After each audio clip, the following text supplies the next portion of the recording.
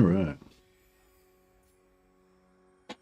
Yeah, so we're back with episode 2 of our... The Bastion's defense requires it. Thanks, Meow. Back with our episode 2 of a YUAN BO campaign in 4.2. Just doing out the new stuff. So we've already confederated Miao Ying, obviously. He's looking a little bit unhealthy right now, but should be fine. She'll be fine. And we've managed to steal our first hero. We've got Yorick the Groom. Yorick Groom. Bring him... not sure what I'll do with him. Yeah, I'll probably bring him and give him to Profitoria. Or Winkai. Hey guys, welcome.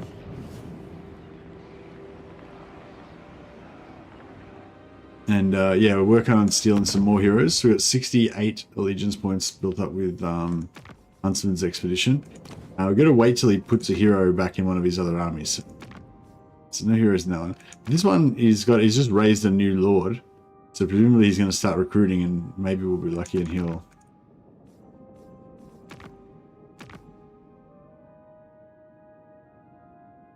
Any heroes nearby? No, not really. There's Polara's there. The nation calls. Yeah, see, Wolfhart's got what got Hertwig in his army. But I mean, if Hertwig dies, if this army dies, then we might get Hertwig out of there. I serve Sigma.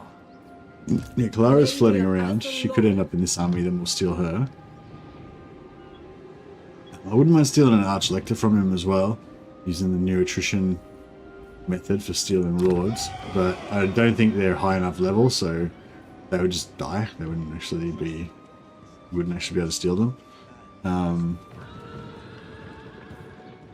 But that's right. I mean, we could try and steal Eltharion. Yeah, we figured out that according to this guide that I found on Steam, you actually get up to 15% extra movement on water if you make a commercial district on a port. So I'm kind of keen to get Skeggy up to tier 3 and build a commercial district on here. That would be really good. I'm still trying to get ally missions from these guys, but yeah, I don't think I can because they're at war with these vampires. Forget if those vampires would die. We're off, our confederation's off cooldown, so just waiting for someone else to get confederatable. We could confederate the Imperial Wardens, but yeah, I don't really want them. I'm probably going to keep it off cooldown just in case Western Provinces takes a hit. And as soon as they get, as soon as they lose one of their armies, they'll probably confederate. We've got 377 relations, so they're, they're primed and ready to unfed. None the dragon-blooded. The boss. We might want to kill those ogres at some point. For so better or worse, our fortunes are intertwined. Long live. Greatest of the dragon princes. And yeah, that's pretty much what we're up to. Hey guys. Actually, I should put that video up again. I had a video linking, I had a video that shows basically a pretty good start to the YUAN BO campaign that allows you to, explains how to steal heroes from the other factions and stuff. Their own territory. So I'll just link that again.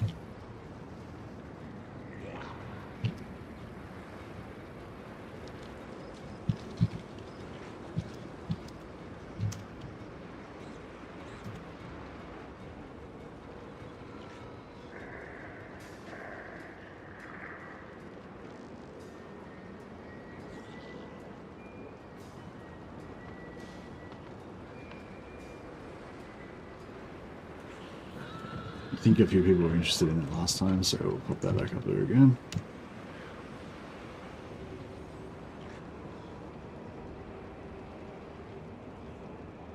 Alright.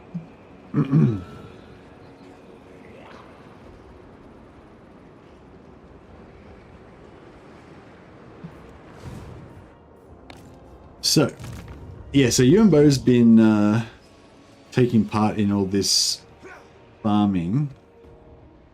I was thinking about invading Ulthuan because Ulthuan's got a lot of ports. Executioner.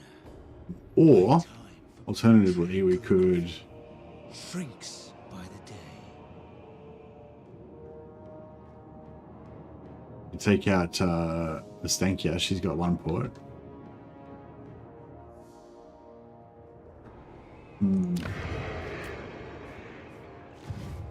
Dragon.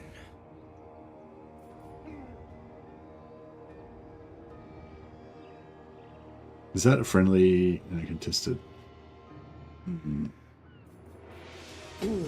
Dragon speed. Let's go. Let's get it going. Make some My siblings a bit of conspire excitement. against me. all right. I think we're just about done now. Dragon-blooded Shogunga. Epic cheese video. You love it? Oh, good. Glad I've spread some joy in the world.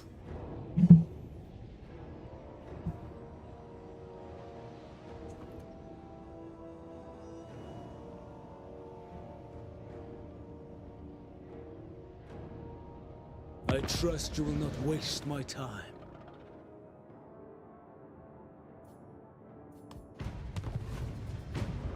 Shame the Gatemaster doesn't have any replenishment skills. Yeah, he's a training hero, isn't he? Alright, so Caravan is completed. We've got some myrmidons. Got our income from all buildings, all provinces. Very good.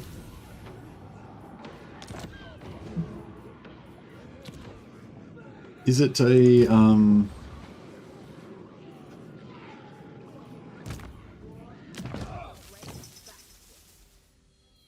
is it a follower or a Oh, there it is, grant of land. I'll give that to her Miao Ying, that way if she dies, she can't like lose it or anything.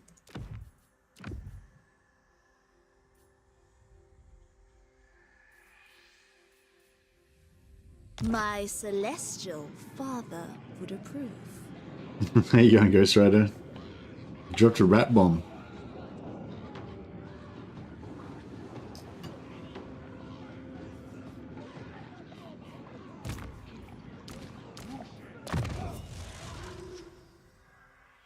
Any thoughts? I think that you better explain your position a little bit more, so we know what you're talking about. I must hurry. Plans are afoot.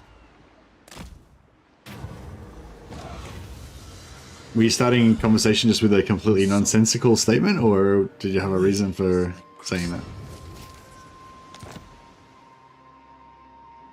Oh, it's just meant to be one of those ones where you just say something that's supposed to be inflammatory so that people get arced up to, like, counter it. If you're trolling, then I feel like it was a little bit too obvious. Time flows away. Like Ah, no, water maybe it wasn't too obvious. Good job, John. by the way of water. White Peak is not the capital, so that's no good for us. Governor, an executioner. But yeah, I'm also quite partial to the Jade Warriors. I feel like they're really nice. They're just they're relatively cheap, and they're just, they're solid as rock, basically. Dragon-blooded Shogunga. All right, we're gonna have Celestial to General. Soldiers of the Dragon, march. Humility. gonna have to in all actually things. fight this one because what have they got? Oh fuck, looks good. Shit, I don't even know if we will win this one. Celestial host. I wanted to fight it manually so I could heal up Miao Ying, but Attention. Instrument of the divine. I mean, maybe if we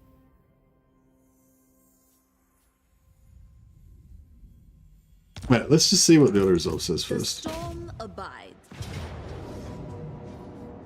Auto resolve says no. Auto resolve says no.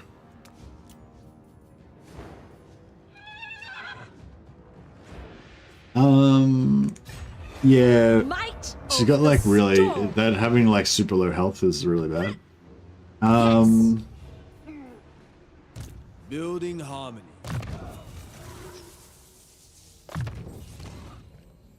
All right, so just say we give him armor of fortune, one cast iron blade. We could smelt down this stuff. What's the fan of the Magister? That one's actually pretty good, isn't it? Oh, battle reinforcement time. Yeah, that's kind of cool. Hey, Scavin Dan. Yeah, I mean the campaign's going fine, you know. YUAN BO is a very strong lord, so it's it's pretty.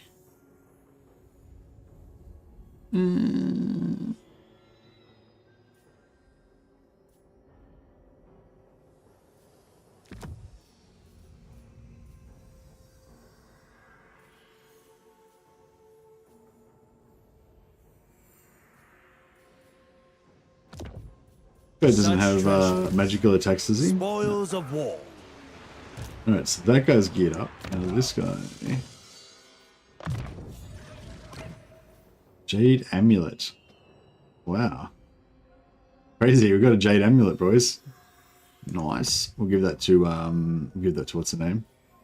Alright, well let's take this guy our support lord. She's gonna kind of back up the other guy. It doesn't really matter what armor he's got. Oh yeah, glittering scales, so you can put an AoE buff. AoE debuff. Hey Youngrim, how you going, buddy? Talisman. Dawnstone. I think we've got a talisman of preservation as well. An enchanted item.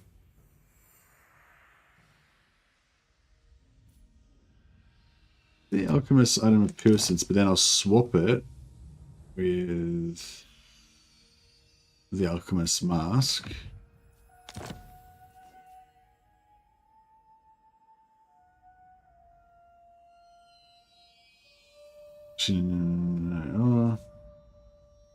Yeah, actually, maybe we'll give that to enchanted embrace of Ian.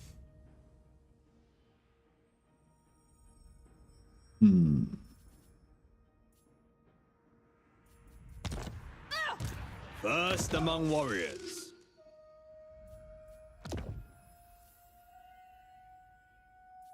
With that, I would lead more effectively.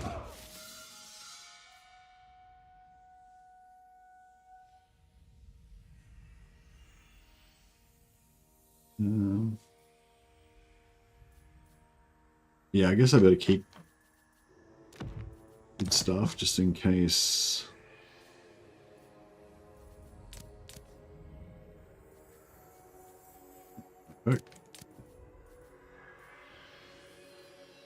Hand weapon. Bolt storm.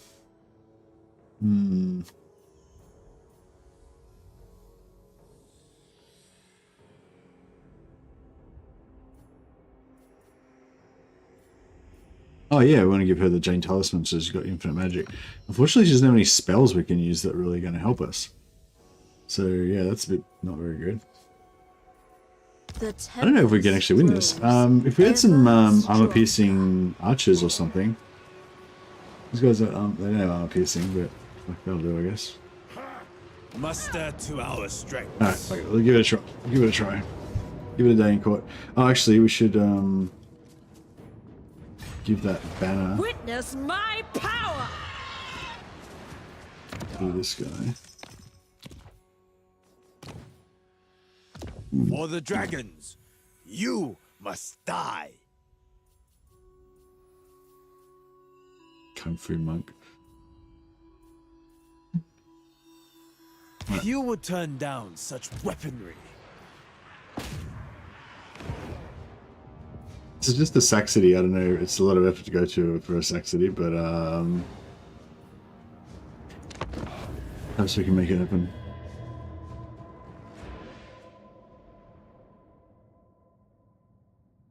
Hey Ghost Rider, I'm playing on just the hardest difficulty, you know, legendary, very hard battle difficulty.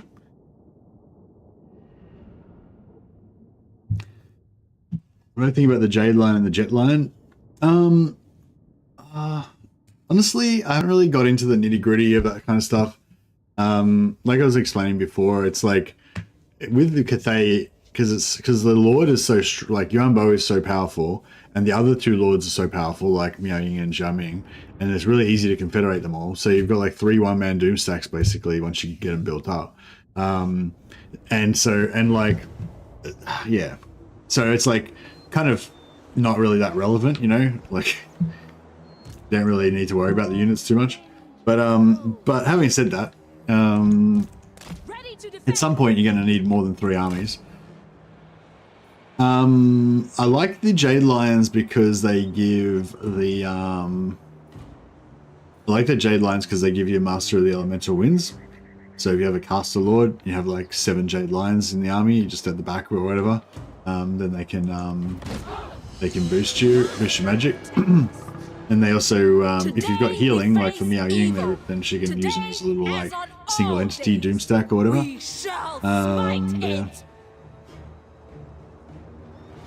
Looks like Jade's back on the menu. Yeah, exactly.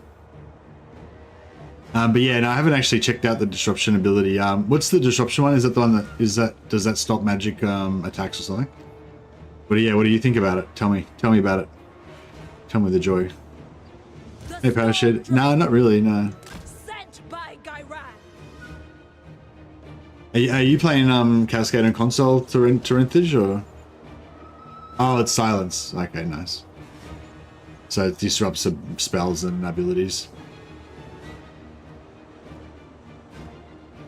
I did see that now. I just forgot. I'd forgotten about it. Yeah, I mean, I at the time when I saw it, I thought it could be really good. Like like as soon as I saw that, I'm like, it's not like the sort of thing that's going to be good like all the time, but like there's probably a specific matchup where it's really good. I just haven't thought about it, like thought about what it could be, you know.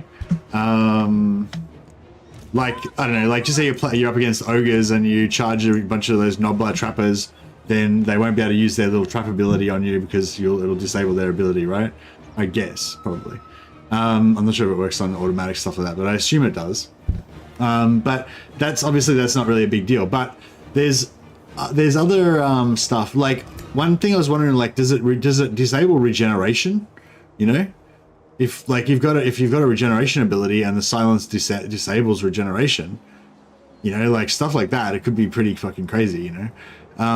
But like, you know, if you're going up against like Vlad von Carstein, he's probably going to kill the Jade. He's probably going to kill the Jade Lion in about 2 seconds.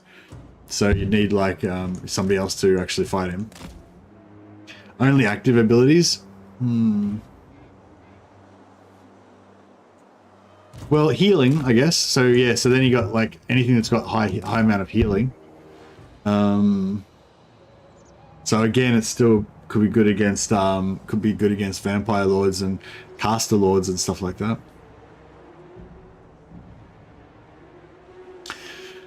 Yeah, I don't know. Anyway, that was my thought about it. Basically, I like my thought about it was like it's not necessarily like something that I'm gonna think of as a staple in every army or anything, but I imagine that people are gonna find some use for it where it's like super good against a certain thing and it totally shuts down X, Y, Z, you know. But only Jade's the only one that gives you the Master of the Elemental Winds, though, right? Yeah.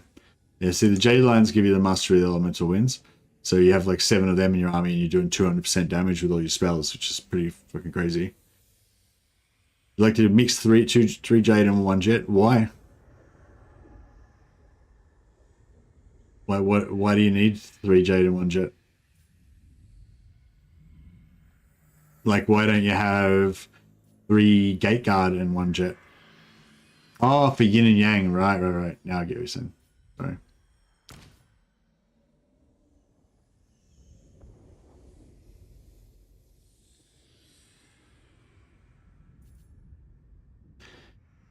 Leadership +8. Melee attack and melee defense +4 +8. That's pretty good. They got a decent amount of health, decent amount of armor. They are large targets though, so they get to get drilled a bit by missile and stuff. Yeah, missile reflect, yeah. Yeah, I can dig it. Like as a little single entity hero blob kind of thing. The only thing is they wouldn't be as tanky, probably as a less tanky hero blob, because the heroes would be smaller entities, smaller target. Yeah. Negates magical weapons. That's kind of good. So you can stack physical resistance. So it's like cheaper basically in terms of itemization.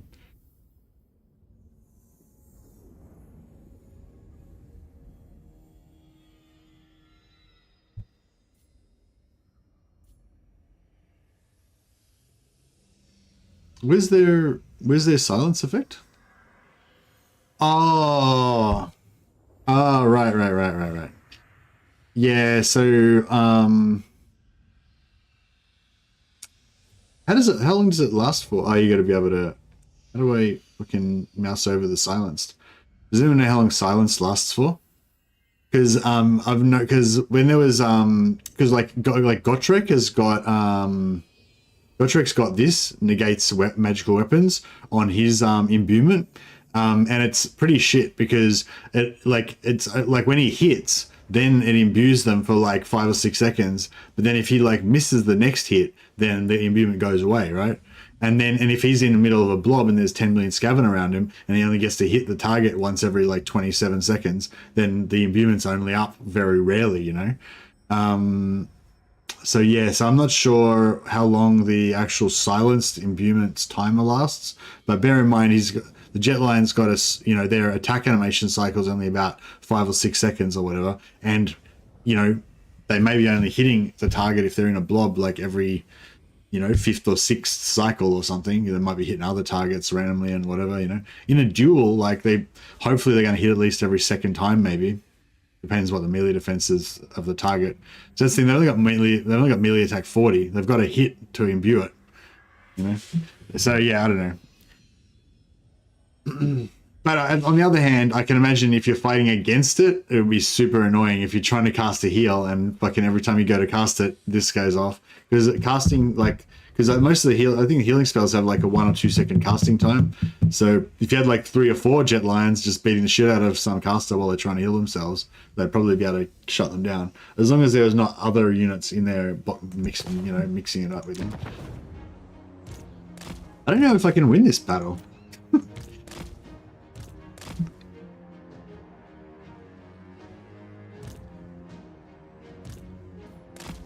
Should have put the regen weapon on Yao Ying, I just realized, because she can't heal. She can't heal herself when she's in dragon form.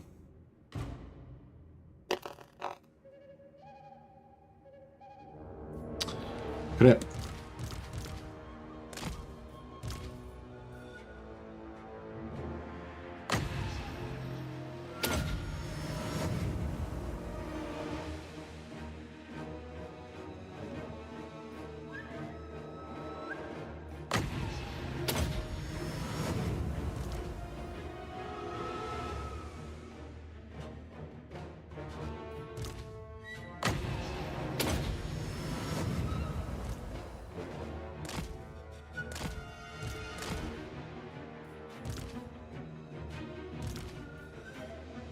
I don't know, maybe we could get this done.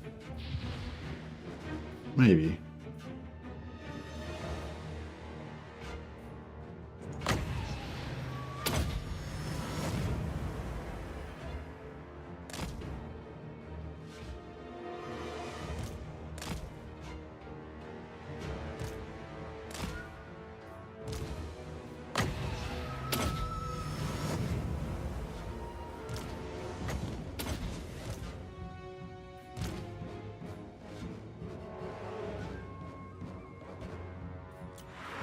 Dragon's commander!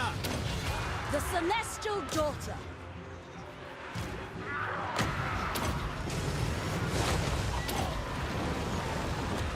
We await the enemy! The storm wind. See, they haven't hit him yet, I don't think. I think they just hit him once. You know, so it took like, there's 3 of them and it took them like 15 seconds to hit him. I haven't hit him again yet. Ready to defend. Then they're gonna hit him again. So, you know what I mean? So just in terms of imbuements, like, yeah, I don't know how often the Jade Lions, because these guys have got 62 melee attack. She's got 108 melee attack. I don't know, no, it's only on 68. But yeah, so yeah, I don't know. Yeah, he's pretty tough, this Crookscore though. But yeah, they're alright. They're doing alright. First among many ancestors guide by blows. For the defense! Behold the tempest! Oh, you got him down to half already. Yeah, we got this. Got it handled. It is fated. Mistress of storms!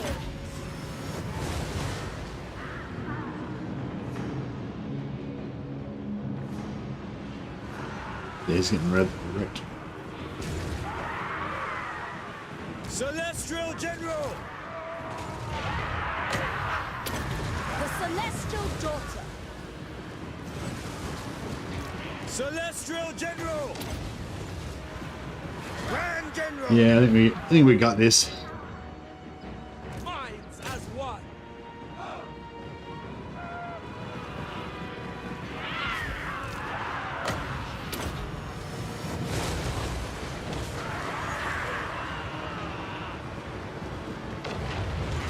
This Shogun 2 doesn't have battle heroes, does it? You mean like the hero units? The storm wind blows! Celestial General. Soldier and leader. Ready to defend! Celestial Fury. Yeah, I agree. I'm really looking forward to the next game, like not having the OP lords and stuff. What I would like them to do is like take the lessons that they learned from this and still try to have like interesting factions that have like different mechanics and stuff like that, maybe, but maybe not as over the top. But try to like meld that with a bit more realism as well. Like maybe have the lords have bodyguards instead of For the defense! have the lords have bodyguards instead of just being like superheroes, you know? Kind of like what they did with Three Kingdoms, I guess. Yeah, what did you guys think of the way they did it in Three Kingdoms? Like, I mean, the Three Kingdoms,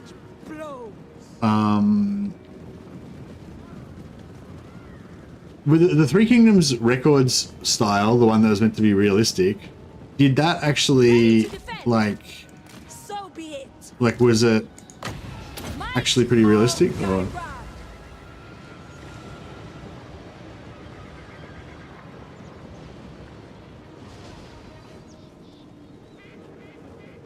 Nah, like in Warhammer, I think it should stay the same.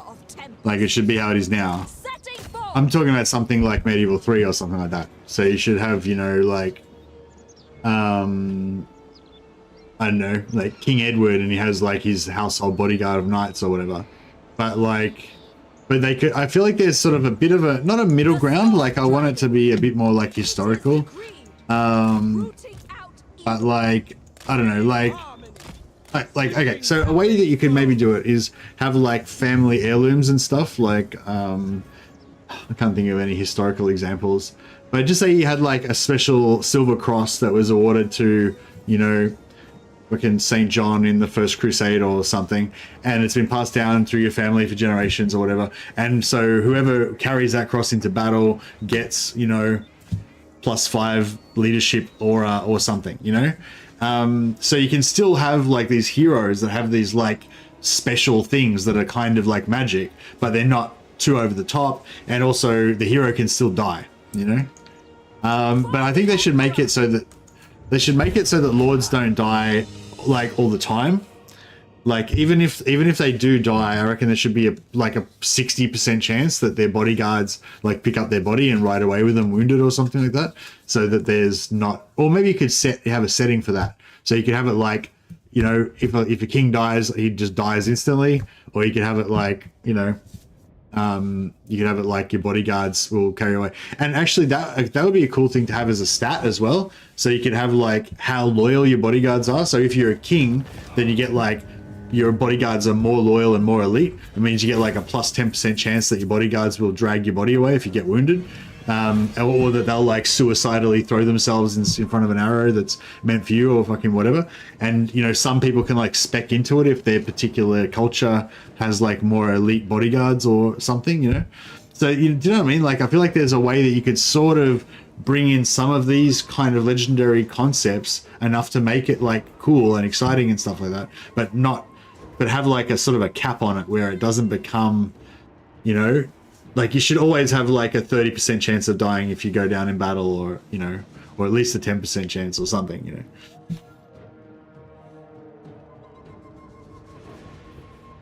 That's kind of, I don't know, that's what I was thinking maybe they could do.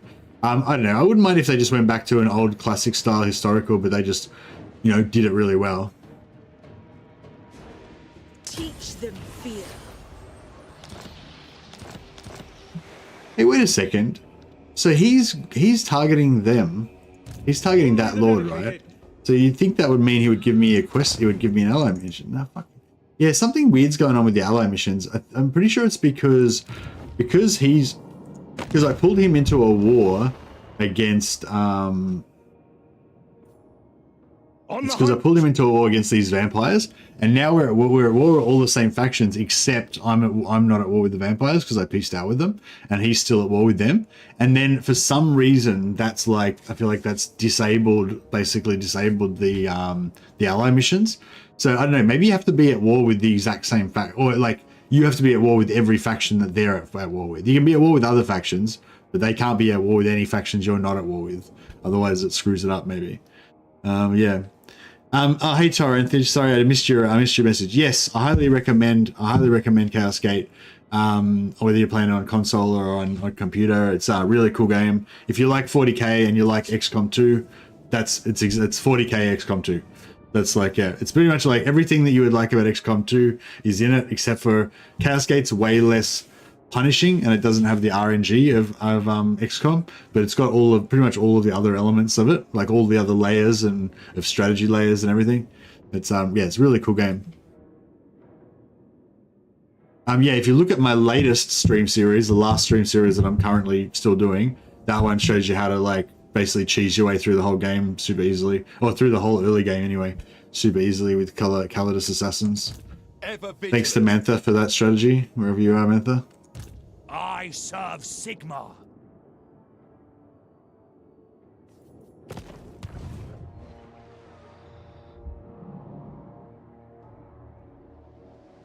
The storm. All right, so managed to pull that off. Take rest while you can. I will make my father proud. Run her up here and let her. Outrage. There can be no fatigue. A great crusade. Dragon-blooded Shogunga. Celestial General. The Emperor wills it. Lame. Descended from celestial glory. Wait, what do I resolve this? Wind Shaper. Nope.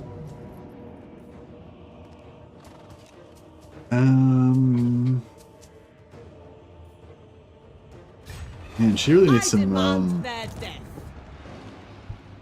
Spill their vile blood. that'll be fine.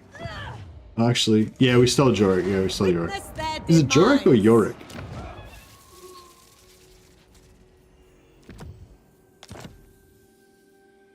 The tempest grows ever.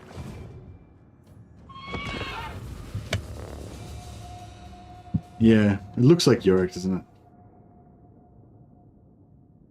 King Edwards and aliens. No, I'm not trying to say that we should do the high fantasy. I'm trying to say, like, I think that Warhammer Fantasy Total War has been like a super successful experiment for Creative Assembly, and I think they can take I think they can take a lot of lessons for that from Total War and apply them to fantasy.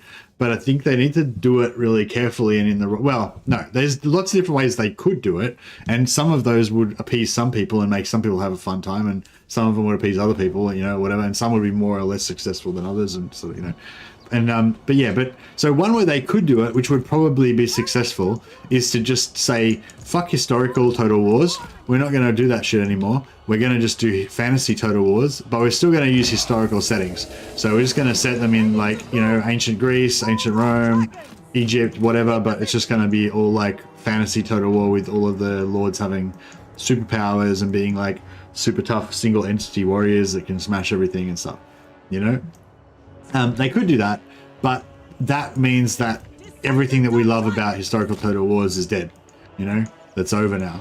And that's pretty sad. So what I'm sort of talking about is like, I'd love to see them, but you know, there's other people saying how they hate everything about fantasy Total War. They should just go back to make more hardcore historical Total Wars, blah blah. Like, and I don't think that's. I mean, they could do that, and that would be fine. But I don't think it would be as successful, or you know, I think it could be better than that, I guess. And yeah, that's what I'm sort of saying. I think they could take like. They could take a lot of the ideas that they've come up with in Warhammer 3, but just like, I don't know, and they need somebody in charge of like deciding, is this just bullshit fantasy shit that just should not be in historical, or is this something that we could like tone down a little bit and maybe apply to fantasy, you know? And I think that you'd find a lot of ideas that would be, you know, that could actually be cool in fantasy, you know?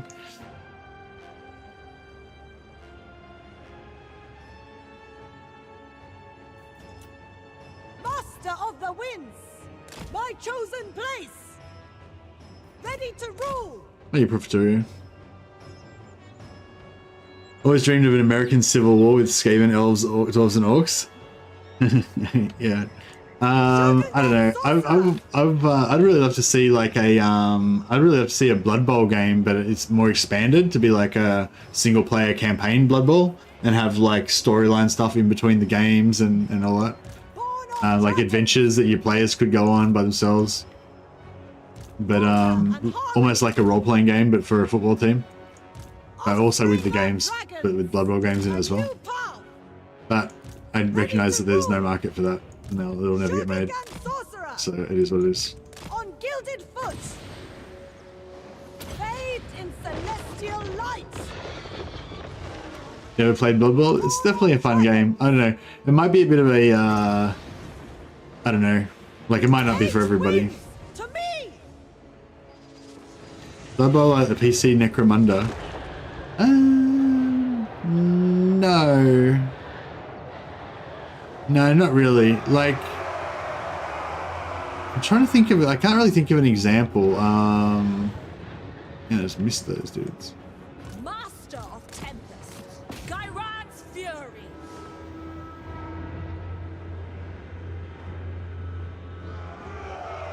More nudity, hey? I might do a, I think I'm going to do Dark Elves next time. Focusing on Witch Elves. So you'll get some nudity there. The storm wind blows. I shall. Kiss of the Spirit Dragon. My power is absolute. Ready to rule. Dragon, hear my prayer! There! Repositioning! Leading the way! Ah, So be got it. smashed. At once! Without fail! I give assent. Why is he so fast? This is the way! Seeking Why is he he's like heaps faster than I do? What's going on with that? Gilded foot, a new path! I shape the winds! Of course, leading the way! Seeking opportunity to battle! Check him out, he's just like super quick. The way. Bathed in celestial light. Repositioning. Get away from me, bro. Place. A new path. This way. Chasing me. I will go. This is the way. On gilded I think I'm just foot. gonna have to keep him together. Take arms. If he wants to bash her, then he's gonna have to get bashed by her. The Celestial Daughter. 8 wins to me. Yeah. Ready to defend. Might of Caravan.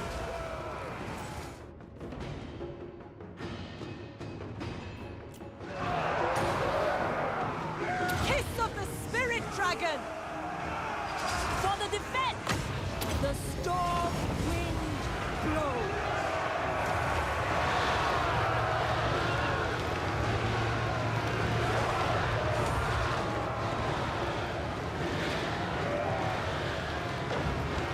Descendant of dragons! Yeah, like if you just like imagine a football game like Madden or something. I actually never played Madden, but potentially maybe you have. Like something like Madden, but then in between games there's like, you know, different little adventures happen. Like, you know, like one of your players gets an offer to do like a series of interviews, but then like you know, it turns out to be like a hit piece where one of your rivals is organized that's gonna like ruin their reputation or whatever and damage their endorsement deals or something, and you have to like go on, and then you have to go on like adventures to like to break into the TV station and steal the videotapes, and so like a bunch of your players go and break in there, and I don't know, like that kind of shit, like kind of like a cross between like adventure and like the actual Blood Bowl game. I don't know. That's kind of what I was envisaging. Order and harmony! I shape the winds! The storm dragon. But yeah, like that wasn't really a serious suggestion or anything. I just think it'd be cool. Strike them down. Like there's because I've read the Blood Bowl, some of the Blood Bowl novels, and they're like the Blood Bowl novels are like that. Like they have the games, and the games are kind of the highlight where the action goes on. But in between the games, like the characters have other relationships and they, you know, do other stuff.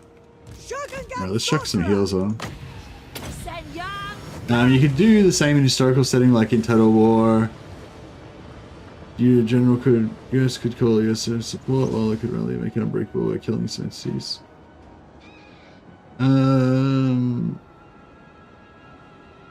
Yeah, I feel like certain abilities, like I feel like would work okay in historical Total War. Like, yeah, like an ability that made a unit unbreakable for like a few seconds or something. Like, I don't think there's any reason why you couldn't put that in a Total War game. Like in a historical Total War game. You know, a lot of the formation stuff that they used in Rome too, and Attila, like shield wall formation and the tortoise formation, all that stuff was really cool. A lot of maybe like diplomacy stuff as well. You could have characters that have like little bonuses. They get like +1 to diplomacy with other factions, or they get +1 in trade deals if you send them to do things. Oh, that was the cool thing about the old Medieval 2 as well. It was really cool how you had to like send out like emissaries to different factions and stuff. It was a bit weird how they took so long to travel though. You know what I would really like to see, actually? You know what I'd really like to see in historical... Well, I don't know if I'd really like to see. But one thing I think would be really interesting is if they actually showed you how to... if they actually showed, like, how long units take to move across the map. So, like, if you have a single dude then who just rides from here to here, and they have, along the way, there's stops where they can change fresh horses, and they basically just, like... you know, ride really fast from one town to the next, and they change horses at every town, so they just ride as fast as they possibly can, and they have a network of riders, which a lot of countries did stuff like that, so they can have like a emergency fast telegraph, you know, fast communication method or whatever. That would be like the fastest you could possibly send a message, right? With horse technology, the fastest you could possibly send a message. But if you wanted to move an army from one place to the other place with infantry in it, especially, it would take like fucking 100 times as long, you know. It would take ages, because yeah, there's like I won't go into the whole explanation, but there's like, if you have, say you have like an army of 100,000 dudes, it takes like a certain amount of time every day just to form up the 100,000 dudes, and you can't form them all up at once, because 100,000 dudes can't walk side by side down a road. They've got to go in they've got to go like 3 man across, you know, or 3 men abreast or whatever, then they're walking down the road. So if it's 3 men across and it's 100,000 dudes, then it's like 33,000 dudes long, right? You know, so it's like, so if your whole army can march like, you know, so many miles per day, the actual length of the army is like a third of that. Like, you know, like basically the front of the army is making camp at the other end, while the last bit of the army is still like leaving the previous camp. You know, so like the amount of how far you can move like a massive army like that is super slow. So it'd be kind of cool, like if they had a system where like the bigger your army is, the slower it would move on the campaign map, and then you would have these sort of, it would play totally differently, because you'd basically have to like, you know, agree to fight each other and stuff. But I don't know, that would be, I don't think it would make a very good total war game, because it would be it would end up putting much more focus on politics and, you know, economy and everything, and like there'd be a lot less action basically. Shaper of the 8 winds. The storm dragon. Child of the 9. The sea brings death.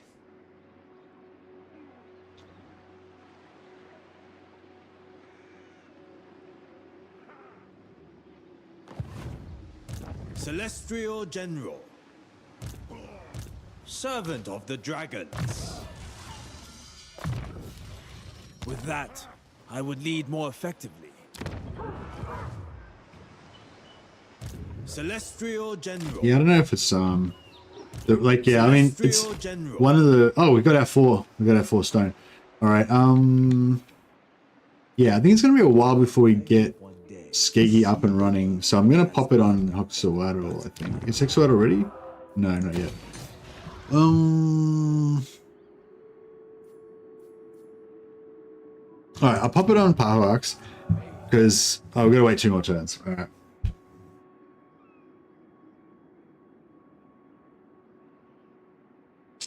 Crap.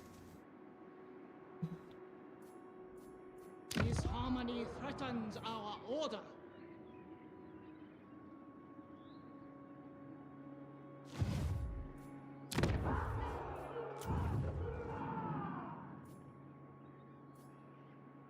Ooh, plus 25 armor, plus 5 melee defense. Really nice if you want to have a bit of a hero blob. I mean, they're still going to be really this week, but I mean, 3.8k, 75 health, 75 armor. If you pop Curse of the Midnight Wind on there, that gives them another, you know, essentially 54 melee defense and 105 armor. Not too bad.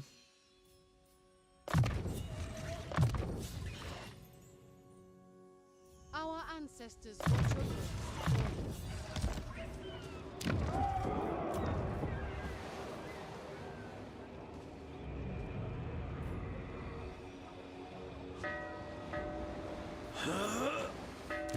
Astromancer of the Celestial Court.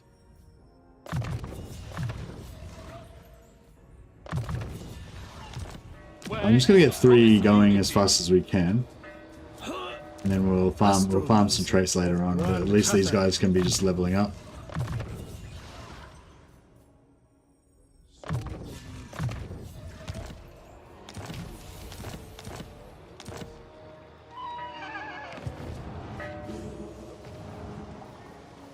Dragon-blooded Shogungan. Natural authority. Shogungan Lord reporting. First among warriors. Celestial ancestors. Witness their demand. Fight in perfect harmony. Render them helpless.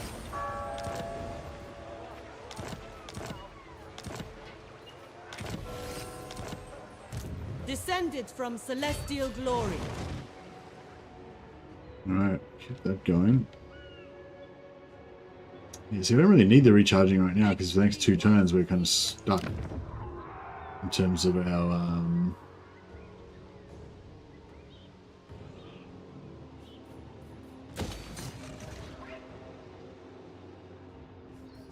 stone and steel.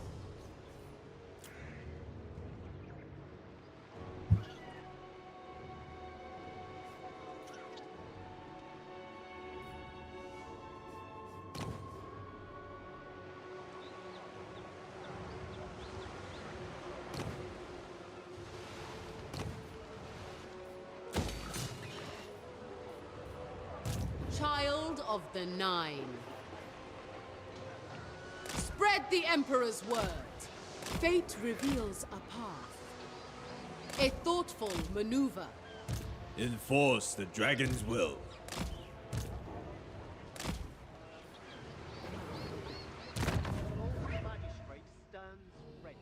Hey, Anonymous. All right, where do we want to go next? Myrmidons, maybe? Cathay, Caravans.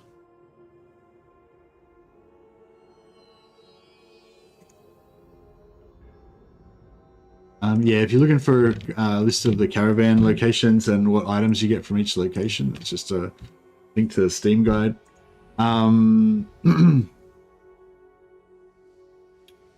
So yeah, obviously the first one you want to get is the Drakenhof for the regeneration. We just got the Myrmidons one that gives you Grant of Land, 5% increased income from all buildings. So we got that. Altdorf gives us... Oh, Altdorf. Altdorf is really good. Fuck, I totally forgot about the Altdorf one. It gives you weakness to fire damage minus 40% enemy armies in local region plus bound spell fireball. But yeah, since we use a lot of fire on on our dragon blooded sugar gun, and also if you use the Iron Dragon, that's really good for those guys.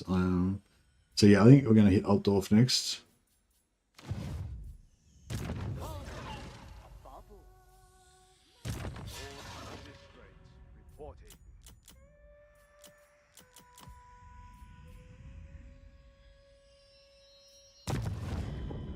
Hopefully it'll make it all right.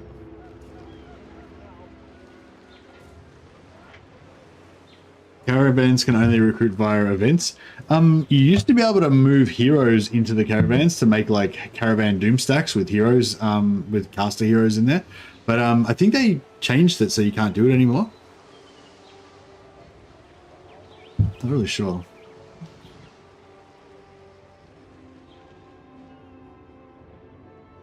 Master engineer at your service. Yeah, I remember they. I remember they patched it out. I don't know whether the patch worked or not though. Sometimes they try and stop it, but that doesn't work. This victory is not mine, but all Cathay's.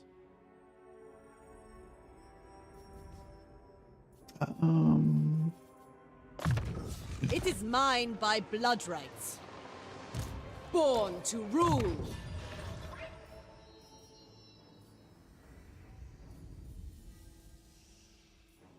Yeah, these guys are just gonna like chill in here. It befits my high station.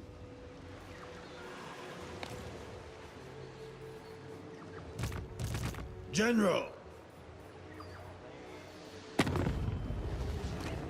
Who called? Celestial ancestors.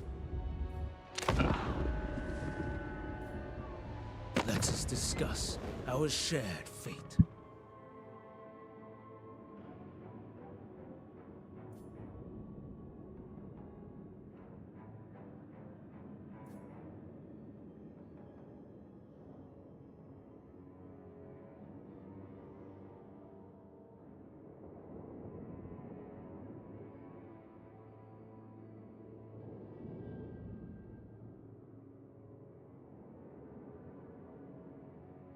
That's weird because I thought I got that from that. Like I thought I got the anchor chain Caravan from reading that guide.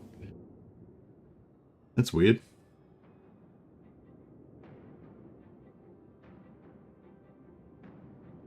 Maybe I don't know. Maybe somebody told me about it or something.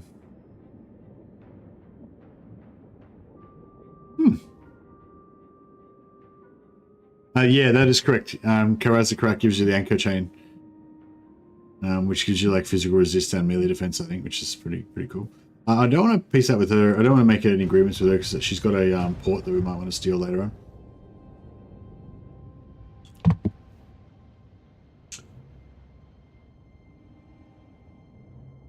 Where's the second item you go after?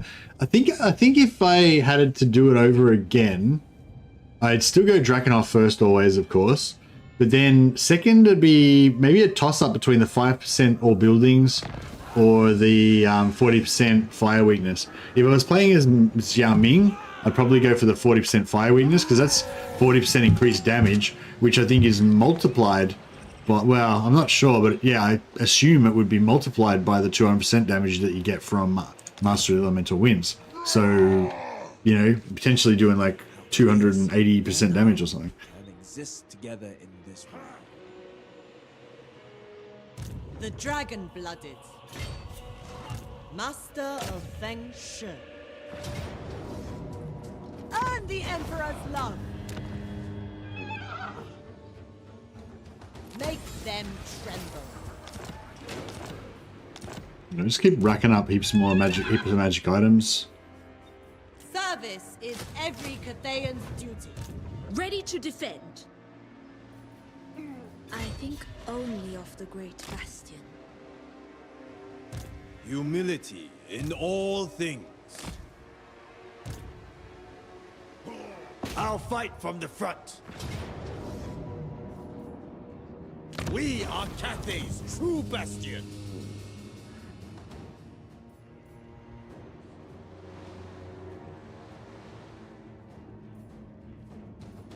No mercy for those who resist.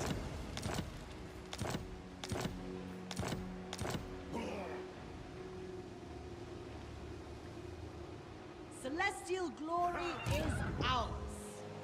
Servant of the dragons.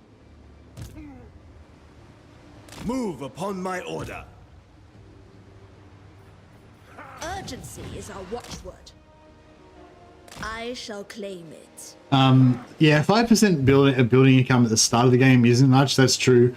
But it's like sometimes you get, if you end up at war with like Grimgor or whatever, like other powerful factions around there, and you can't get any of your caravans through anymore, like at a certain point in the game, you just don't get any more caravans. So in terms of like I'd still like to get the anchor chain, but if it's like, I can only get one item and I know that I'm not going to get any more caravans through after that, then I would go for the Drakenhof.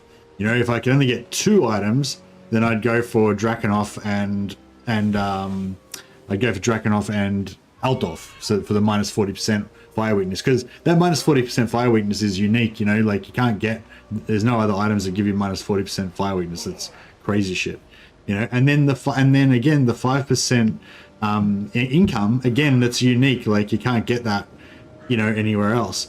Whereas the anchor chain's cool because it gives you a guaranteed early talisman item, good talisman item, but it's not the best in slot, and you can get other talisman items that are, you know, Dawnstone or Talisman of Preservation are both okay, you know, and you're definitely going to get more of those in the campaign, you know. So that's kind of my mentality, I think, on that. But yeah, I totally slept on the Altdorf one. I totally forgot about it. We saw upon triumphant wing. You've never had your caravan shut off early. Oh, really? Oh, maybe it's different now. General of the Celestial It used to be that your caravans would get ambushed and they would die eventually. Once you start, like, the little shitty ambushes where you fight, like, 5 ogres or whatever, obviously they're not a problem. But at a certain point, you start running into, like, double stacks of War armies from Grimgor or whatever, and then they're just dead.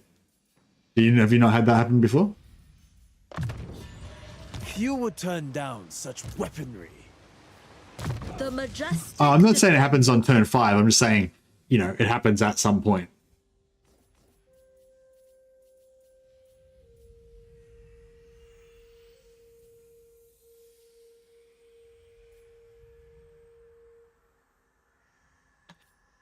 Yeah, so before turn 30, so you're probably guaranteed to get, like, you know, at least 4 items, you know?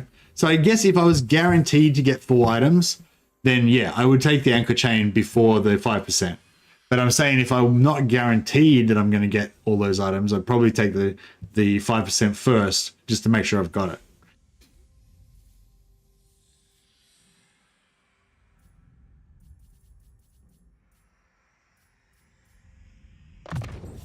Because the anchor chain's just nothing, you know, like the anchor chain's cool, but it's not really a big deal. Like, whereas the Drakenhof blade and the 40% fire weakness, like those are game-changing fucking mega items, you know. Whereas the anchor chain is just like, it's cool, it's whatever, it's a decent talisman. Miao Ying.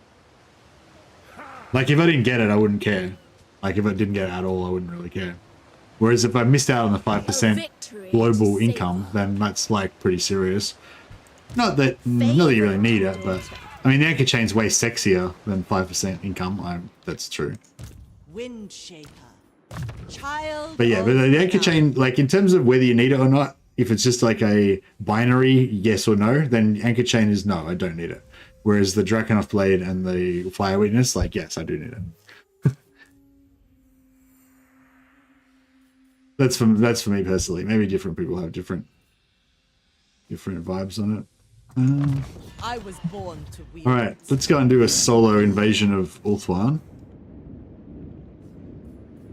I kind of want to go after I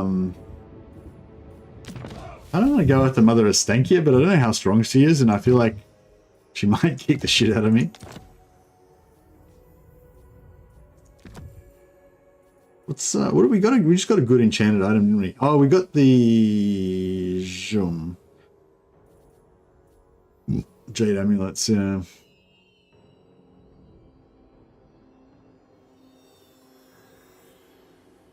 So he's not really tough enough at the moment. How much wins has he got? I am too. He's got 105 wins. You probably, if you can't get it done with 105 wins, like, you probably can't get it done.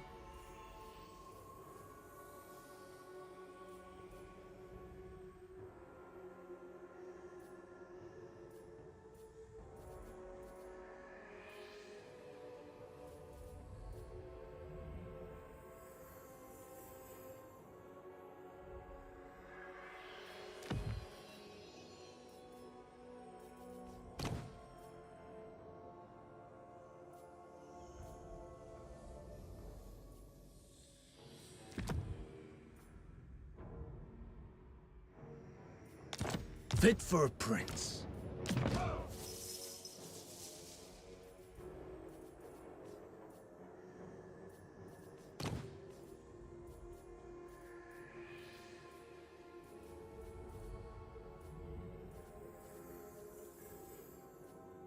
Go to these two talismans.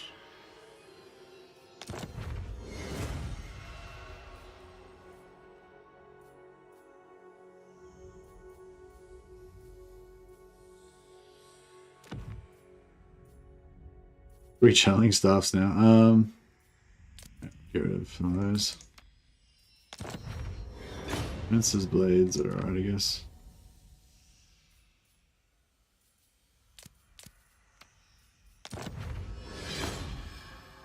Scrolls of Astromancy. What's the...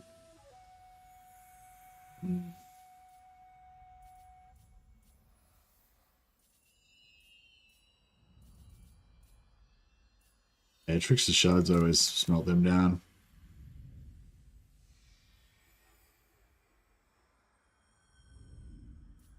See, if they changed this Trickster Shard, instead of being an ability that you had to use that gave you plus 100 miscast chance when you target it, if they just made it so it permanently gives all mages, like on the map, like plus 5 or 10% miscast chance, I'd probably actually use it.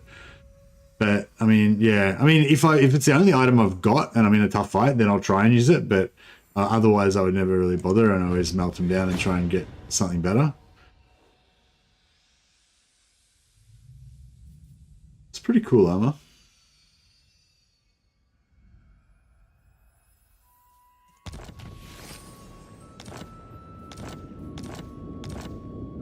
The Emperor's architect. Elements grant safe passage. It's a pleasure to talk to someone. Strength 71, she's got 8 regions. Yeah, no, I think I'd rather go to war with this guy. The celestial commands. Master of the meteor winds.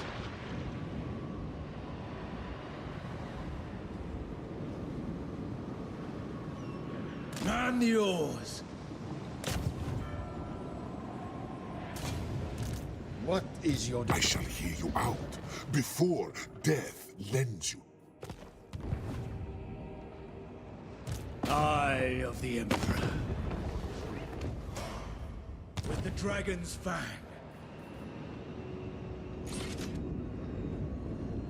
Oh, hey Hayden, sorry I didn't see your question till now. Yeah, Yuan Bo, 100% Yuan Bo. He's heaps better than the other two Cathay Lords.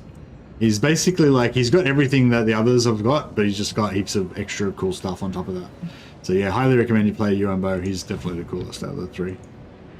The Jade. dragon.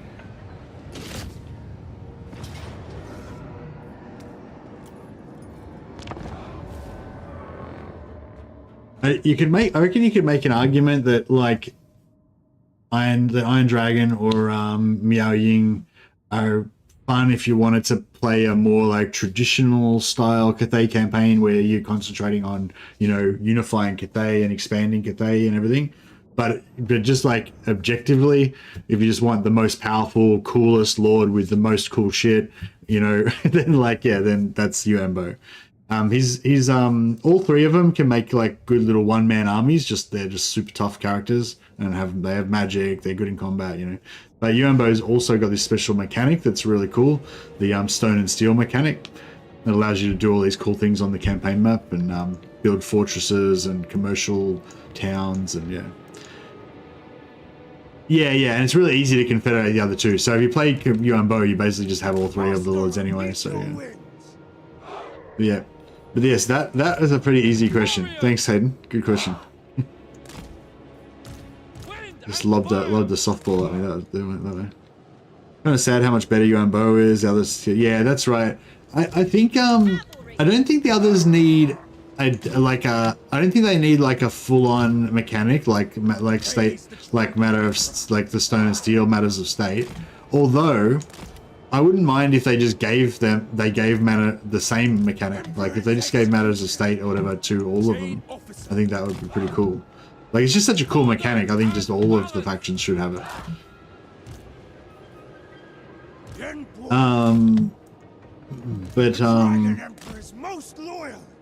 Yeah, I think actually that would be pretty cool if they just gave matters of state to all of the Cathay factions, but just gave like different ones. Like so they make it so they all have the commercial district and they all have the military districts, but the other abilities are just different, you know? Yeah, the others have like less of them or something, yeah.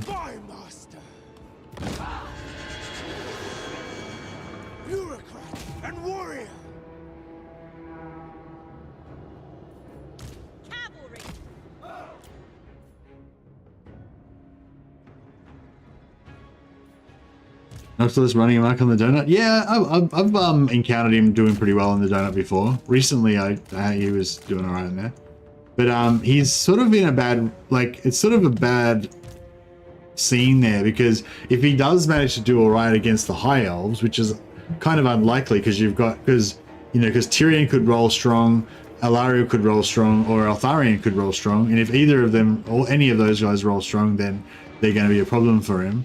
But then even if he does get even if he does make a good foothold on there, then either Marathi or Astankia will probably come and smash him from the left. So yeah, I feel like he's very it's there's a good chance that he's not going to do too well on the donut. But I've had that same experience too. He usually doesn't do that well, But yeah, last game I played on the donut, I can't remember whether I was playing elves or what, but I noticed that he was going quite well.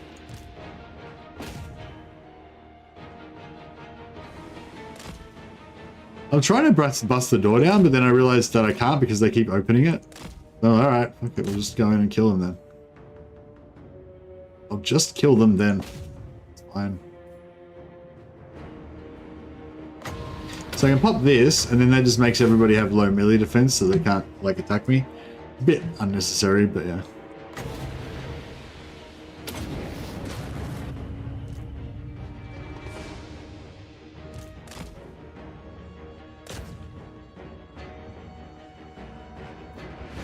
I haven't really been using my talons much.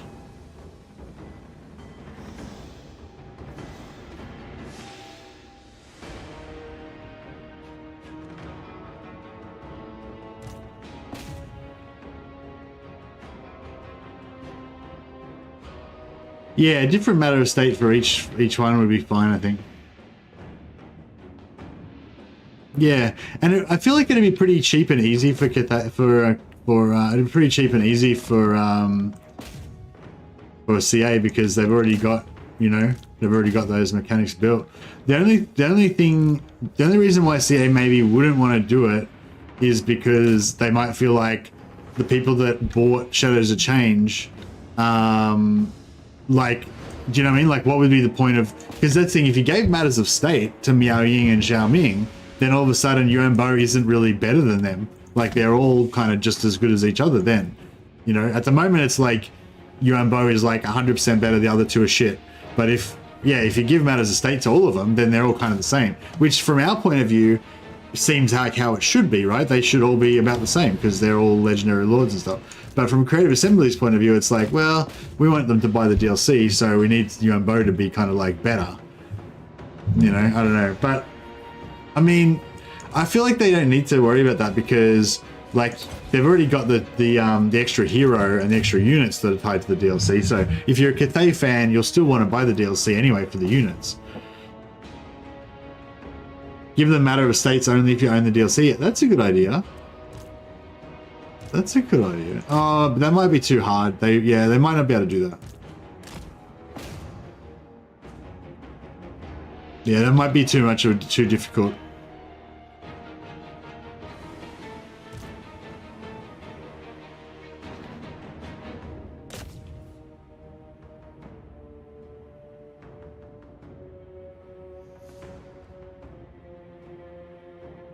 What's that mortis engine ability that you can get for Cathay? Item, sorry. Is it a blue or a green?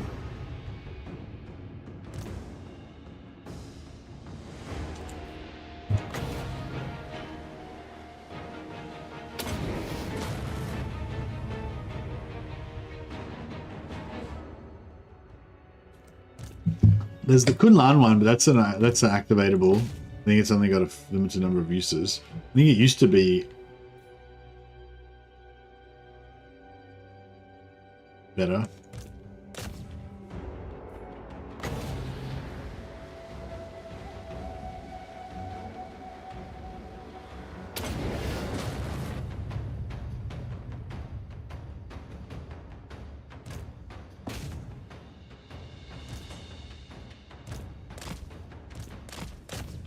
It's not so much actually doing it, Valk. It's that, like, if they made it so that you needed to, if they made it so that you needed to have the DLC, then that means that from now on they would have to balance one version of the game where you don't have the DLC and one version where you do. You know what I mean? So, like, whenever they're doing balance for Cathay, instead of just balancing it, they have to do, like, they have to make a balance so that it works both if you've got the DLC and if you don't. So I feel like that would be probably pretty hard. Like, even if mechanically it would be easy for them to do it. You know what I mean? And, like, every time they bring in a new thing for Miao Ying or for Zhao Ming, they have to make sure it works both with the DLC version and the non-DLC version.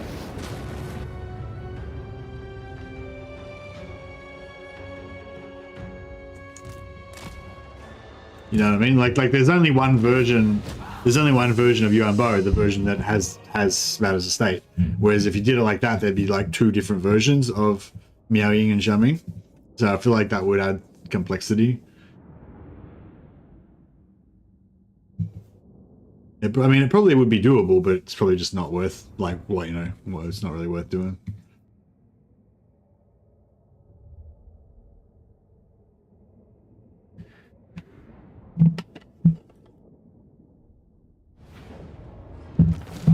It's hot.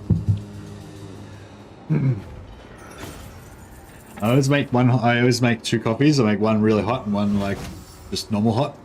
I actually drank some of the one that's not really hot. That's the coffee for later. It's the coffee I drink after, like, 3 hours. Got a bit ahead of myself. We shall annex this. Consider it annexed. Yuan Bo. So yeah, so we already knocked it down. We already knocked it down like 18 corruption with our army here. Master of the meteor winds.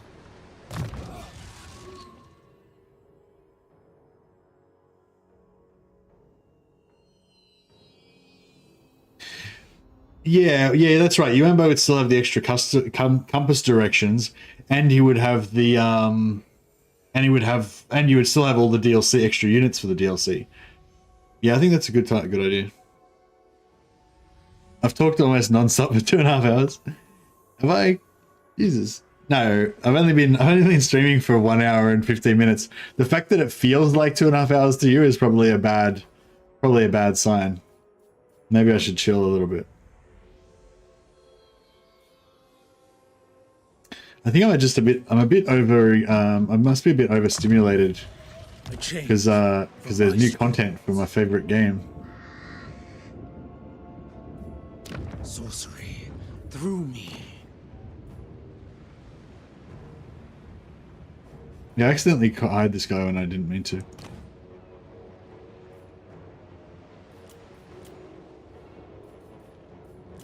All right. Well, I think that Yuan Bo is going to need an assistant. Going to need an assistant for this new venture in the new world over here. I put him outside in the water so he doesn't take attrition. It's still within the zero movement circle of the settlement, so it won't lose any movement. Servant of the dragons.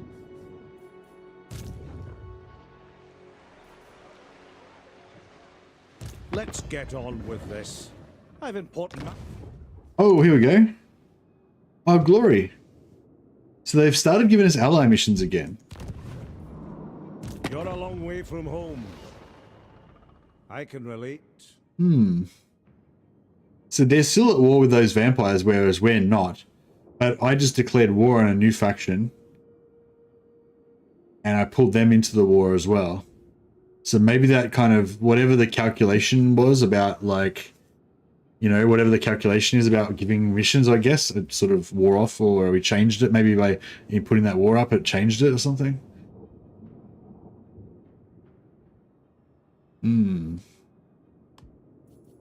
That's really cool, though. I want that mission. So we're up to 72 already. That'll put us up to 85. Wolfheart! Ready to do the guild's bidding. Shugengan Lord reporting. It shall be effortless.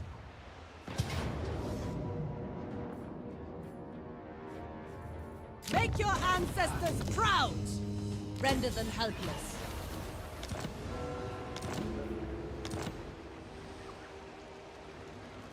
Dragon-blooded Shugenga. Fate reveals a path. Shenyang shows the way.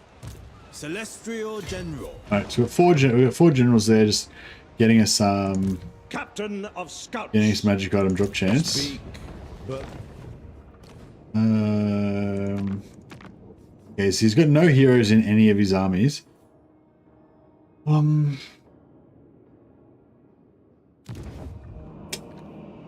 What we could try to do, it costs 10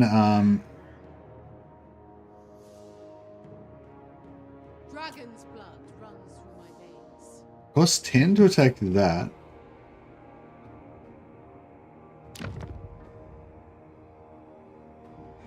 Oh, I did it?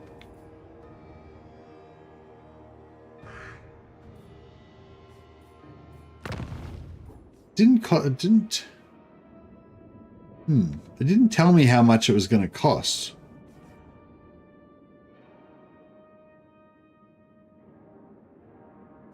I assumed it was just a flat rate of 10, but it says here cheapest available target, indicating that it costs more depending on what you're attacking.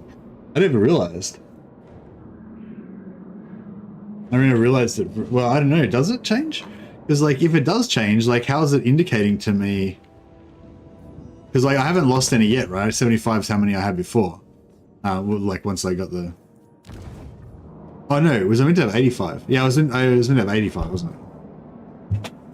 I'm confused now. I forgot. Oh, anyway. Yeah, I'll see if I lose any next turn.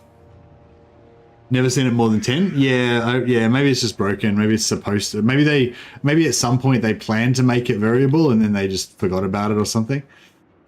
If I can get one more mission out of this before he gets it, that'd be cool. I don't want him to have the I don't want him to have that territory though, so we'll try to You would turn down such weaponry. try to Astromancer of Grand Cathay.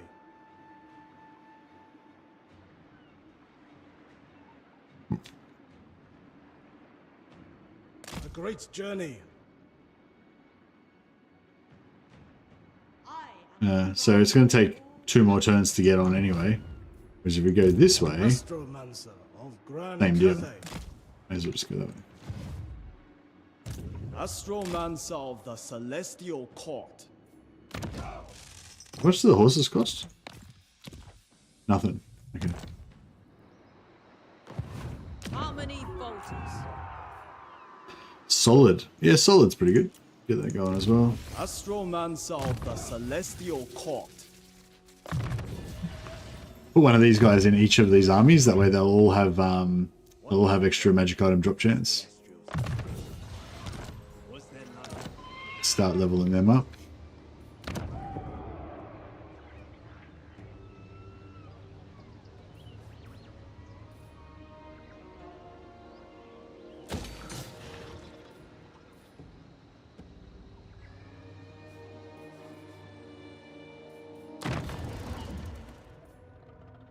So we've currently got +4.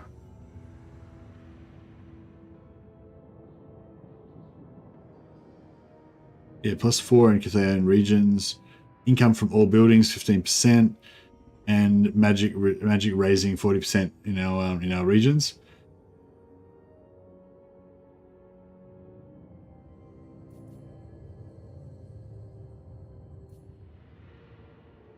Yeah, so that's the one we want to get, the Hexawada one. What level do we have to be in Hexawada to build it? The ancestor spirits grow restless. Yeah, so once we get to tier 3, then we can pop that up, and then we can start getting Immortal here, stealing anything we want. We should think about which factions we would like to steal heroes from. And which lords we would like to steal as well. Whether chivalrous or not, I will strike you down, scum, if your words displease me. Just so. Maybe, yeah, I mean, these guys are close by. We can maybe get some knights. And stuff. Maybe some elves. Elves could be good. Dragon-blooded Shogungan. The Storm Dragon. Leader of men.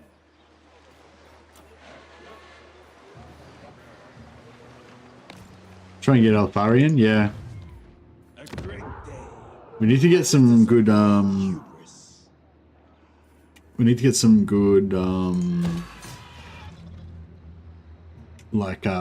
allegiance farms going there. That's the only thing. Impossible. This one's going to go down probably in a second. Unless, I mean, I issued that attack order to him, but I reckon he's going to ignore it and still going to go after the Monument of the Moon. See how we go. Here he is. Nah, he went after the Monument of the Moon, even though I told him not to. Rebellious. All right, so this one's over. We're gonna have to take it to stop him from taking it. Otherwise, we'll have to try and trade it back, and it'll be a pain in the butt.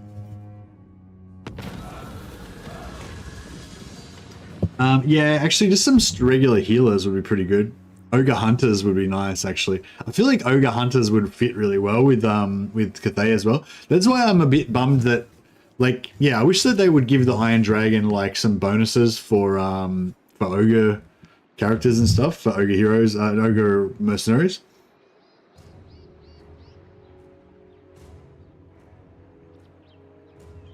The also the way that they gave the way that they have those little events that give the caravans foreign heroes, like if they could do that with in the game, like, so just say you had a little event that could randomly pop up in a certain situation if you were really friendly with the ogres or something.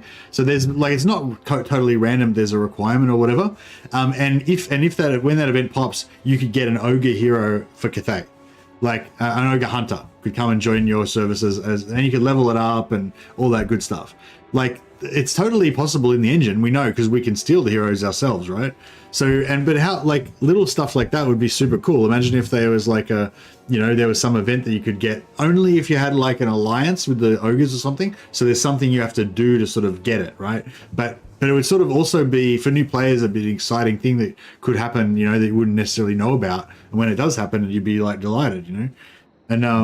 And yeah, if you did the same thing for other factions as well, so maybe, you know, the Empire could, if they're really good friends with Teclis, they could get one of his like high elf heroes could join your faction or whatever, and then you'd have this like one unique dude that even if you didn't even need a high elf mage because you got your own magic, you would just think he was rad because you've only got this one unique guy, you know? I don't know, I think that sort of shit would be really cool. Make it lore friendly though, it's got to be lore friendly. In this case, I mean, I do like ranged units, but I feel like the Jade Warrior Halberds are better fighters, and they'll be better for auto-resolve in case I just want to have a lazy auto-resolve. Jade Dragon's humility. All right, he didn't listen to my orders at all. 77, yeah, so we didn't lose any additional, it just cost us the 10 to issue the offensive target. I wonder if we get it back if we cancel it.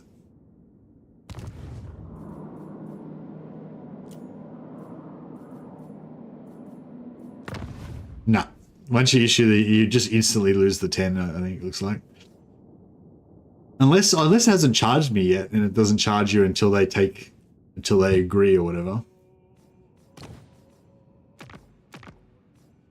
Alright, still doesn't have any heroes join his armies.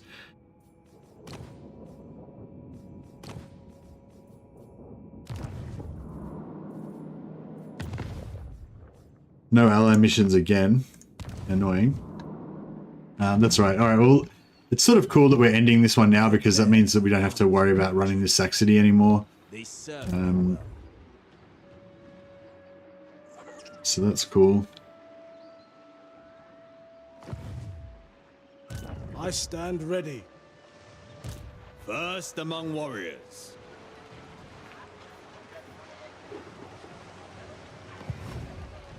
Shaper of the Eight Winds. Lord of Yin and Yang. Cathay needs them dead! Dismantle them! Spill their vile blood! Attention! Everyone loves a bit of vile blood. Stay mobile! Alright, this hero should be able to just make it to join him, I think. Favored wizard of Shen Yong. Fortune can be Yeah, woven. now he can get in on that, I know of a way. Witness their demise!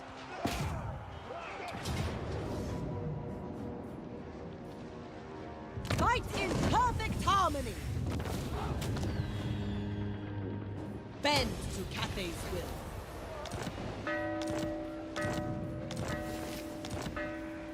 Wind shaper. One less enemy.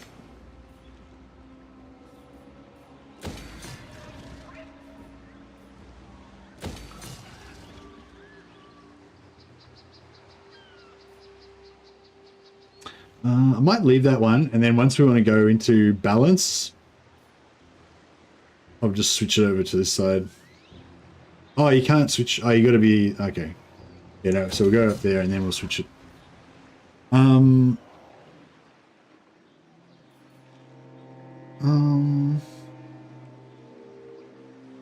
Oh, we've hit tier 3. Okay, so yeah, Skeggy is still going to be for 9 turns off.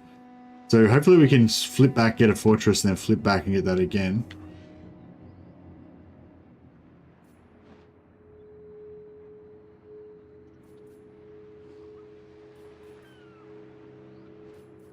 Our worship goes unheard. I kind of want to make...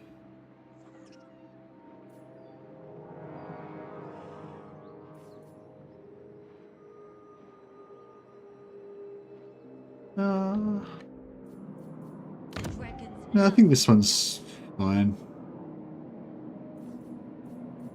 All right, so we'll yeah, so we'll make another commercial district.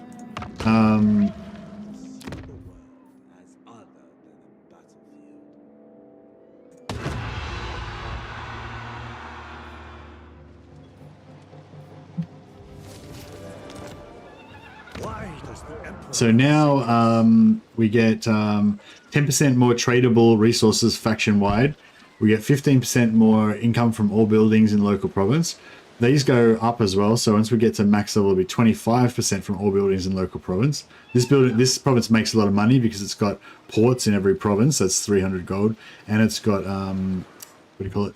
Dyes and pottery, and I think this makes extra money as well, doesn't it?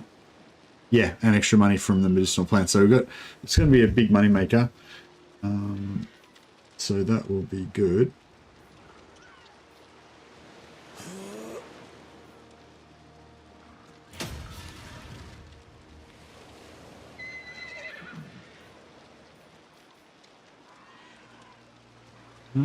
We could pop one of these in to get even more yin and get some more control.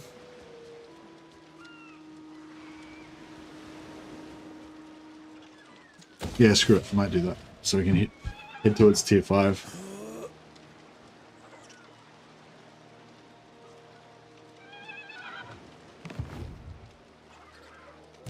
The secrets of Azir. Astromancer. Power in the blood. Redouble your speed. Fate reveals a path. General, cover tracks with haste.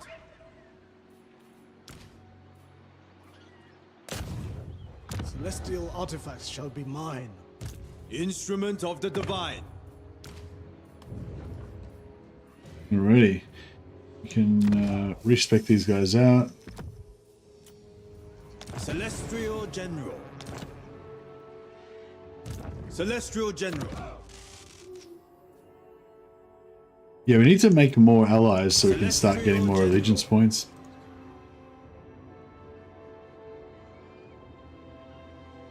Defense bonus on Jade Warriors stacks.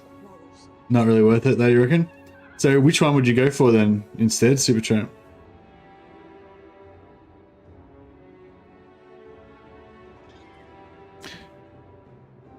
Yeah. Well, maybe the thing with it is you don't go like 10 gatekeepers so you can get 60 melee defense. You just have like 2 of them. Yeah, just have like maybe like 2 of them plus a healer plus a caster lord. Gatekeepers have arcane item slots, so you can put arcane items on them to support a caster lord, which is pretty cool. Descended from I don't know if that's a mistake. They might get rid of it later on. Yeah, we'll have to make like an artillery stack and put Yorick on there, so he can be like our foreign advisor that we've gotten to increase our gunpowder to make it even stronger.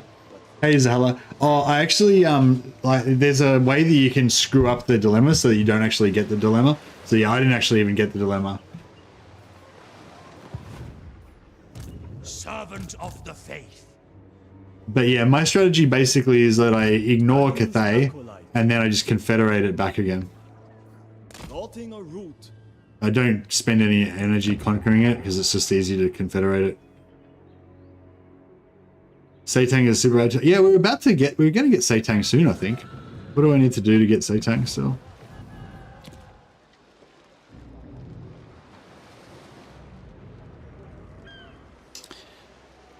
Oh yeah, I've got to get Jade Lions. Actually, how do I recruit Jade Lions again? Oh, we can recruit them now. Oh shit, I've forgotten that we could do that. Okay, cool. Alright, we need to raise an army of Jade Lions. How many do I need? 5. 5 is 75. Yeah, that's actually 5 is how many I need for oh well, I guess I would actually have 3 probably. Hey Andrew Jones, how you going, buddy? You've subscribed for 3 months. Thanks, bro. Yeah, I've had 2 people subscribe for 3 months on Twitch now. So you're in the elite of like longest Twitch subscribers. I appreciate it, man. Thank you. We'll have to rename one of my mighty heroes in your honor. I serve Sigma. You can be this guy.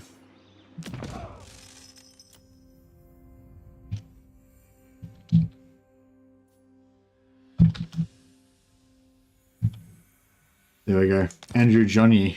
That's you. I hope that these like pseudo Chinese sounding names that I make up aren't offensive to any Chinese speakers out there. I have no idea what I'm spelling. Probably nothing. Hopefully nothing. If I inadvertently spell some weird like curse word in Chinese or something, then apologies. Playing some Deep Rock Galactic Survivor. Oh, very nice. Yeah, I've heard that's a popular game. A lot of people seem to like it. Yeah, yeah, one day I'll have to get into one of those type of games, but yeah, not today.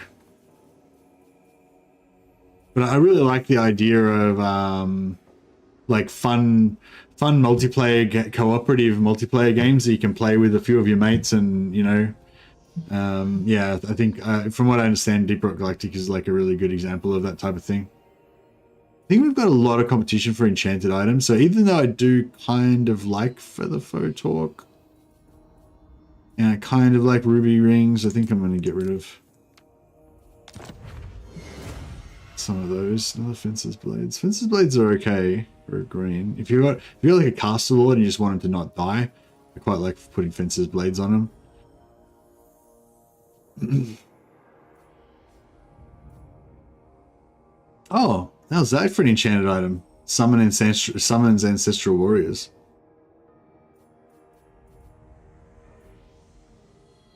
Actually, I'll get rid of both of them. Fuck it.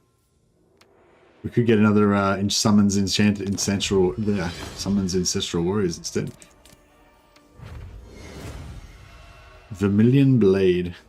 Like there's hardly any weapons that I really care about. Like I'm sure they actually do make a good difference in combat, but I just never really care about them. Whereas this is like pretty cool.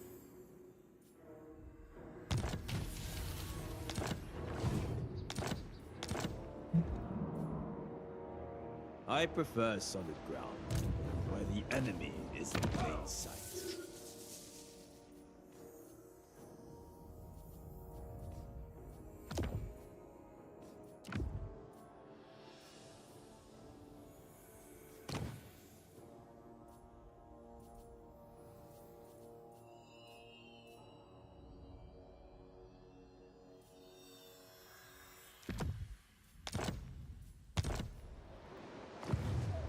Alrighty, so we've got Toy and Rock.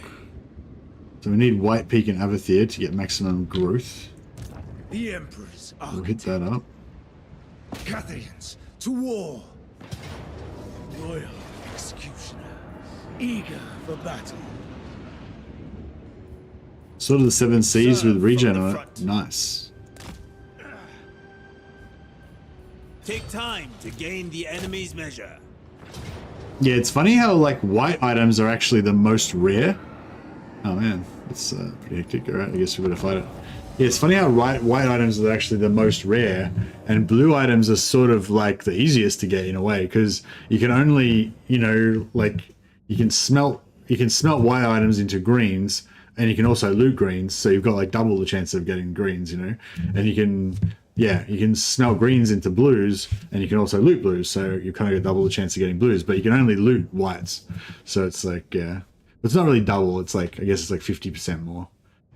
Yeah, I guess it's like 50% more chance of getting a given blue or a given green than there is of getting a white. Although I suppose whites drop more often. Yeah, I guess it's not really that simple, because maybe whites drop more often, or maybe there's more whites in the pool.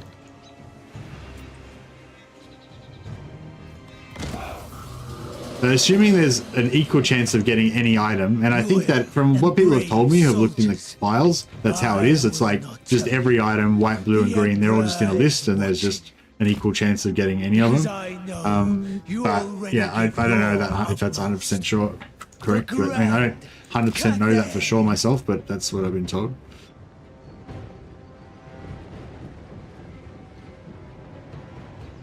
Jade Blade of the Great Fleet. Plus 10 weapon strength and regeneration. Nice. So it's a green. Or it's a blue. But yeah, I don't think the greens and blues are any more rare than whites. I think they're all the same rareness. The only thing is arcane items I think arcane items don't drop unless you've got a mage in your party or your lord's a mage. Like you have to have a mage in your army, otherwise you don't get arcane item drops. That's why vampires always get just shit tons of arcane items all the time, because all of their characters are casters, almost. Yuan Bo.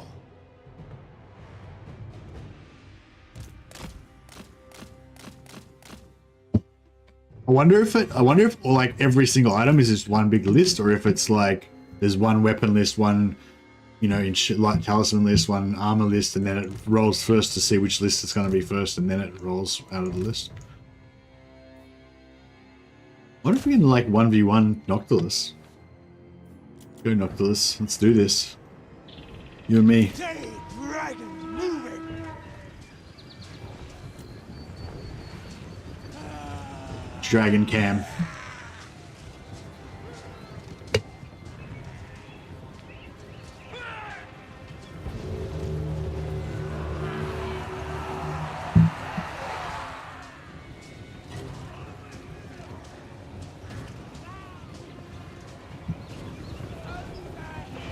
His minions are scuttling around.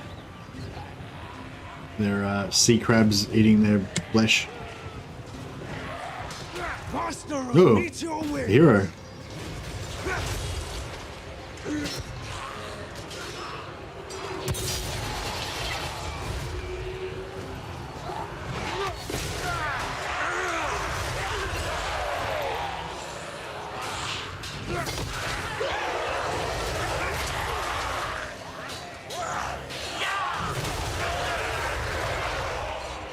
You got to admit though, if for those of you who like me started playing like Rome 1 as your first Total War game, like you got to admit it's gotten a bit better. Like when you zoomed out like this, it doesn't look that much different from playing Rome 1, but when you zoomed in like this, it looks a fucking lot different from playing Rome 1. This is like better than like when Rome 1 came out. Like these graphics are probably better than the graphics for like first-person fighting games were when Rome 1 came out there. But yeah, I don't know. I feel like graphics are kind of like almost to the point now where I don't really care if they don't get any better. Like they're already like as good as they need to be.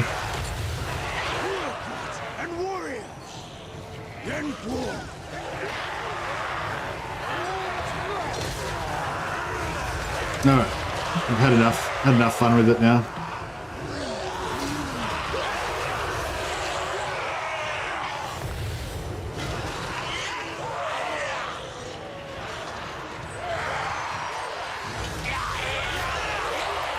Emperor's most loyal. The day is done. Hold position, mortal.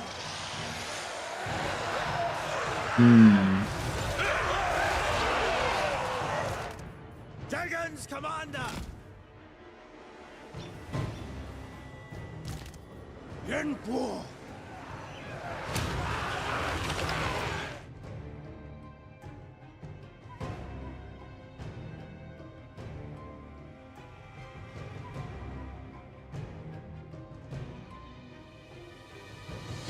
Well, he's wrecking him now.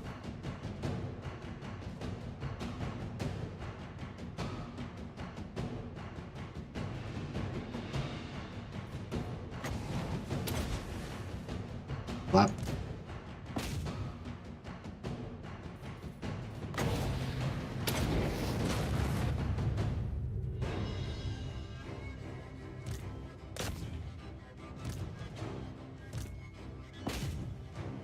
Here we go. We'll dig up this guy's stats.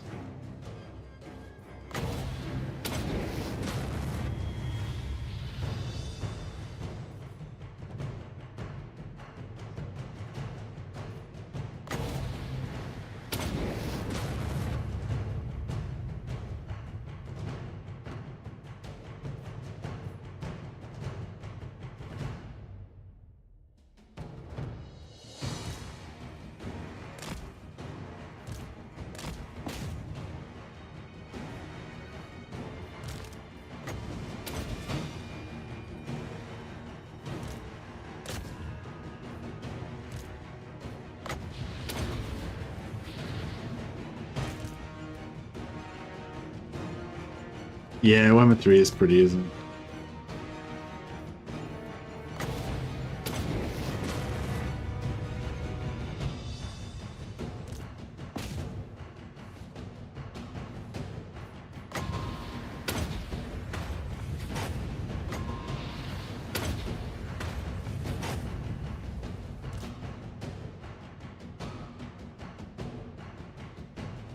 He's getting him.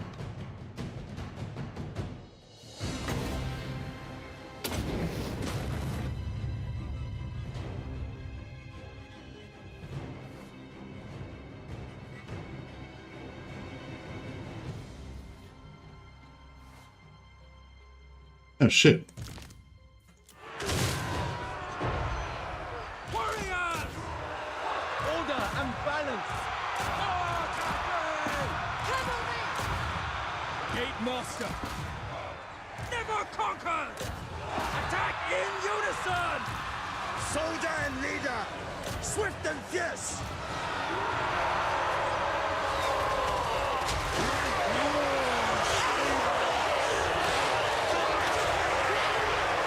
How cool do the zombies look? So that's the thing, I can, even though I don't personally like the zombies to be like my character, like I can still like objectively just think they're just awesome models, and they just add a lot to the world, the fact that they exist and we can smash them with ogres. Huzzah! Praise the dragons! For the Emperor! They die! Gate Master! Shield of the Celestial Empire! Grand General! Executing orders! Fight as one! The winds! No, that's probably a waste of wings. You need to waste that. That's right. Wind and fire! Order and balance!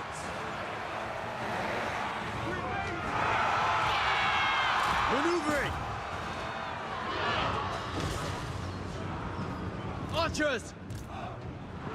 Attack in unison! Defend the round! Gate Master! We await the enemy! Witness my fortitude! Marching as one! Bringing harmony!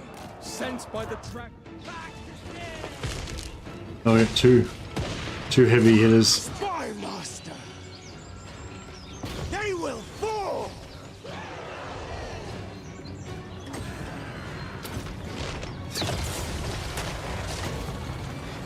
The heavens bring celestial wrath!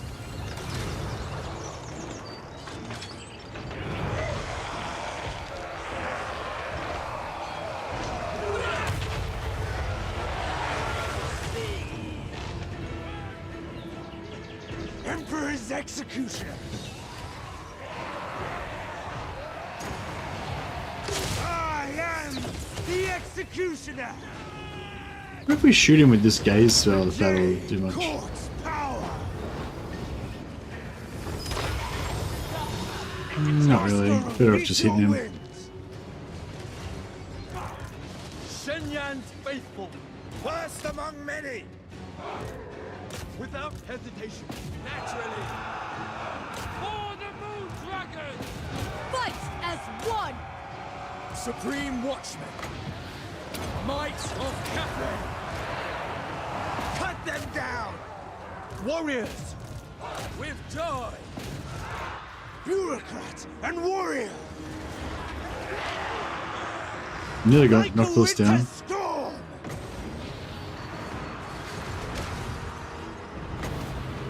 Blessings of Jade!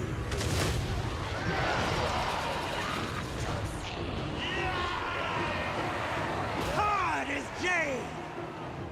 To end all threats!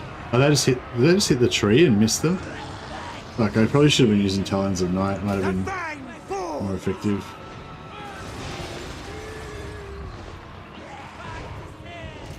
Celestial General! Stone and steel! Seeking Cathay's foes!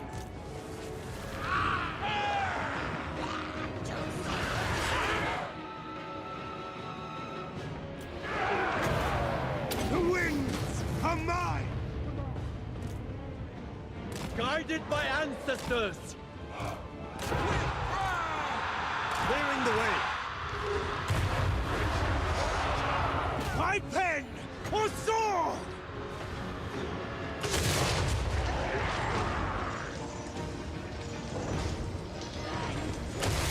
The heavens bring celestial wrath. I am the executioner! The Dragon Emperor's most loyal! Kill for Cathay! For Cathay! I am unbreakable! Missed.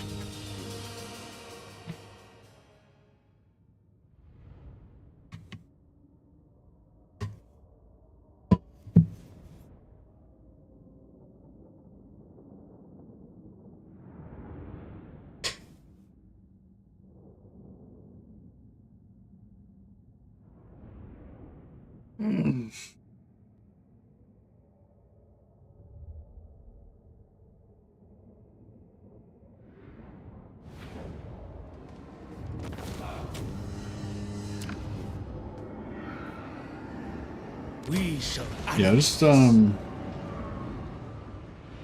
should have killed that guy. Alas.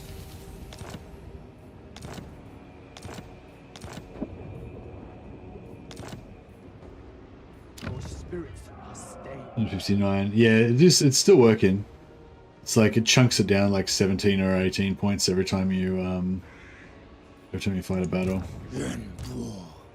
The corruption, that is. Emperor wills it.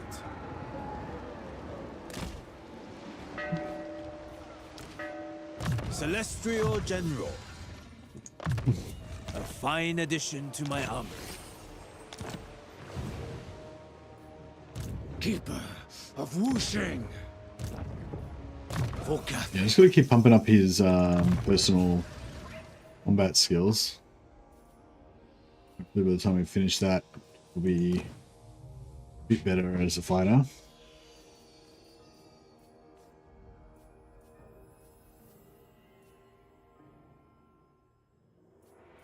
Yeah, I might get rid of it.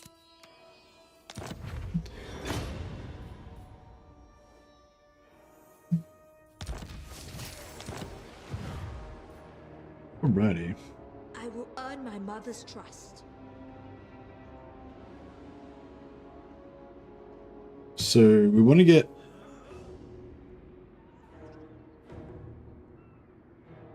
I think the quickest thing to do is as soon as we get 2, put the 2 over there, then that'll take you know 10 turns / battles for that to recharge, and then at the same time we'll be waiting for 2 more to recharge over on this side, and as soon as 2 recharge on this side, it'll be the same time when those 2 have recharged and this is empty.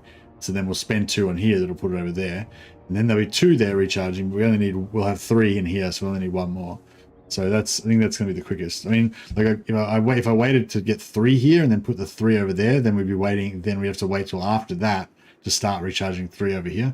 So it's going to be quicker to do like 2 and then 2, then 1. The Storm Dragon. Celestial General.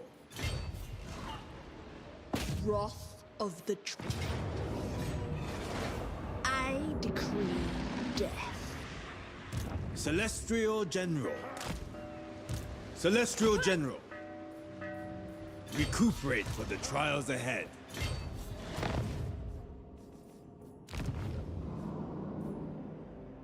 Suffer the tempest. You face a dragon of Cathay. Ransack their holdings. Potion of speed. Got 1 item at least. Instrument of the Divine. Feasible, perhaps. Oh. How did that happen?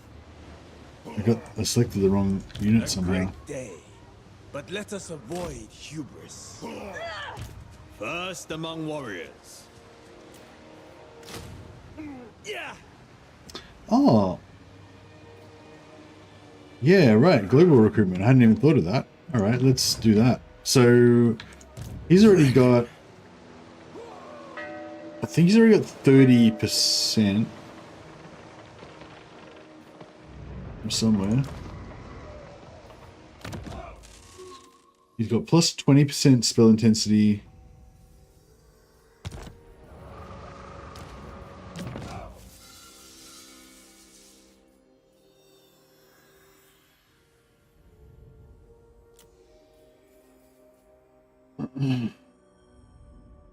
The battle is won. Spell And so intensity plus shall 20. the war. But he had spell intensity plus 30 for some reason when he was actually in combat. No. Alright, so we still need 7.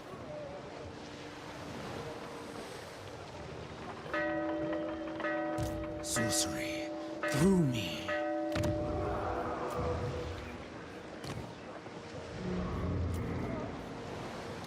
Celestial General.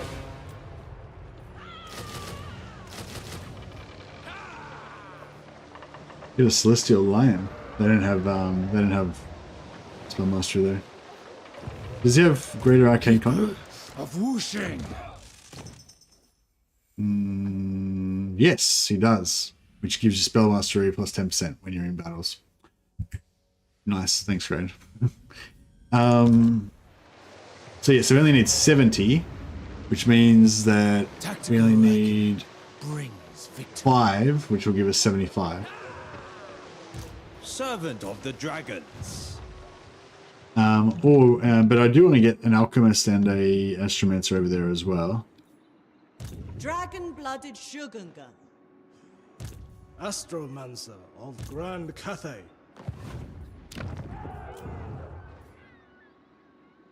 Spell intensity plus 10%. That's pretty good. Oh, wait up. That's just for him though, right? So that's not really... That's cool though. That's cool for other... Like, if I was going to put him as a caster in another army. Astromancer of Grand Cathay.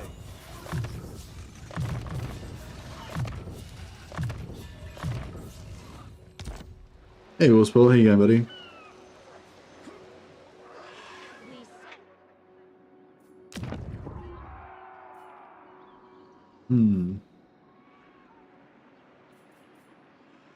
Natural authority. Dragon-blooded Shogunga. Yeah, see, we needed the other lord. We needed, yeah, Ying up there. Serve from the front. Stay vigilant. Avoid ambush. Witness their demise. We will bring order. Render them helpless. Enough. No magic items though. Leader of men. Rotted. The path of destiny. Attention. General of the Celestial Host. Shogungan Lord reporting.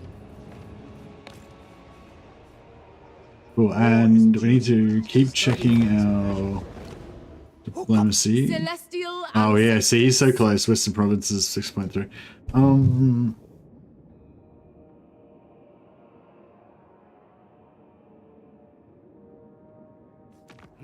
wonder if we could make him For a demonstration of the power of fire and metal.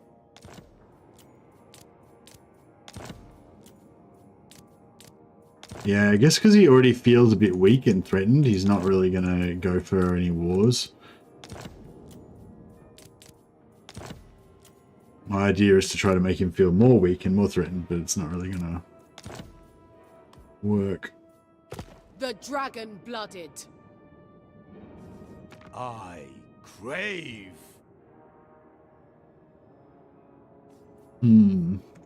Child of the Nine. Gullible fools! Who calls? Approach us, friend. Fine. call me witch? By the comet. Be at peace, for that is all I ever want.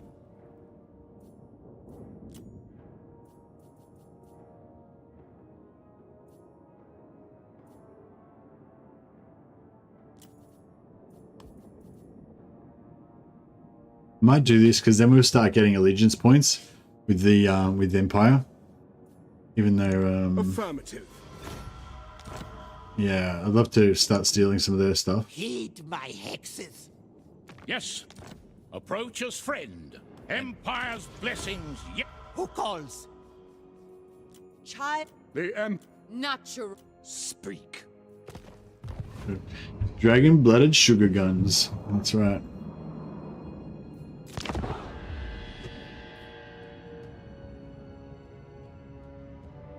I will not bluster. But you will be dead if you persist. Bloody Wolfheart is stealing all my my Saxodies. Oh, fuck! Of course. Yeah, that was foolish. I put my lord in the water. Did not think that through at all. Yeah, whatever. Marching to war. Just wasted a turn. Oh, he only sacked it. Cool. Alright, if he had have occupied it, it would have made me wait. It would have delayed me a turn. But yeah, I mean, it's going to delay me a turn on recruiting those units that I wanted. But it's just going to, yeah, it's not going to delay me a turn in terms of my conquest of the island. Because yeah, if he had have occupied that just then I would have had to use a turn to reoccupy it before I could then go and attack Avathir. Whereas now I can just still walk straight through it with 0 movement.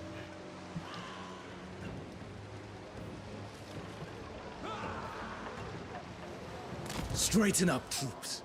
Land is here. Kill this fool. Suppose I should fight it manually.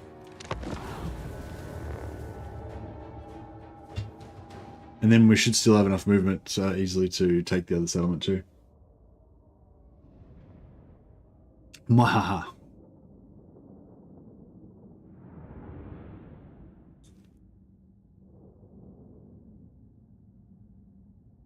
So yeah, we'll give him like 5 dogs, and then they can give him, so we have 200% spell mastery, and then we'll slowly replace the dogs with heroes that will still give him the spell mastery, but then I can stack items on him as well to give him other like you know, map wide buffs and stuff to just help him to be a better one-man army. So he's like, technically he's not going to be a one-man army because he's going to have other units in the army, but the other units aren't going to fight. They're just going to be there to you know, follow him around and tell him how awesome he is, which is important. You got to have your entourage when you're a rockstar Cathayan lord soloing armies.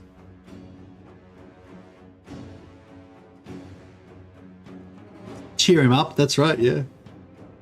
Help him out. Yeah, encourage him when he's feeling a little bit low. That sort of stuff. Maybe you should take his buddies with him. Yeah, we'll do a 3-man. We'll do a 3-man Doomstack this time instead of a 1-man.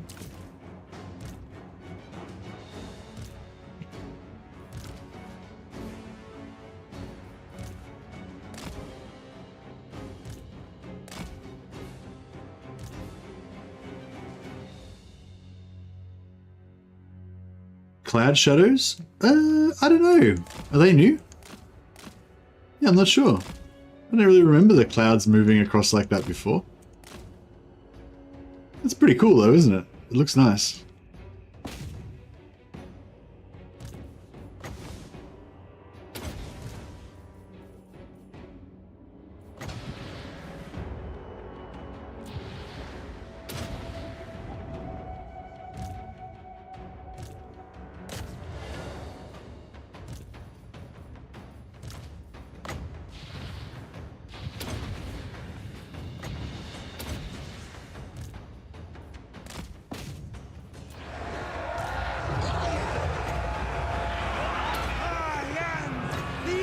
executioner! First among many! Celestial General!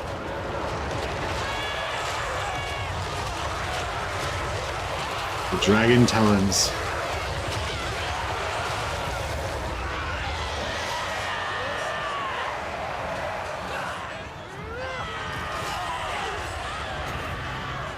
The heavens bring celestial wrath! Grand General! Witness my fortitude! The Jade Court's power! Soldier and leader! Yuan Bo! The winds are mine to command!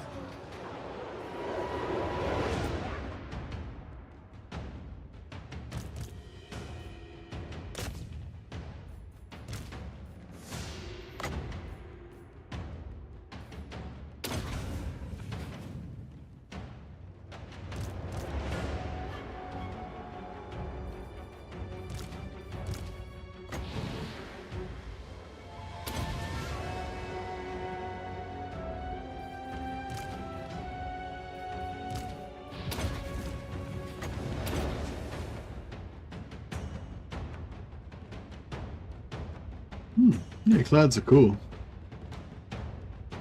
Oh, there's a black spot in the middle of the world. Not sure what that is. Strong, indeed.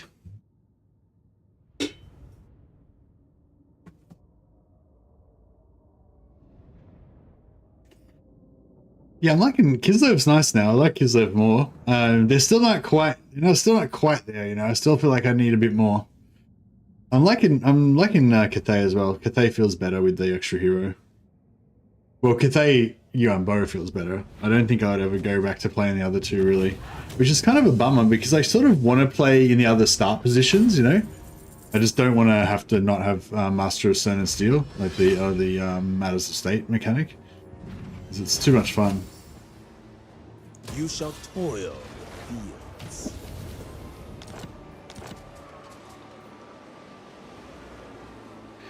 Legendary hero is a bit too difficult to get, in your opinion? Too late game? Mid game, I would say, because it's tier 3. And so shall I would have had him by now if I had have recruited the units last turn, but yeah. Failed. Death by my hand. I feel like he's a lot easier to get than like Ulrika and stuff.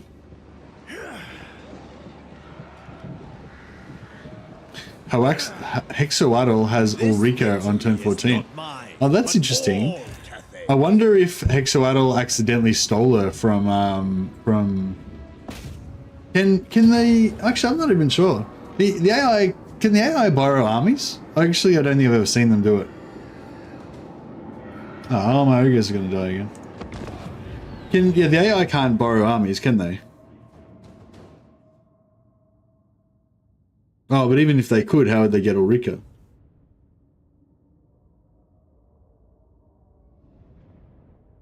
Because she doesn't appear until later in the game. Maybe AI, maybe because no. Yeah, I don't know. Yeah, I don't know. I can't even imagine any way that could possibly happen. If that is a bug, then it's a really weird bug. Positioning is all. The Dragon Emperor commands. Yeah, see, I think we need to give we kind of need to give YUAN BO a Jade Amulet so that he can cast more spells, but he's not real. I feel like he's not really tough enough to fully like one-man army without a Talisman of Preservation or something.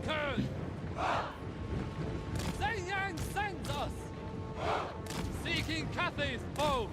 Stone and steel. Warriors. Cavalry. Yuan Bo.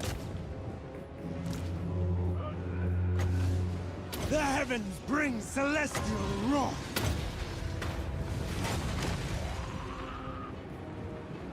Oh, check him out. He threw his sword at him and then he ran in and charged him and he's like nearly dead already. Spy master. Oh yeah, I should do his quest battles soon too. The fang falls. Like A little bit, actually, even just a little bit more spell intensity because he can't quite, like, Supreme Watchman. actually no, his spells do probably already one shot pretty much. Hard as jade.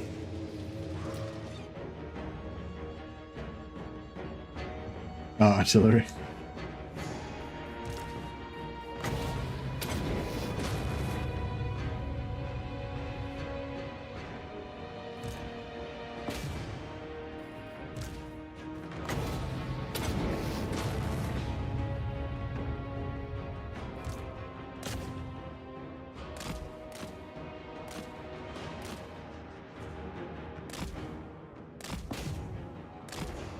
Oh.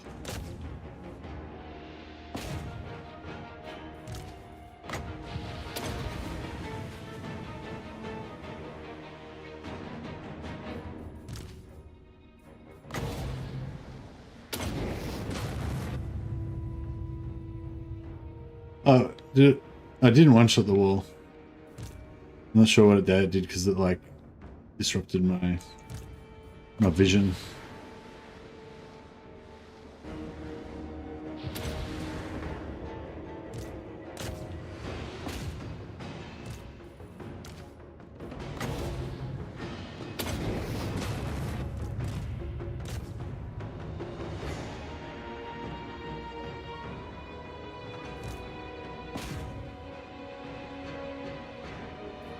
Oh shit. I'm getting artillery shots. I keep forgetting about my thanks Miss Nameless. I they keep getting killed because I keep forgetting about them.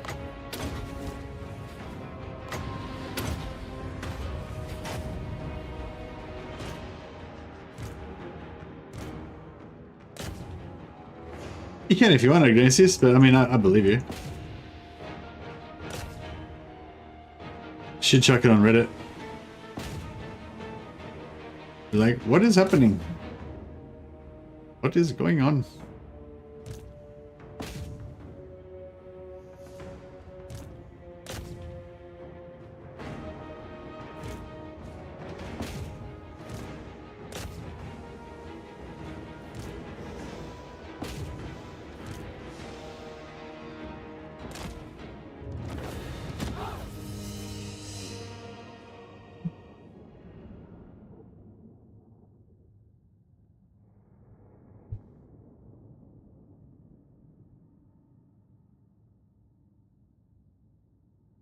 But yeah, I'm sure some people will be interested in it. You're gonna chuck it in the Kislev section or just in the general on the general page or something.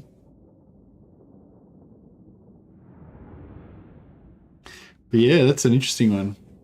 I don't know if there's much point trying to figure out anything about it or anything. But yeah. The key location.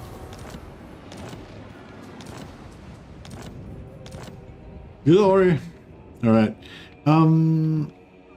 Now, should we? I bid you welcome in the name of the king. Should we? Okay, so this is not really worth anything. Yeah, this is not really worth anything to us because it doesn't have a port city, and Lothan's not really worth anything to us because Lothan, even though Lothan does have a port, it's a unique port, which I'm guessing is not going to have the bonuses that the mechanic gives to ports. So I reckon we. So I reckon we invade here. Magic in And purest sell it to Lothan for an alliance, so that we can potentially start stealing their The battle heroes. is won, and so shall the war. It's the right thing to do. The Dragon Emperor commands me to steal Authorities are still I am Tyrion's heroes. a tool. Celestial General.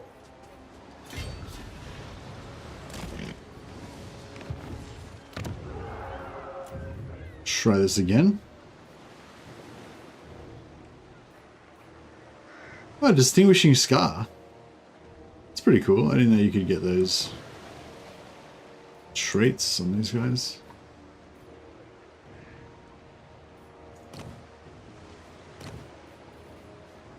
I feel like we can't have to just hire dragon-blooded sugar gun from now on because they're coming out at level 9.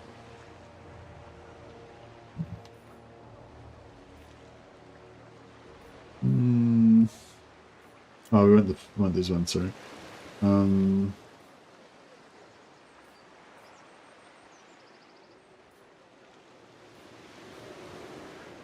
Yeah, bureaucrat's pretty good. Shogungan Lord reporting.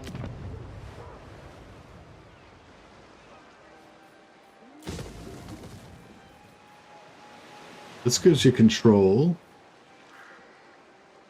That one gives you control. That just gives us corruption -5. So we're probably going to hit the -5 corruption first. So it'll be -8, -13. So then it'll only take like 3 turns to get the corruption down to 0. Then we'll switch back to control, which will in turn give us more growth. We'll pop Ying there, which gives us 10 growth plus 10 from the Ying, so it's 20 growth. Maybe we can't get like a growth lord or anything. We can growth. We could go more growth in here. By going there. No. Can we get growth? No. So this one's the best for growth because it was public order. That one just gives you replenishment. Oh, this one gives you growth. You need to take Great Turtle Island for that.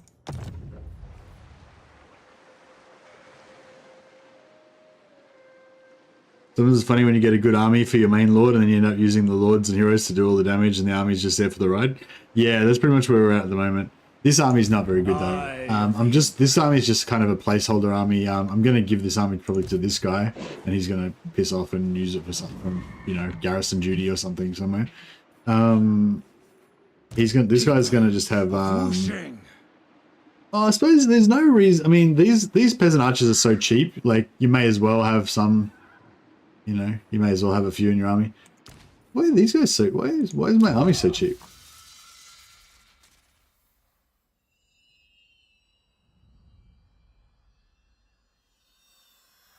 Have I got, like, big army reduction or something? Oh, yes. Upkeep -30 when in own territory, right? Yeah. But yeah, anyway, yeah, these guys are pretty cheap, right? They only cost like 90 gold a turn or something. This victory is not mine, but all Cathay's. Oh, these guys are even cheaper, actually. I don't know, I was just sort of saying maybe it's a good idea to have a few archers in his backpack just so that he can use them to kill some trash troops or whatever if he runs out of magic, just to speed things up. Hey, Icol, do you have any tips when playing Slaanesh? Yeah, if you check out my last Slaanesh campaign, I quite enjoyed that one. So if you wanted to like follow what I was doing in that, I can't really remember exactly what I did now, but basically my thing with Slaanesh is to like vassalize as many factions as you can get. Like vassalize all of the elves on Ulthuan, starting with Cathik, yeah, go vassalize Krace, then vassalize Cathik. Then around that time you should be able to vassalize Safari by using the mechanic. And then yeah, I think I was trying to do something else, but then you ended up getting sucked back into fighting Ulthuan. It depends on if you're happy to just hang out in Ulthuan, then just go around and dominate all the elves first. Make them all your vassals by taking their last settlement. Just make sure you give their last settlement like one of the minor settlements that you don't really want. And then you have like this massive posse, like you have this massive bunch of elves that are all vassals of yours. So you've got like a sweet like built-in garrison for Ulthuan with like 10 armies or whatever. Plus you can recruit allied units from all of them to give you archers in all of your armies. So you can have the really good frontline melee of Slaanesh and also have Elven Archers for your backline that are quite cheap too. Yeah, so I feel like that's kind of pretty fun thing to do with Slaanesh. But the number one big tip with Slaanesh is that you need to get the... you need to try and build the sorcerer... Well, not sorcerer building. The building that gives you the demon sorcerer chicks. Okay, so you go into your tech tree and there's a technology that's called like gift of something. Fuck. Anyone help me out here? Yeah, basically the number one tip with Slaanesh like is that you wanna basically get this technology that's called gift of something or other, and basically what it does is it gives you 20 devotees for each gift of Slaanesh per turn, whereas normally you only get like 3 or 5 devotees for each gift. So once you get that technology unlocked, you're starting to get 20 devotees for every gift, and that means that like every army that you've ever defeated in battle, plus any character that you've ever done an agent action on, each of those guys is giving you 20 devotees per turn. So yeah, once you get that, you just start sending any characters around doing agent actions on dudes. So you basically get infinite devotees per turn. And then you can start using the devotee armies, which are basically just free armies that you pay for with devotees. And then you just have them roaming around. And I don't know. Slaanesh is like the cheesiest, most overpowered faction. It's one of those factions that's ridiculously cheesy and overpowered once you get rolling. Did any of that make any sense? I don't know. Hopefully that was helpful. With that, I would lead more effectively. Governor. No worries. If you have any more questions, or if you're having trouble trying to understand what yammering on about, feel free to ask more questions. Maybe someone in chat can explain it a little bit more, coherently. I've got recruitment cost reduction. Yeah, why not? It is mine by blood right. Alright, let's get these jade bloody lions. I may as well get an extra one, I suppose, if we're going to be sitting there for 2 turns. Alright, good. Strange malice affects us. Attention!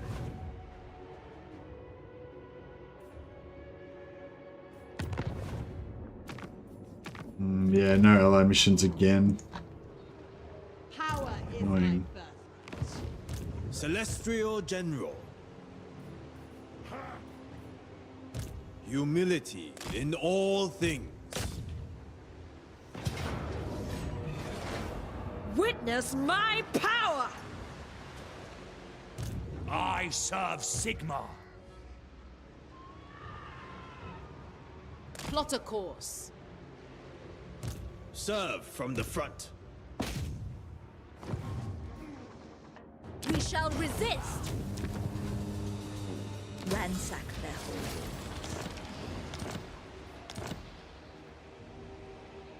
Shugengan Lord reporting. There can be no fatigue. Celestial General. There is merit in this.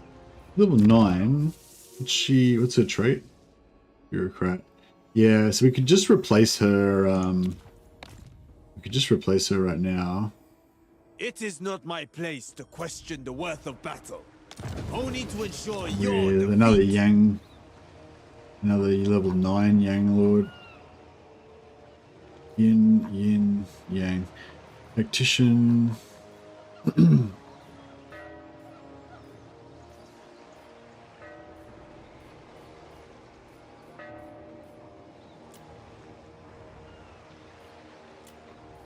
Dragon blood shall win the day. Dragon-blooded Shugengan.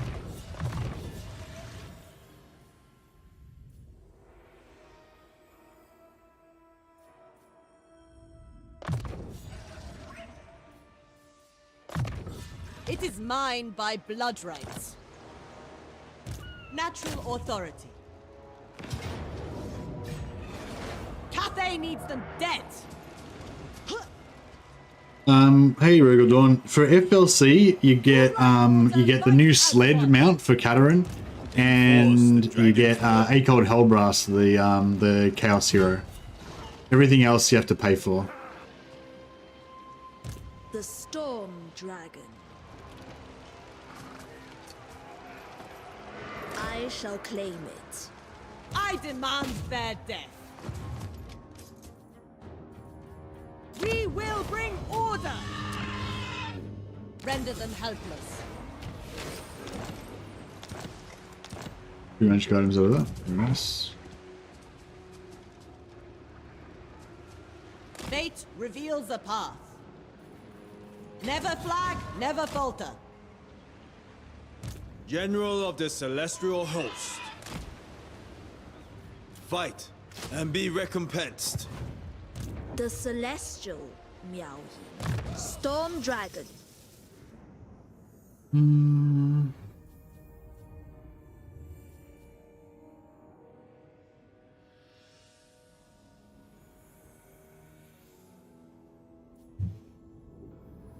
Are any of these good?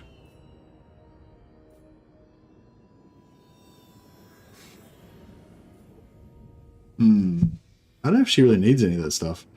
Main thing I just need to do is get up here and get Talons of Night, so she's got an infantry killing ability. What's Storm of Shadows do again? Speed minus 45% for area of effect.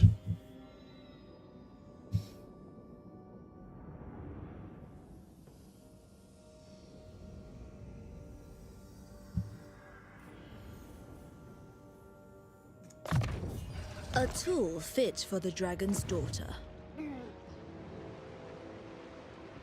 The dragon-blooded. Yeah, he's gonna mess up my Ever vigilant. gonna mess up my other Saxony now. Dragon-blooded sugar. This guy's incorrigible. A truly laughable prospect. Astromancer of the Celestial Court. Fortune can be woven.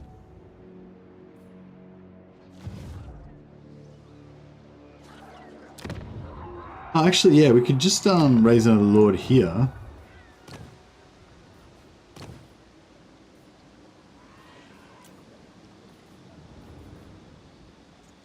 Yeah, we'll get Provatoria here, and Victoria can just get... Oh, bro, why have we got such shitty local recruitment here?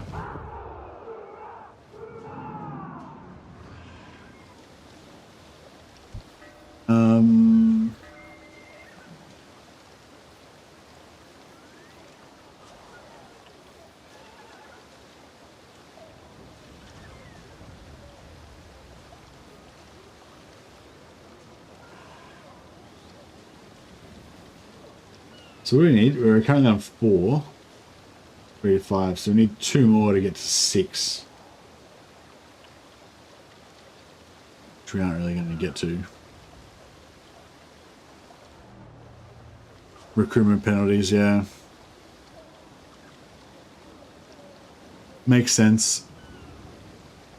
Too much yin? That's right, I want more. I want even more yin, because I want to get to 6+ so I can get the extra growth. But no, we can't actually make it. We can't actually get to it anymore, can we?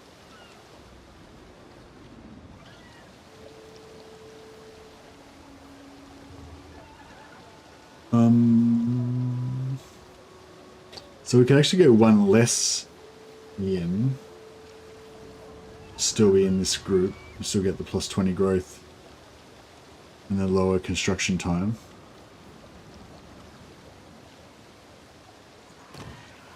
I should have recruited a bureaucrat lord here.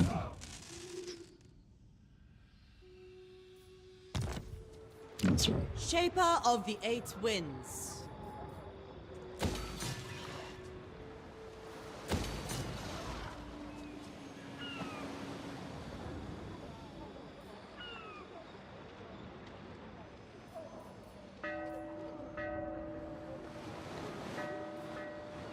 You always target full harmony with Cathay even from the start. That's interesting. So you just don't engage with the mechanic at all. You just don't, yeah. See, I think the cool thing about the new, like the old mechanic was really straightforward. You just wanted to be in harmony all the time, and that gave you good advantage. If you're not in harmony, then it's shit. The new mechanic I think is much cooler Because it's like, if you want to go growth and construction, then you go yin. If you want to go full military, then you go yang. If you want to go full money, then you go balance, you know? So you've got like 3 different options, and you can actually dynamically decide province to province which one, and province to province and turn by turn what you want to go for. But yeah. Why do you go harmony from the start? Isn't it better to go growth from the start? Well, it's, you know, I guess if you, in this situation, because I wanted to raise a bunch of, I wanted to recruit a bunch of units, it's a bit inconvenient. But yeah, I guess if you've only got 1 province, then yeah, then I guess maybe it's best to go harmony. But if you've got like 3 provinces, then you're probably best going like, you know, military in 1, growth in the other 2, and then later on switching them all 3 to harmony, you know. Yeah, the yin for the construction time and the growth, yeah, is the thing I'm all about.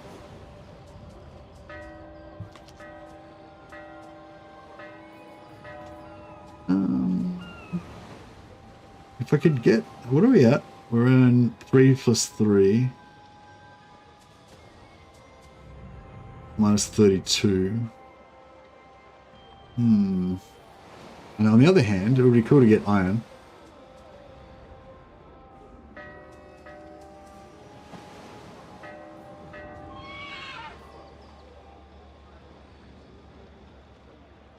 I might build alchemists there in a second.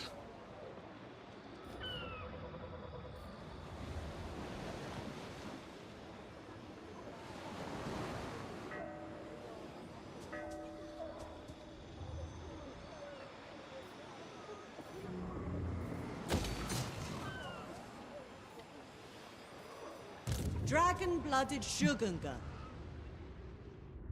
I don't know if we should bring... Maybe we should launch a separate campaign down south to try and help Ulrich so he can start stealing his stuff. No. Really fucking annoyed that they're killing my my sack cities. But what can you do? Child of the Nine. Windshaper. Astromancer of Grand Cathay. Consulting ancient maps. Celestial ancestors. Oh yeah, how do we get more gate masters? I wouldn't mind getting some more gate masters. Reverence fades. Barracks. Yeah, I'm not really going to build more barracks everywhere.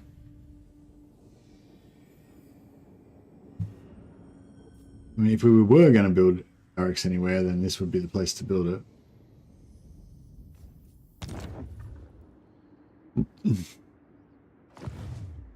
Yeah, I'll probably build it later on.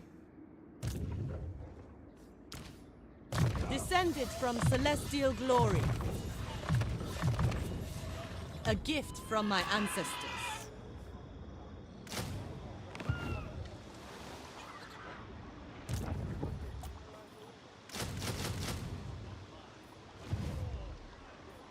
Can we get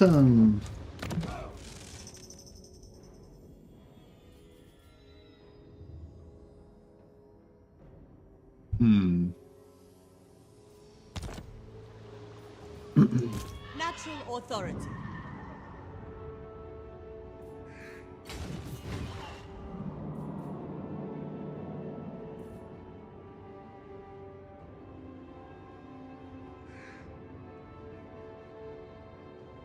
Within my reach.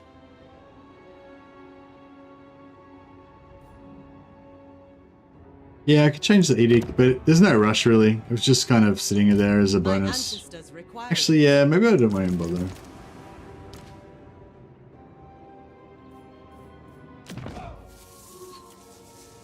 Command is my birth.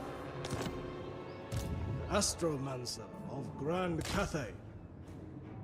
Yeah, it's alright. I'll just when I actually need, rather than like spending 27 turns recruiting them, I'll just, you know, sometime in the future when I actually want them, I'll just change everything around so that we can pump out like 8 of them per turn and then just make a full stack in like 3 turns, you know.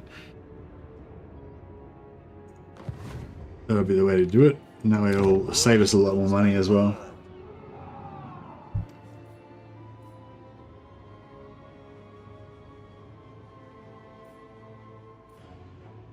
Oh, this doesn't give you any extra. Oh wow, that's pretty shit.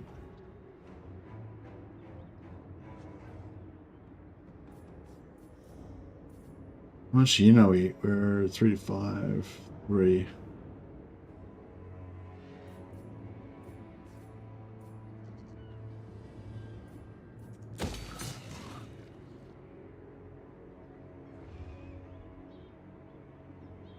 Yeah, because we could go like we'll go yin yin. That'll be 4, 5. Actually, yeah, and then 6. Go 6 here, so we could actually go. We can actually go all the way. Go all the way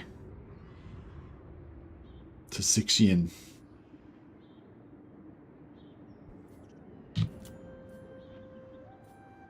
Glorious. Okay, so now we can build our astromantic relay.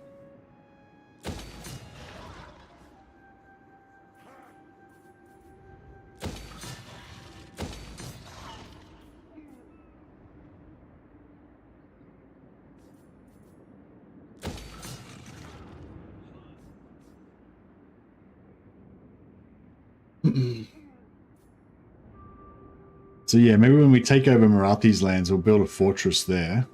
Oh, cool. We've got 2... Crap. I actually missed it. I should have done it earlier.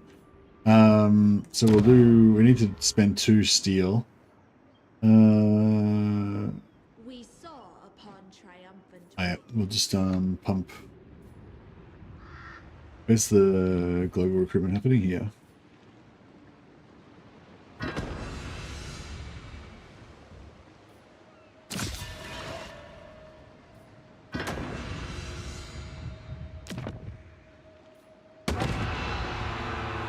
Cool. So now the first turn of recruitment, instead of taking 2 turns, I take 1, and the other 2, you know, like 1 turn ahead now. Humility in all things.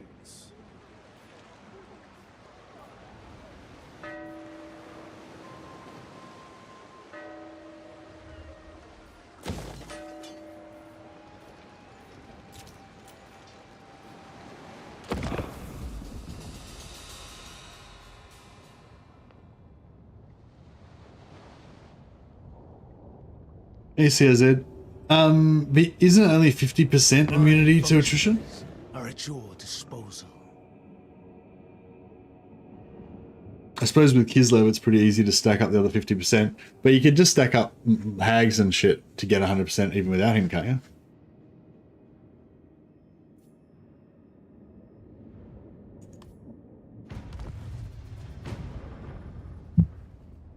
Yeah, I think you get 30% in the blue line for most factions.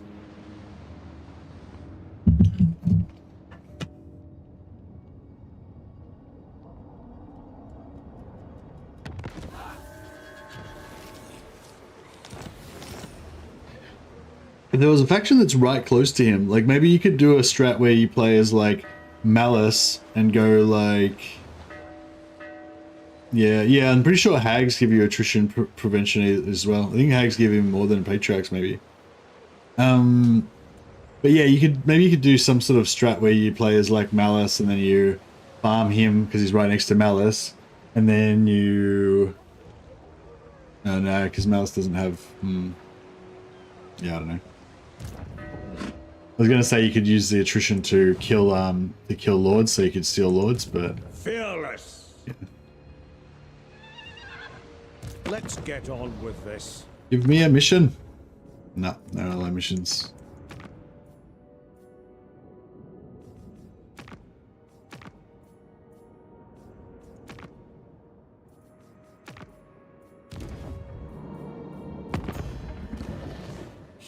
Child of the Nine. He recovered a little bit. He was down to 6.5 there for a while. So yeah, I'll just keep an eye on him. Hopefully he'll get down low again. See how we go.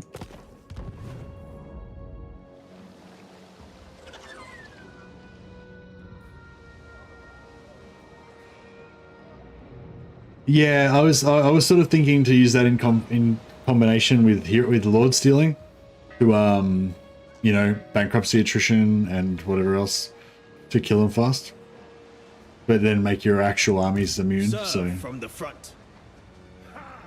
The best factions to use for bankruptcy attrition builds are ones that have really good post-battle replenishment, like and that have the one that gives you a single entity post-battle replenishment as well.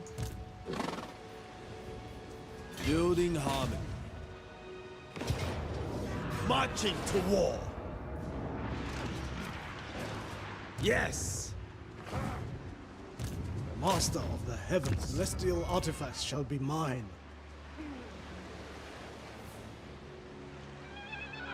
The dragon-blooded. It shall please the dragons.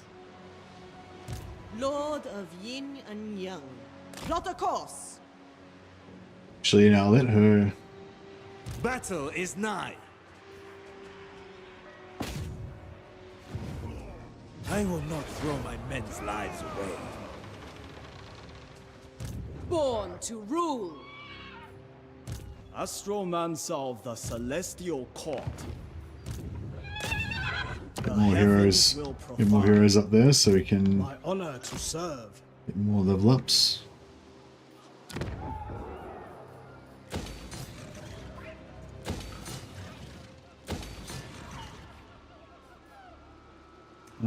Alchemist Souls, yeah, so we could put an alchemist building there. That would give us 2 alchemists. I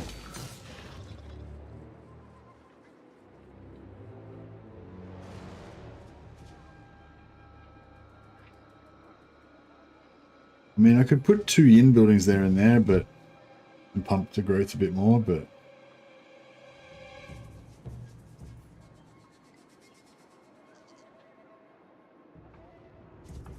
yeah, maybe I should do that.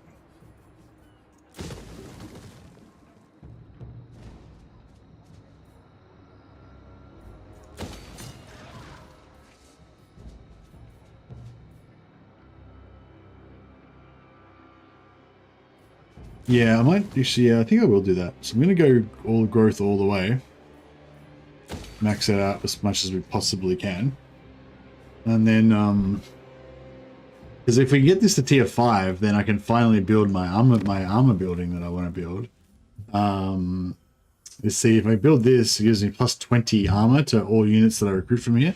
And then I can recruit like cool, like, you know, extra armor dudes. We can maybe get some, yeah, celestial dragon crossbows with how much armor have they got? 115 armor. I think that'll be really cool. But yeah, it kind of happens so late in the game that you don't really care anymore by that stage. But I don't know, it's a good thing to work towards anyway. It's a fun thing to work towards. Child of the Nine. I stand ready. I stand apart. I will make my father proud. The front awaits. It is acceptable. I permit you to rest. I decree. The Emperor loves you. Teach them fear.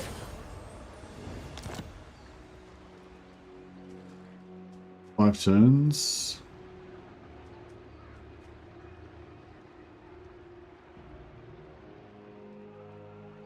Wait up, didn't I just... Yeah, I just spent 2 steel before to rush that.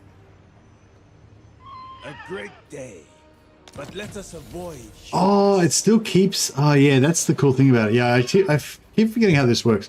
So even if you're partway through the regen, it still keeps it when it flips it. So we were like two away from regening one, and then I flipped it, and then we fought a battle, and then there was an end turn, and then that pushed one over straight away. So we're already up to 2. And then this is going to take 5 to get that over there, and it'll take 5 to get one more over there. As soon as it happens, we'll flip another 2 over. I don't think we'll get it this battle. Warden of the Great Bastion.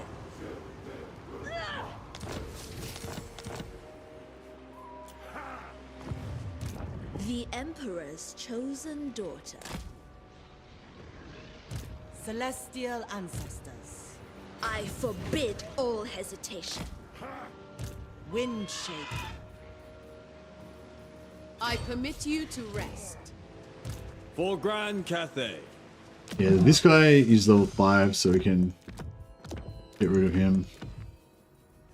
Replace him with a tier 9, level 9.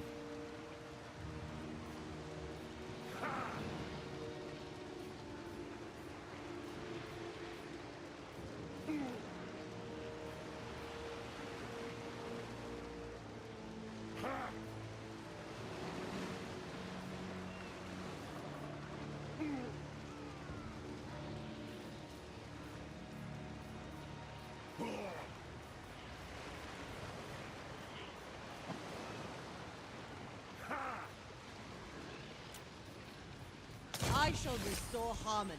Yeah, that was just straight up to level 9. Dragon-blooded Shogunga. Not like wasting any levels on a lobby.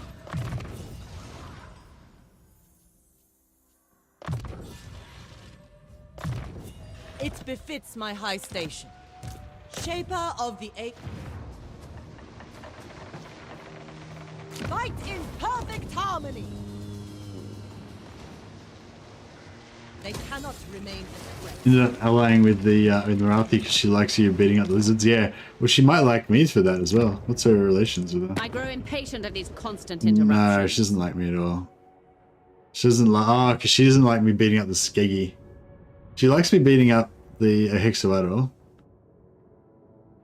Yeah, I got 49 points for beating up Hexawattle and New World Colonies. If I had just wiped out the Skeggy straight away and let them die, then yeah, they would have been happy.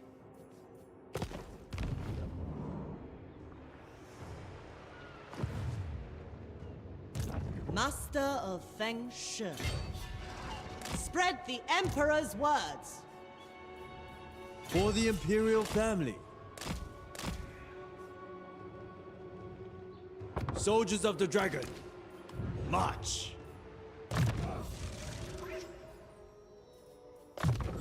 Such treasures, spoils of war. Descended from celestial glory.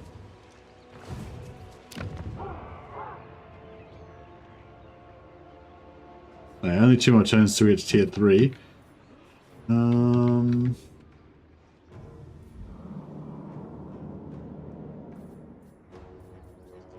Dragon.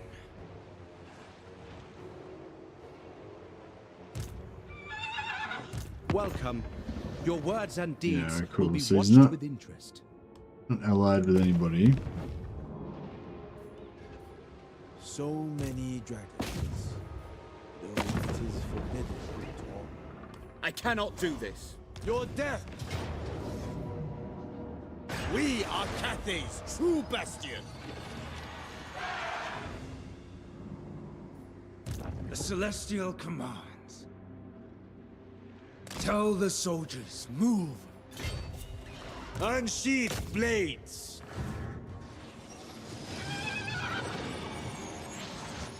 For honor, not fame! Bring this sentiment into Cathay. For Cathay. The Jade Dragon.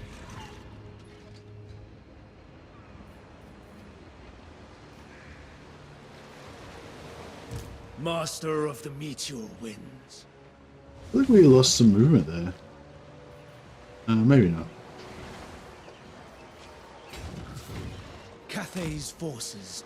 Or should I just wipe out such Lothan? triumphs. I should just kill Tyrion, shouldn't I? Take his stuff. The right thing to do. It shall be effortless. Redouble your speeds. No, fuck. Can't make it. Natural authority. We must be tireless. A thoughtful maneuver. Wind Shaper. We must be tireless. Shaper of the Eight Winds.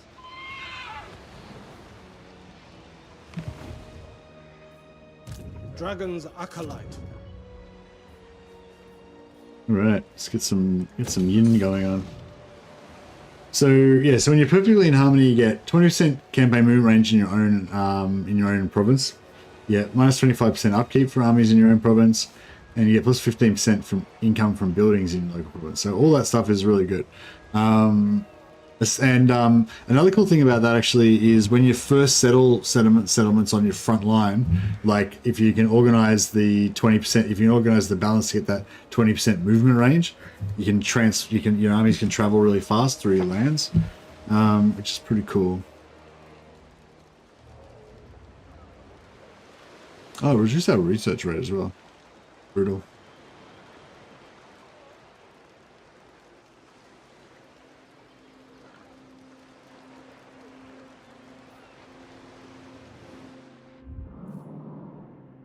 Yeah, see, like for my recruitment place here, like I kind of want to be like all the way over here, but I want to get this growth up as fast as I can. Like even with all this shit going on, we've still only got 200 growth. It's not really that high.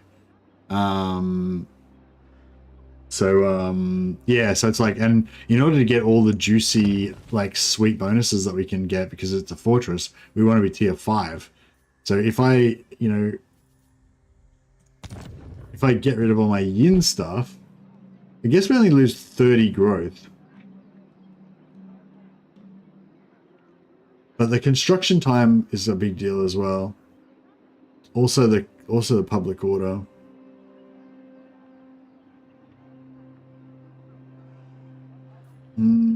Actually, yeah, with the public order, we would actually lose another 5 growth there. Oh, no, we would lose 10 growth, sorry. So we'd lose 40 growth if we went all the way yin. We'd lose 30. No, 35 if we just went balanced.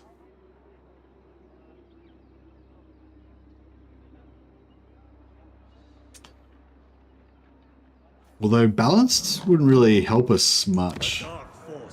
Yeah, balanced isn't really what you want for recruitment. You want to be full yang for recruitment. Because that recruit rank is really nice.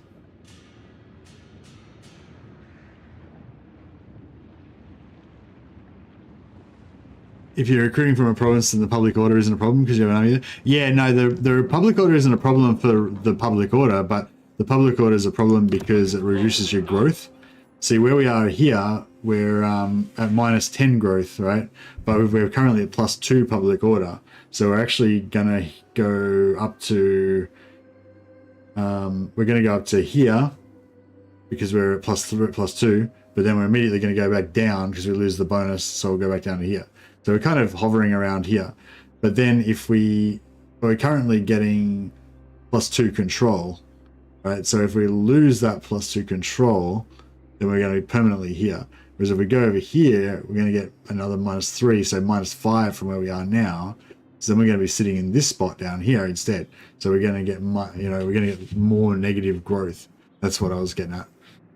But I suppose if you're actually recruiting, then as long as the army is still there, then you'd be getting heaps of public order from that. Well, oh no, it's a 3-region province, so a full 20 stack's only going to give you plus 7, plus 6 or 7 public order. Pride is not Anyway, undeserved. yeah, I mean, it's not. Maybe I'm making this sound like it's all more important and critical than it is. I'm just thinking out loud.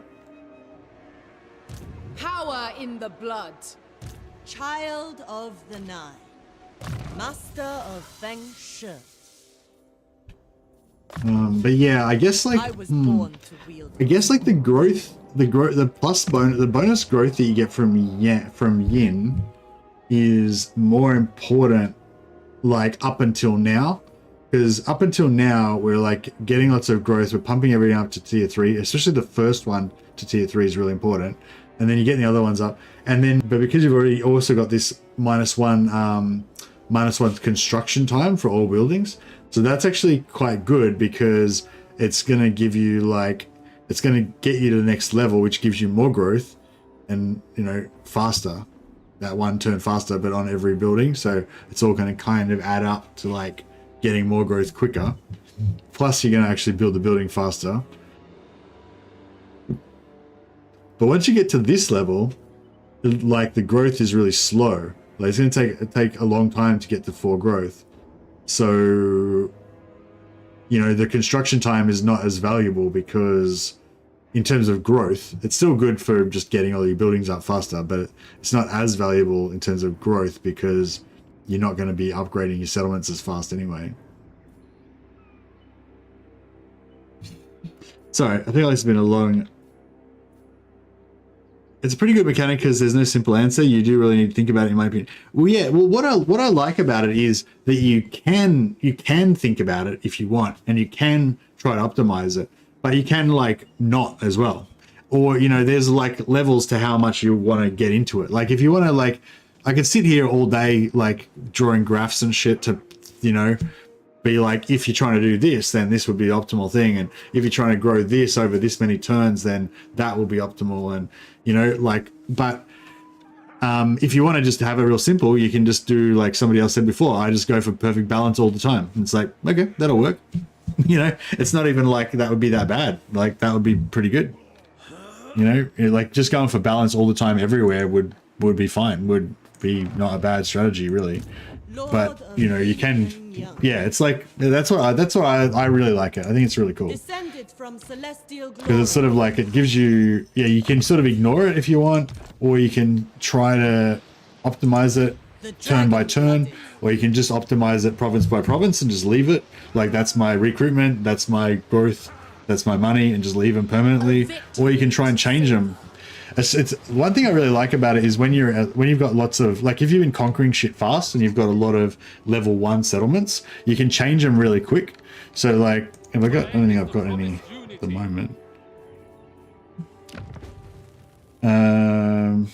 Well, yeah, so like, yeah, I don't really have any at the moment, but just say these are all like level 1 regions, like it only takes 1 turn to build it to the other side.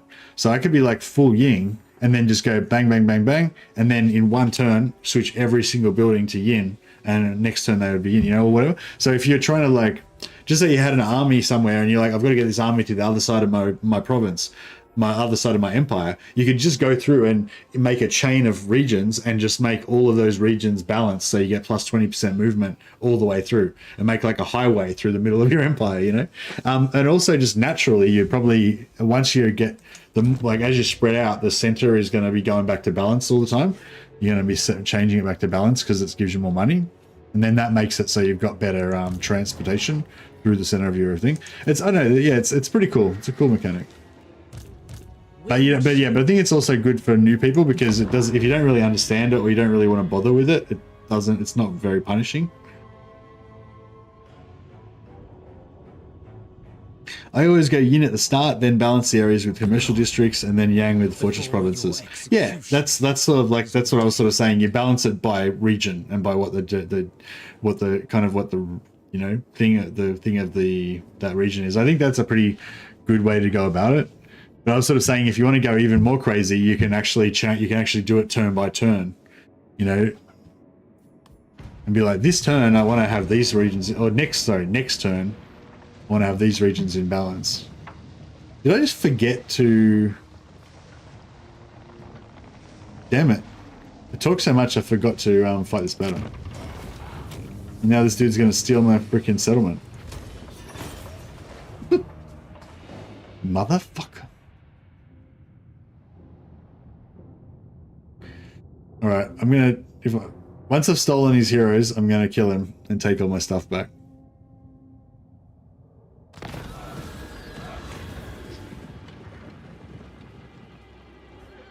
I blame you guys for letting me rant on about balance for so long. That was a 2-minute conversation. I just spoke about it for like 47 minutes. Somebody should have told me to shut up.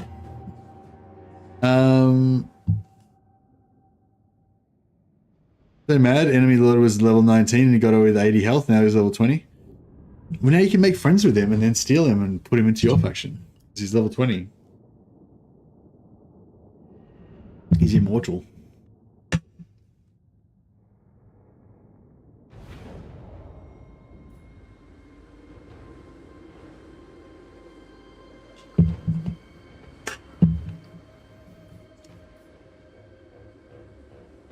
Commander of cities!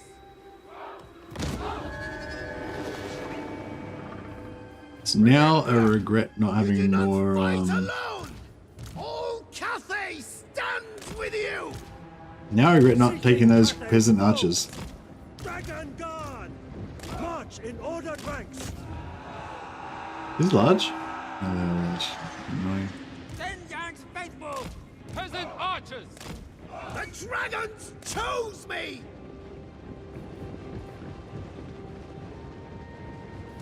Minds as one!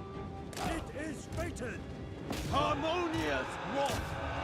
Cavalry! Bringing harmony! Sent by dragons! For the moon dragon! Repositioning! Shenyang sends us! Shenyang sends us! Order and balance! Wind and fire! Bringing harmony! Peasant spearmen! The Emperor expects! Praise the dragons! Irons as one! Oh shit, the dogs got us. The dogs are getting us. Cavalry! Spears! With joy! Restore order! The dragons ask! Store and steel! For the Emperor! Wind and fire! For Cathay! Cavalry! Thoughts in harmony! Move in formation! Immediately! Long spears! They will perish! Marching as one! Shenyang sends us! Sent by dragons! Guided by ancestors! They got my Roma riders. Order and balance! Repositioning! Attack in unison!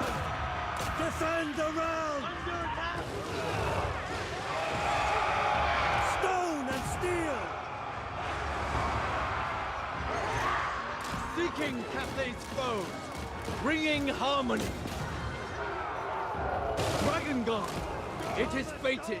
It pleases the dragons! Defenders of Cathay! Archers! It is fated! Magistrate repositioning! Move as wind! Seeking Cathay's foes! Move as wind! Peasant spearmen! Shenyang's faithful! Guided by ancestors! Bringing harmony!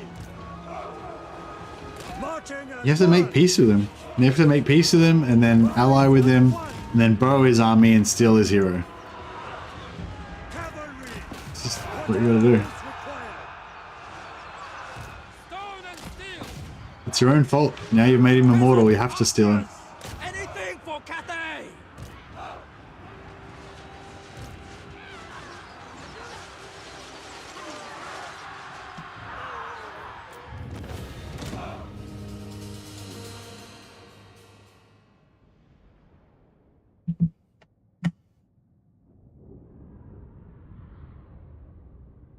Oh yeah, now there's a new strat now. Apparently you can steal lords.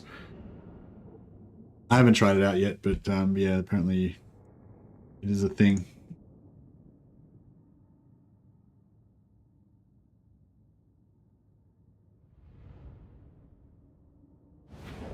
I haven't really found like a cool use for it yet though. I suppose actually, yeah. Actually, yeah. Slaanesh, that would be the thing to do with Slaanesh, steal Eltharion. And can Slaanesh go, is Grom near Slaanesh as well? I don't really want to play Slaanesh, but maybe that would be a fun thing to try out. See how fast you can steal Eltharion.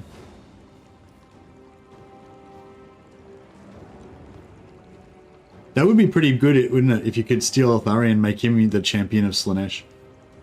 Like that would be the best. That would be best because then you could fucking get rid of that stupid looking Nakari and have Eltharion be a legendary lord. That'd be sweet.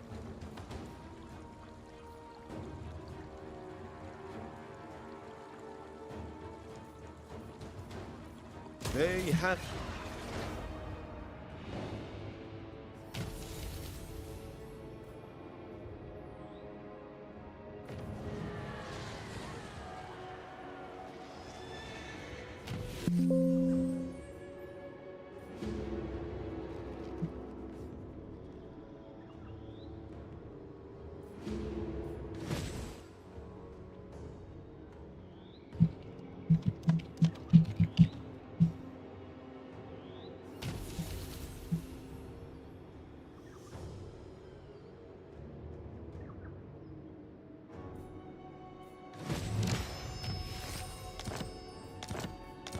Yeah, I don't know. I haven't actually done it yet, so. But I've heard it's done. It can be done. See how Zed's all about it.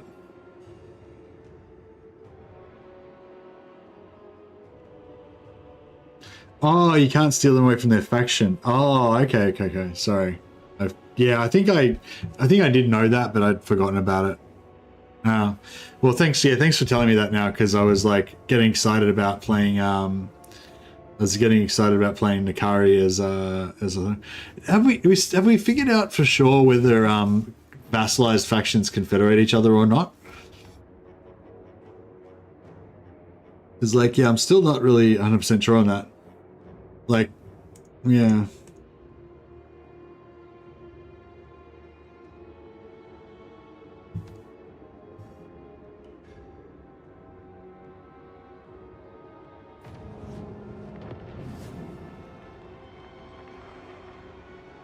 Oh well, they killed my Eltharian Lord of Slaanesh fantasy. That would have been fun.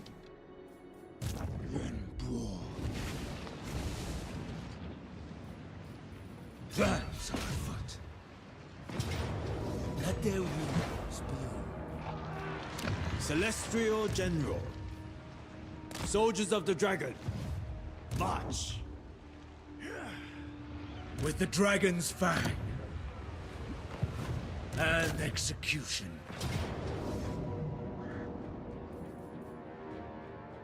For the Celestial. Alright, the ogres will live long enough. Goods for our supply chains. Excellent.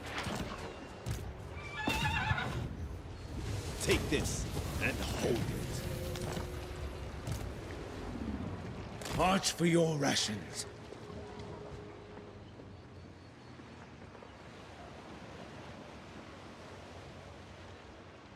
Cathay's forces were created for such triumphs. Go, brave warriors of Cathay. Yeah, it's an okay thing to do for like a campaign, for like a long campaign, but it's not the sort of thing I could really do on stream, or that would really be fun really for a video or anything, you know.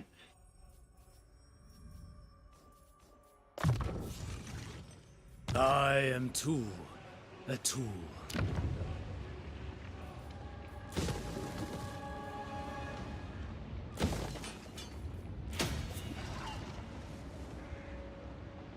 Actually, we'll go for minus corruption first, and then we'll switch We to are in need.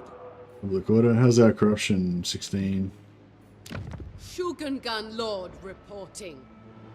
Minus 11 per turn. Have we got a any minus corruption or plus public order stuff? Assume we do. Infu monk.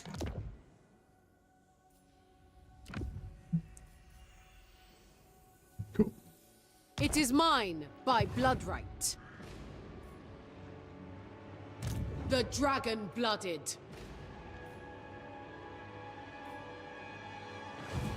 Celestial General.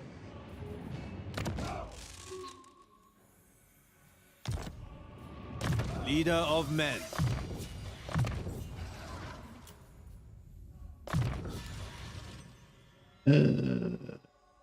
So that one gives you armor for Lord's Army. That's probably my favorite. Splash attack power is pretty cool, I guess. Speed. Nah. Yeah, I'll just go for the armor. It's probably the boring one, but still cool. Such treasures Spoils of war. God damn it. I serve Sigma. Do not assume that a hunter does not... Yeah, he's got no heroes in any of his armies. It's annoying.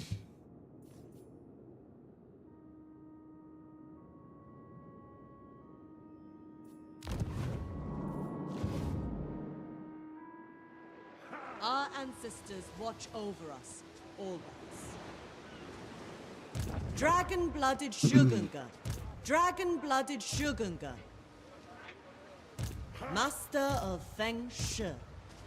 Alright, so Shogungan we'll Lord reporting. get rid of this one. Don't need her anymore. And these three. The Storm Dragon. Now we march. Child of the Nine.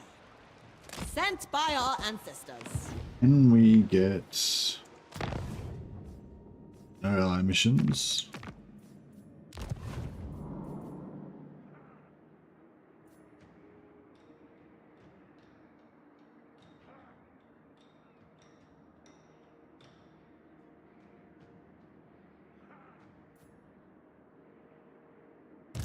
Celestial ancestors.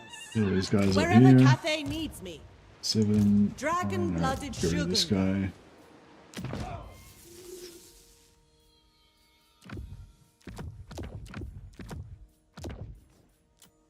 Celestial General. And he's going to take it next turn. So this is our last turn to take this one as well. Blah. Lord of Yin and Yang. We will bring order. They will know order. Alright. All of our sack cities are destroyed. Are you happy, Wolfheart? Dickhead. It's taken everything. Celestial glory is ours. Just with nothing. Descended from celestial glory.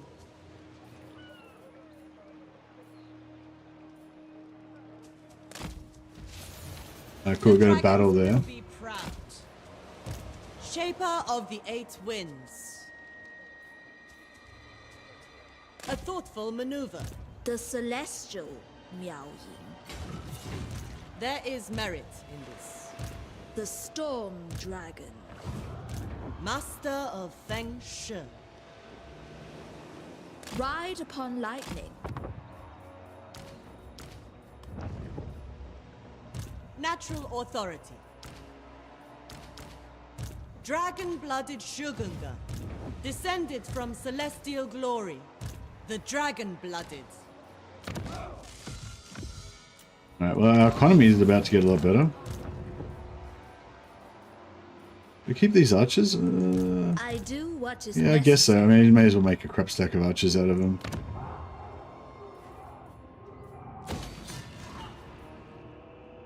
What are we on now? Excuse me. So we're on 3 right now.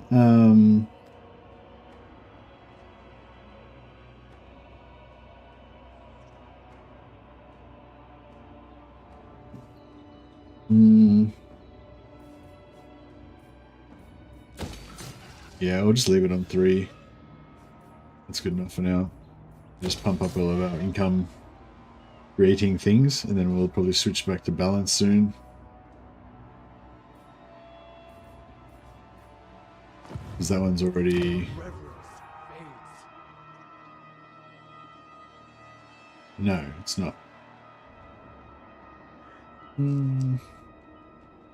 Harmony falters.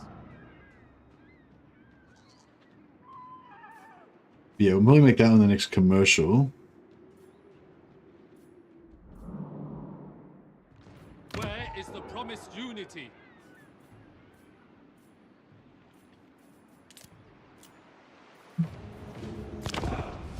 Astromancer of Grand Cathay. Kislevites, greetings. When will your kind come to the worship of my father and mother? Maybe I should do a quick jaunt down south and try and cap something that's worthwhile to trade with Ulfar so I can complete my province, because Port Reaver won't be worth much to him. But if we let him get to tier 2 and he builds a barracks in it, then yeah, we're probably screwed.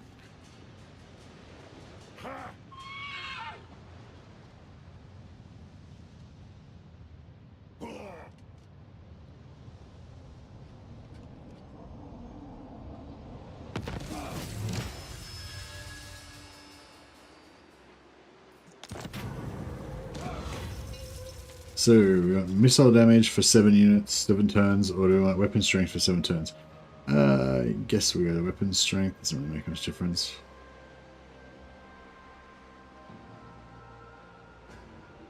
Actually I guess the bow units is probably better. Alright, we've unlocked Satang the Watcher.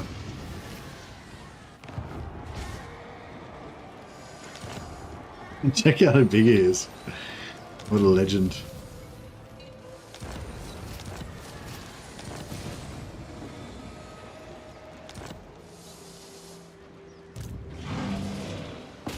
Satang the Murderous, yeah. Hey, does he give us any, No, he doesn't have any, like...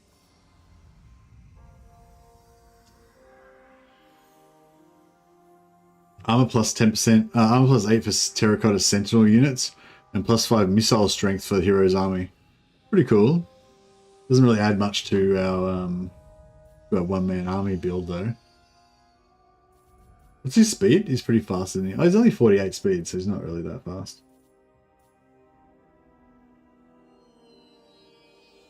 55-meter physical resist. Yeah, that's pretty cool actually. He's got this 15% physical resist. So if we can get an aura, we could like a guardian aura, we could stack that with that, so we have 30%. And then you could then we can stack some, like, you know, get the other thing that stacks gets rid of magic weapons.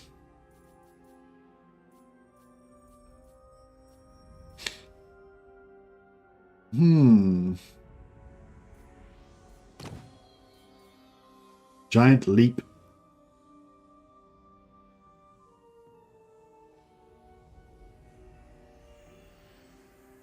So he just jumps up in the air and then jumps back down again.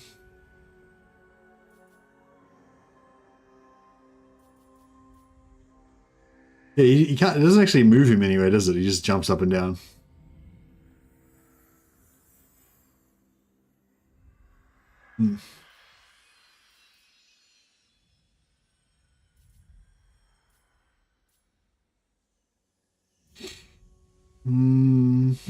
Nothing too crazy. Expert charge defense for terracottas. Yeah, he's like a terracotta guardian. He's like a terracotta sentinel captain. If you wanted to make a terracotta sentinel doomstack. Range plus 4% for Skylands. I don't know. I feel like it's not really. He's good for recruiting.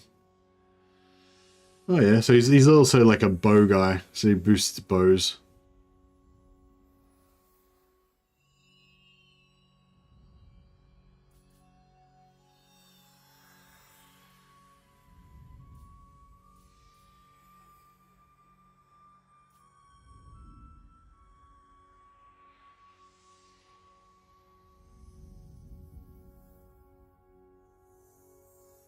So he...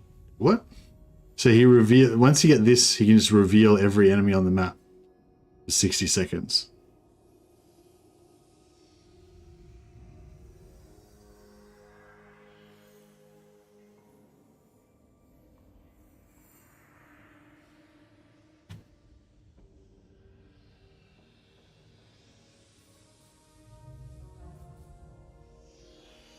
What's the level 3 of what?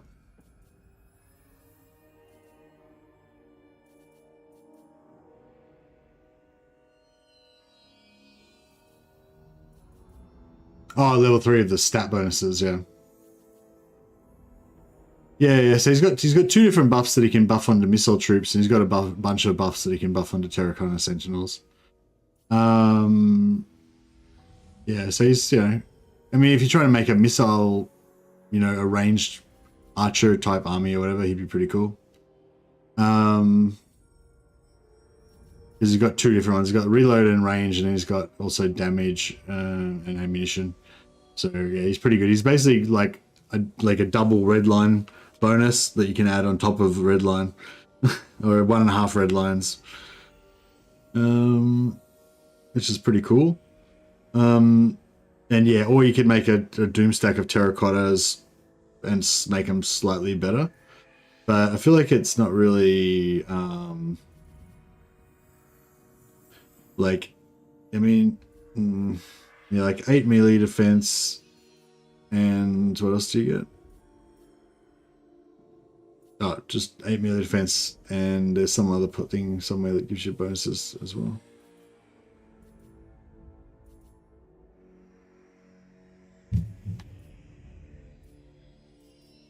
Yeah, I thought I saw something else somewhere, but I forgot where it was.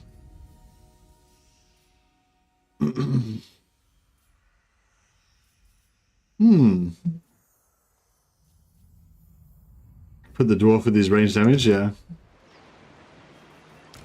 A moment to think. That's alright, he can hang out with me. He can hang out in my Jade Lion squad. I'm not sure I feel confident about killing like their entire faction with just this guy. Time is lacking. I've had more magic, maybe. My astromancy brings favorable winds. Instrument of the divine. Stay mobile.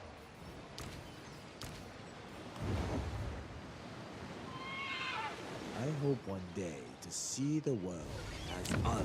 Oh, it's only orange. General. Attention.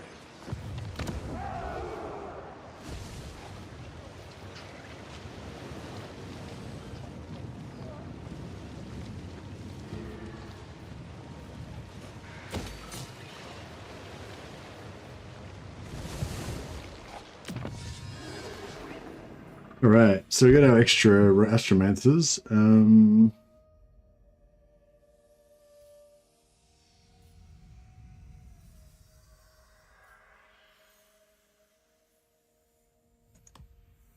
Got +2 capacity for gate masters up there.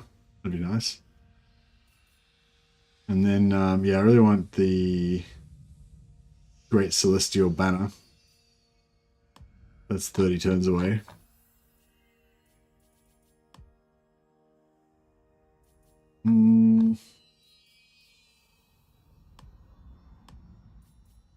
All Cathay will thank us. Ready to defend. The Emperor's chosen daughter. We sail!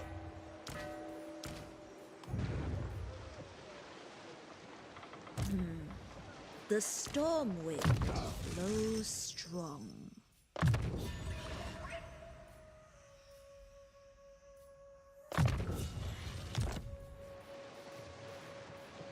No sea can douse dragon fire.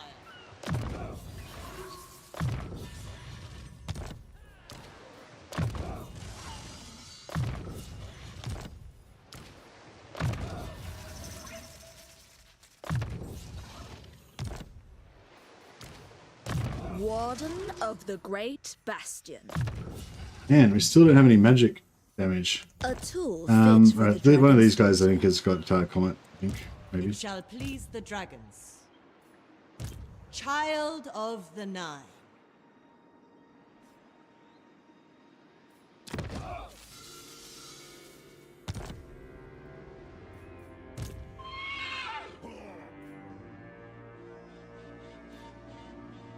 Should we just invade Marathi, maybe?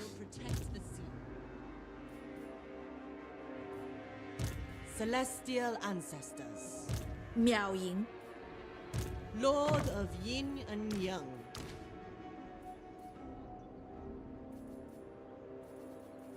Shenyang owns both land and sea.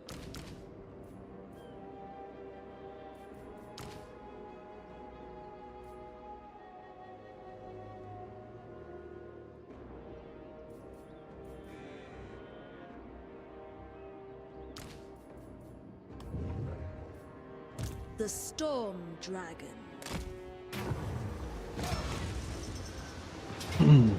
Oh, I forgot to give her I just thought of it. Yeah. I was going to say I forgot to give her the regeneration item. I authorize their release. Unassailable authority. Nice. I stand apart.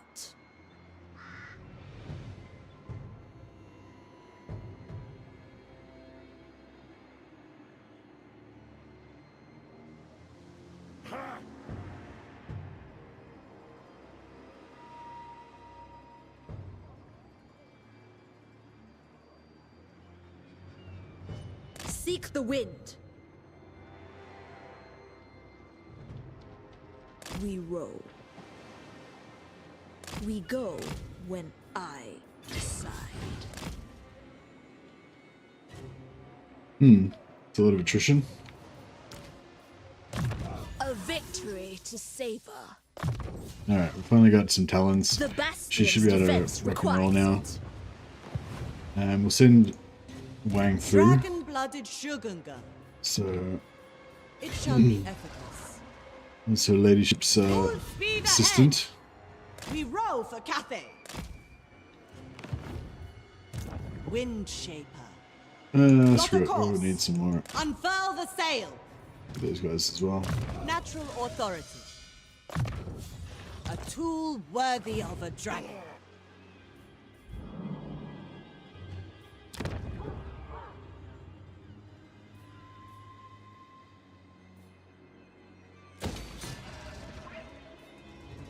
Now 5, yeah. So one more will give us 6. That'll give us another 10 growth. Get us to 250. And hopefully this thing will power us up.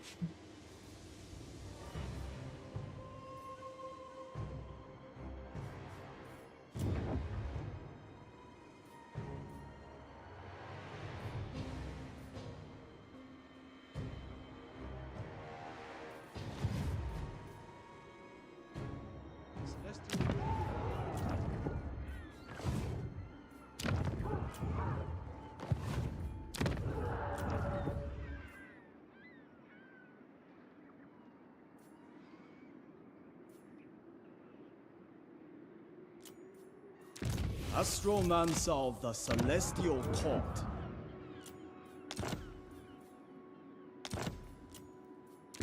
Astromancer of Grand Cathay. Alright, we'll send both these guys over here to join up with Yuan Bo.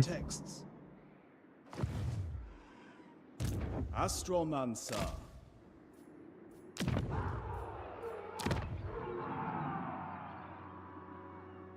One turn. Oh, we just need one more battle. I don't think we've got any more battles in us right now. I've got a rebellion about to pop.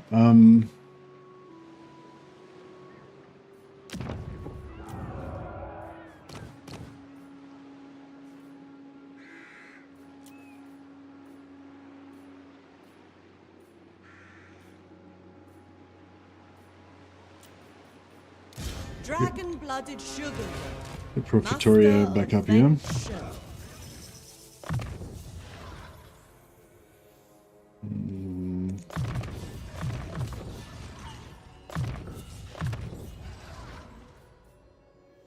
I was born to wield it. To serve me is a privilege.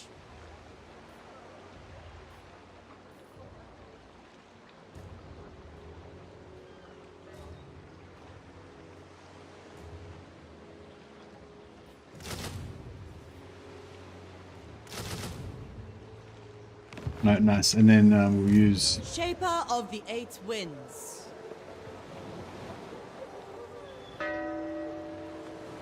just in time. See, it's one turn or one battle before the next token's going to come across, but there is no token there, so we have to quickly get a token over there to get it, get it so that it can happen. So yeah, so we'll pop this. And then we've got a good little squad there for next turn when the rebellion pops. Celestial ancestors. Excuse me, French. Child of the Nine. Wind Shaper. I was going to give him 5, but I'll give him 6 in case one dies or whatever. And we'll send some heroes after him as well, so that as they die, we can replace them with one alchemist and at least one astromancer. Puzzles me how chaos and harmony can exist together in this world.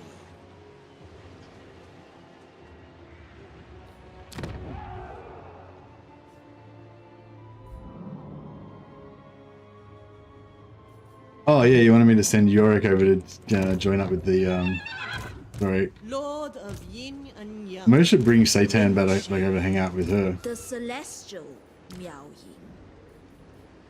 Yin. I will keep you in there for now, I guess. My mother would approve. I stand Hey ready. Theodorus, how you going, buddy? Just gonna go and hang out with those guys.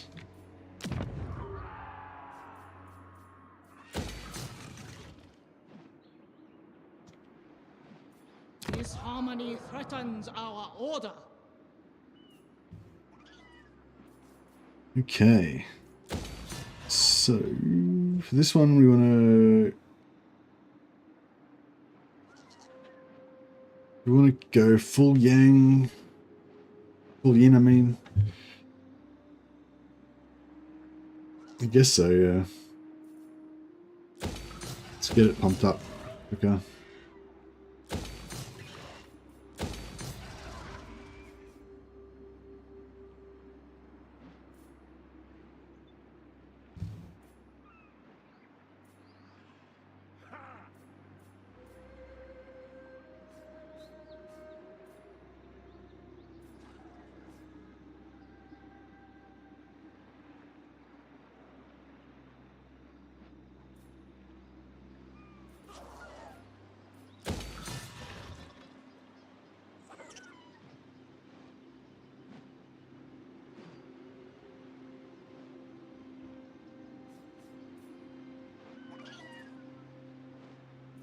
So that'll put it up to 7 next turn. Which means we don't need that anymore.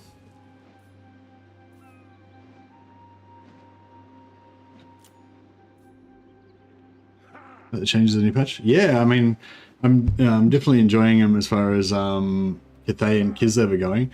I still don't really like the changeling much. I don't know, he's in campaign, I find his campaign boring for some reason. I just can't get into it. I've tried like 4 or 5 times to play a changeling now and I just keep getting bored really early. Kairos, I played a bit of Kairos the other day and it was actually pretty fun. It was because I don't play Kairos much, so it was actually pretty fun.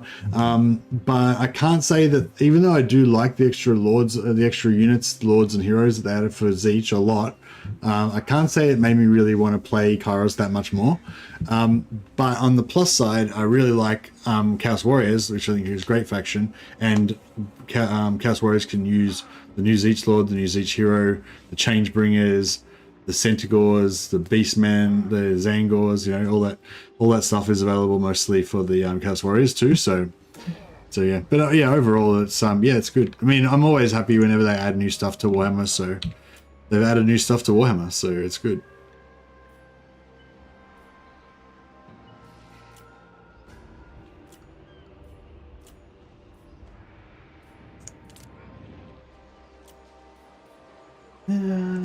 Yeah, I want one more battle somewhere, but it's alright.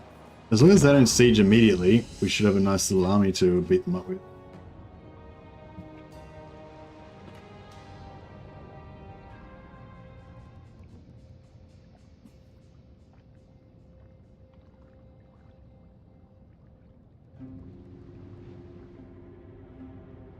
Shall we talk over tea?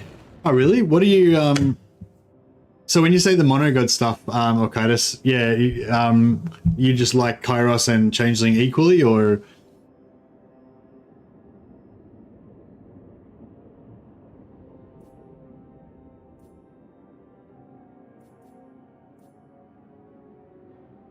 You want Bretonians? Sure.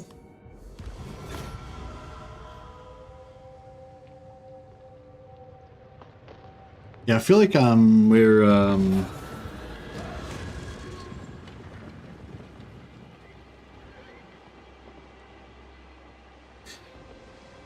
Yeah, I'm guessing we both got the same understanding of what the Changeling is about, pretty much. But I haven't been able to maintain my interest long enough to get to the quest battles and stuff.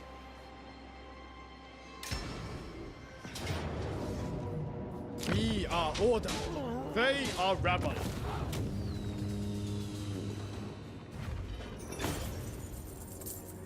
Lives.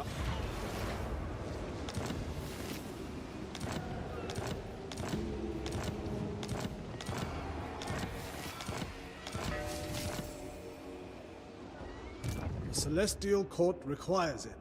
Set sail. Alright, 2 high-level astromancers there, set to join.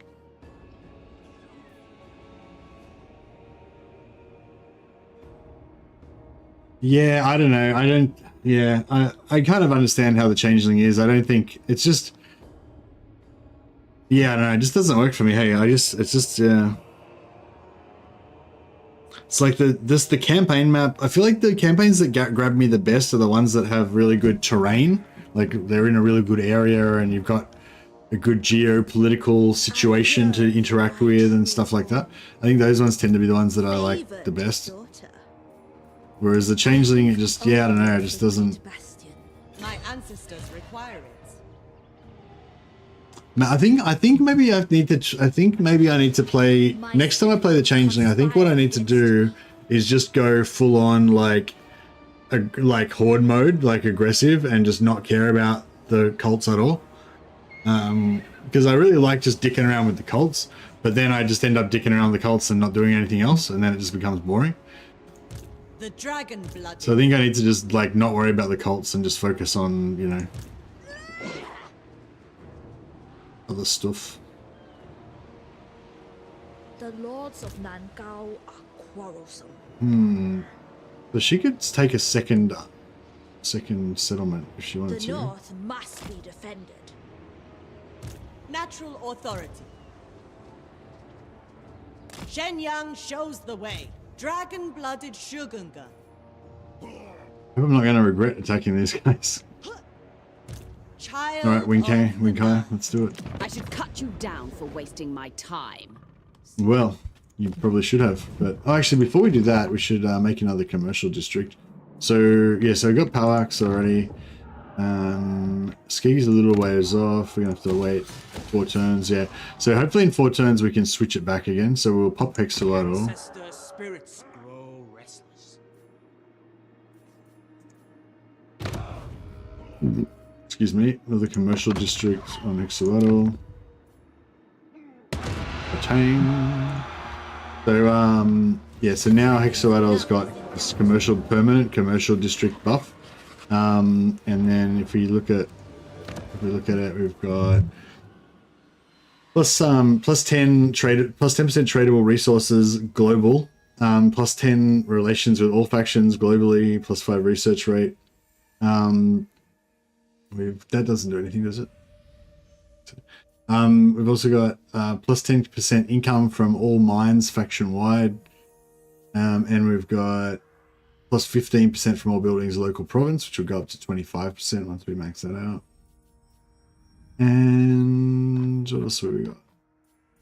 And then we've got plus 3 hero recruit rank in all provinces.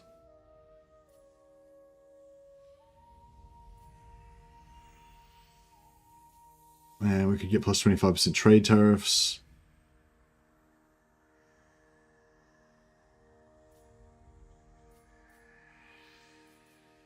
Indeed.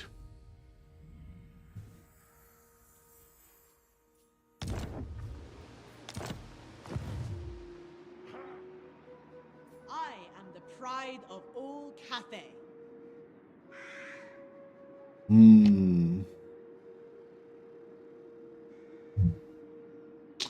Maybe, yeah, it is red territory, isn't it? We don't really want that. I actually want to go to war with, oh, actually, yeah, no, I want Arnheim. So she's wiped out Mother Ostankia, has she? Is Mother Ostankia still alive?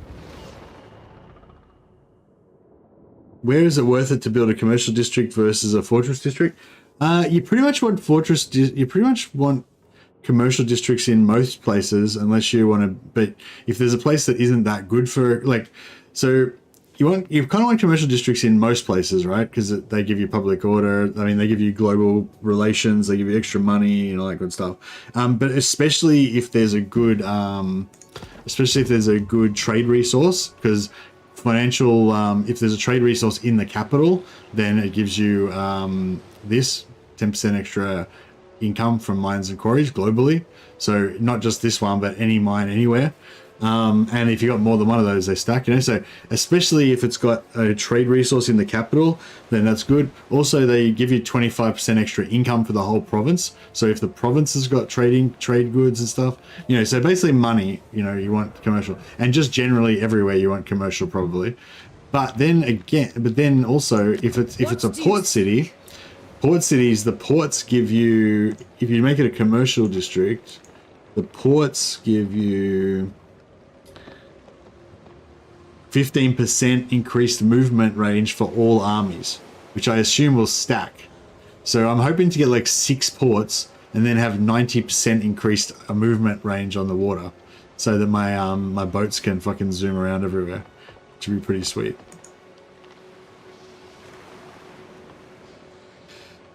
Giving her red territory to Mother Estankia, yeah. Well, it's just, yeah, I wanted to take over this Arnheim, but now I'm realizing because it's red, it's going to be hard to... well, it's only growth -7. I guess it doesn't really make much difference.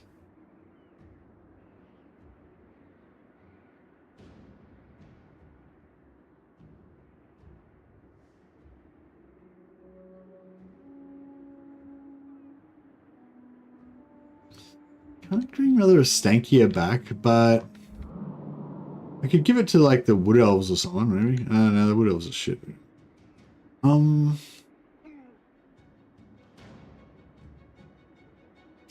Maybe what I'll do is I'll like beat the shit out of Marathi, and then I'll sell all of us, and then I'll peace out with her and sell all of our own shit back to her. Sorry for the unnecessary swearing there. But yeah, maybe that's the way to go. Although that'll probably ruin our relationship with all the other elves.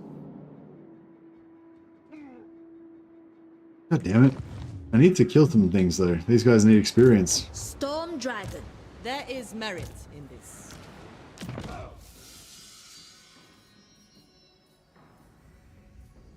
Got a heap of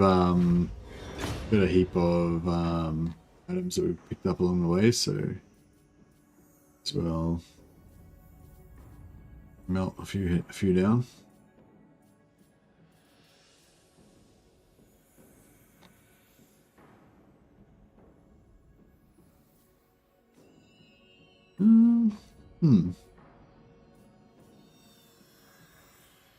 Haven't really got that many we can actually melt down.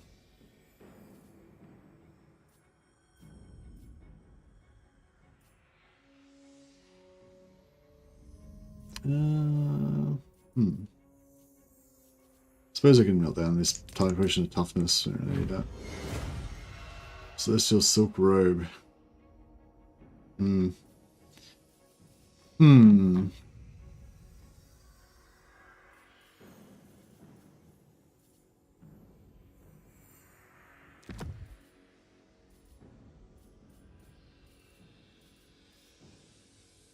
The tempest grows ever stronger.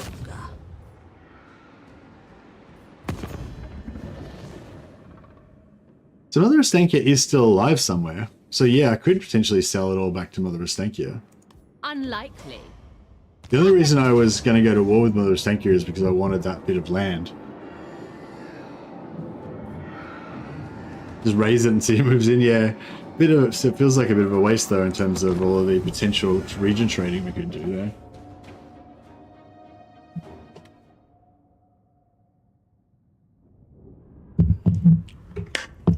I'm pretty keen to invade. I'm pretty keen to play a Hellebrand campaign and invade the Empire at some point. Not like right now, but you know. I was thinking about it though, if not many people had turned up to the stream tonight and nobody was really interested in Cathay, I was like, oh sweet, I'll just make a Hellebrand campaign. I don't know, something tickles me about the idea of Helleborn just moving into the Empire and just, you know, slaughtering half the population, enslaving the rest, and just being the, like, blood-drenched, evil Dark Elf overlord of the Empire. Upon our triumph, we shall bask in the dragon's immortal love. The only problem with the Empire is that they've got pretty crappy infantry. Like, if you're going to have, like, a slave race that you're going to, you know, send their conscripts into the front line to die or whatever, you kind of want them to be somewhat sturdy infantry.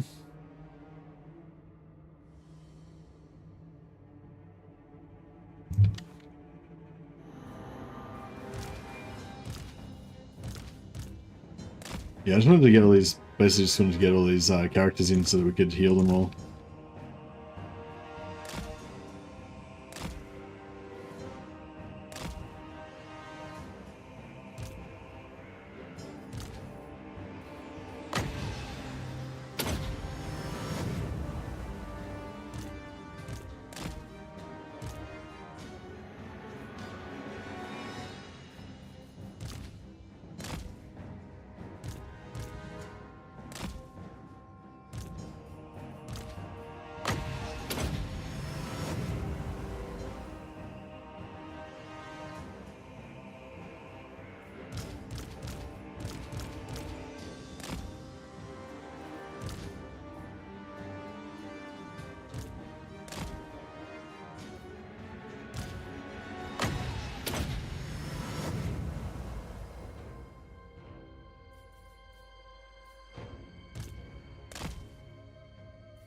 Yorick's just plinking away with his rifle the whole time.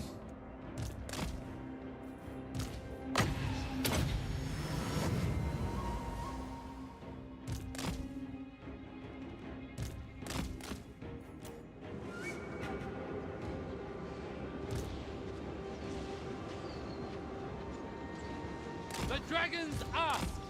Charge! 8 winds to me! For the defense! The storm wind blows. We summon the wind!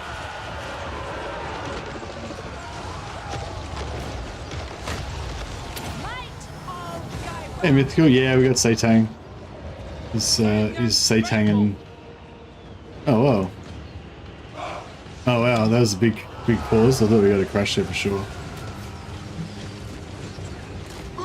No! The storm wind blows. Yes, laddie! By the gears of Zufbar!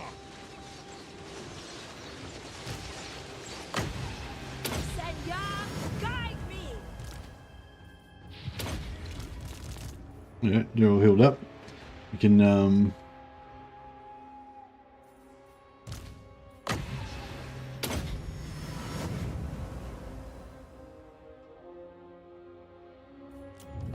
yeah, hopefully we can merge in some of our archers. The idea of corrupted flagellants is kind of funny though. Actually, yeah, corrupted flagellants would be cool. That'd work really well with like a Nurgle army, I reckon. Just having all these like degenerate flagellants. Or really any chaos army, really. Depending on how they colorize. I think they toned down some of the color. I think they toned down some of the ally coloring. I don't know. Well, when I did it with Minotaurs and Beastmen, they were like with Zeech, they were full on like fluorescent blue. But when I did it with got some Ogre allies with Zeech the other day, they were not like with the Changeling. They were not that blue. But maybe the Changeling's just more toned down than Kairos is. I'm not sure. They will know order.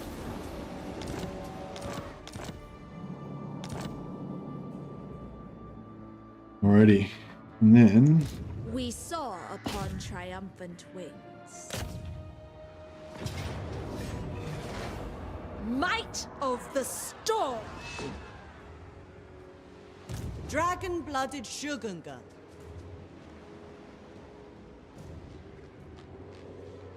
Dragon-blooded Shogunga. Master of Feng Shi. Redouble your speeds. There is merit in this.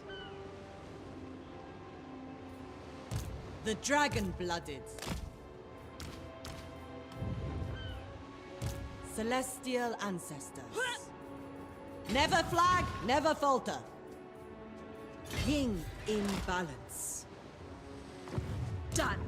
Yeah. We'll take this one by ourselves.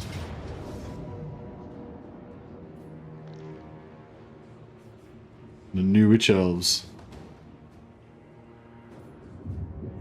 Yeah, I kind of like the idea of the new witch elves just going absolutely berserk when you pop like have a whole front line of them and I'm just charge into some enemy infantry and then pop witch brew on everyone.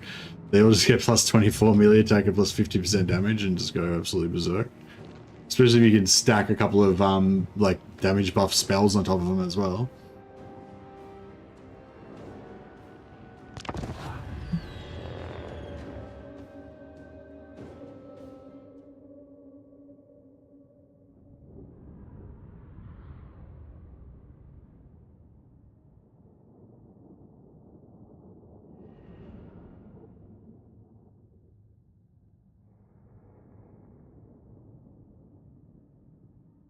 If your choice is vassalize or military alliance, then always go vassal, I reckon. Actually no, maybe not. Sorry. Military alliance is good because with military alliance you can choose whether or not you want to, well, you can, it's up to you really, but like, so basically vassalizing is, actually, yeah, probably vassalizing is better. So with vassalizing, it's good because you can declare war on whoever you want. He'll automatically always have to join every war that you declare. But if he doesn't want to join the war, he'll just not join the war, but he'll still be your vassal. He won't ever break the vassal, he won't break the vassal agreement because of that.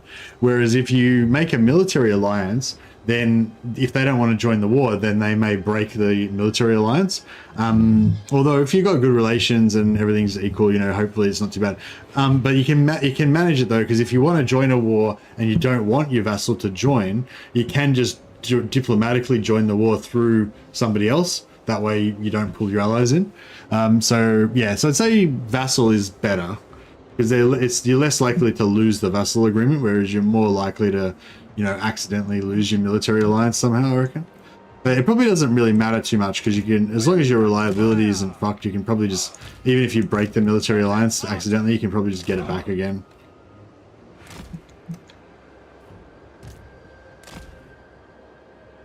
But yeah, I feel like vassalizing is really good, so any faction that's got access to vassals should use vassal.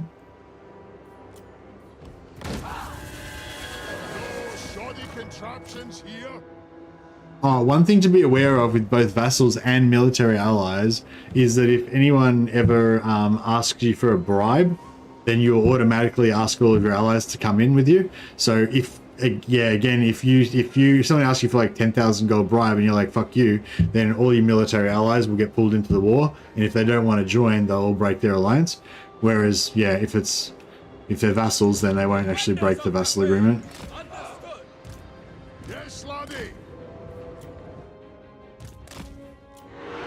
I like the fact that you don't like to confederate him.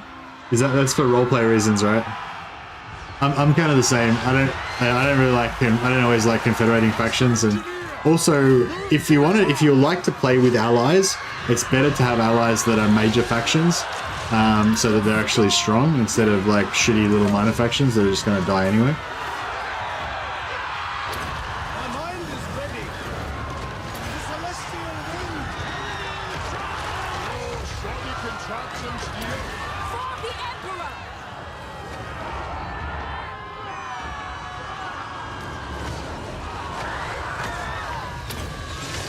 Oh yeah, you gotta confederate the Red Duke.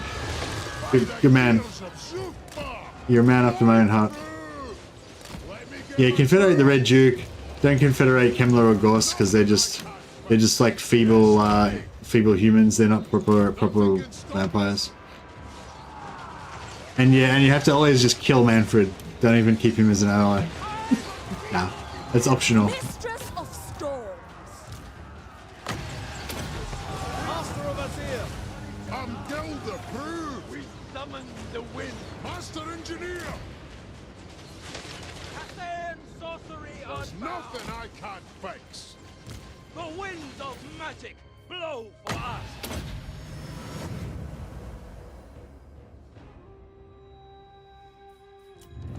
Alright, done. No, cool. So yeah, we'll try and I will win for you, bro. Don't worry. I'll try and I'm gonna try and crush Marathi, and then sell all of her stuff to Estankia maybe. I don't know if I want Estankia as an ally actually, because Mother Estankia is kind of a pain in the balls because she's got all those curses and stuff. Well, I suppose as long as she's not using them on me. Yeah, I guess we could bring back Mother Estankia. We'd steal some of her hags.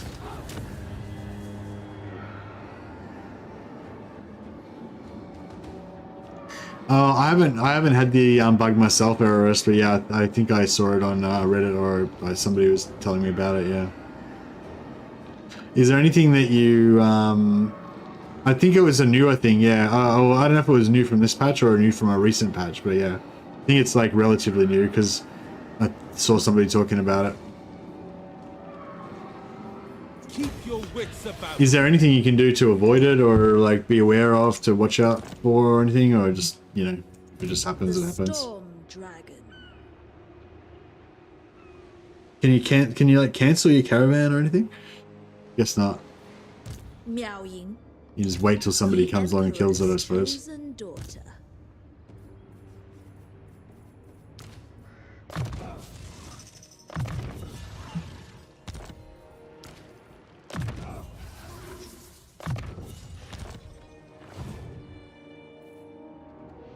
Astromancer of Grand Cathay.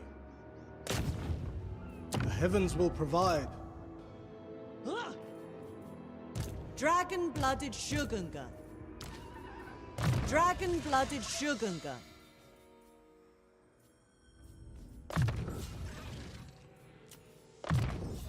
I was born to wield it.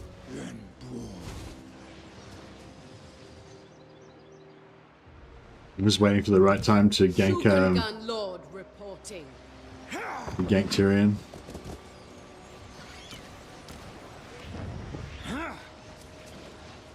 The celestial sorcerers trouble me not. Oh yeah, how's our rebellion going over here? Dragon-blooded Oh, Shogungan. fucker sieged me. Descended from select. Move like water, fight as one. Give thanks to the moon dragon.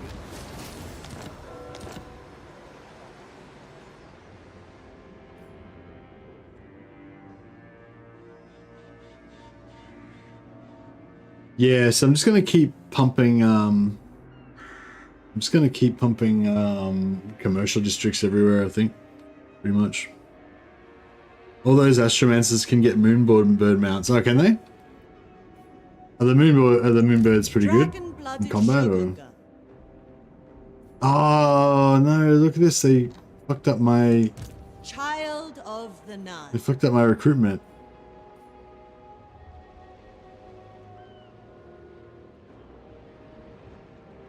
That sucks. Like, I thought once I got rid of the army, I'd be able to keep recruiting, but now we can't recruit anymore. Our ancestors. That sucks because I spent my ability to reduce the recruitment time. It's pretty suck.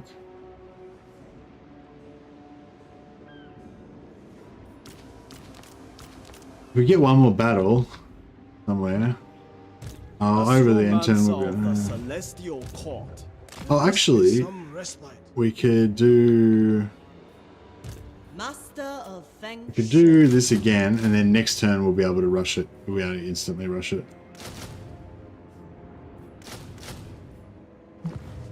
So that'll be fine. Celestial General. Recuperate for the trials ahead. Soldiers of the dragon, march! The dragon-blooded.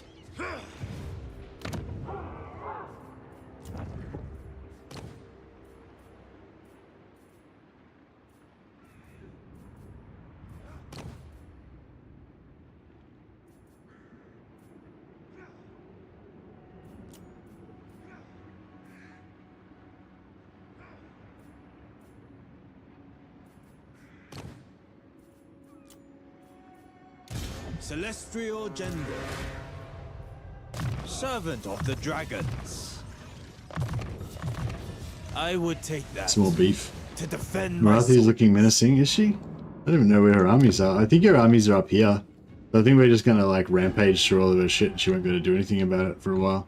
Oh, there she is there. My visions predict fate. Okay, yeah, that could be a problem. Maybe we've got more of a problem than I anticipated.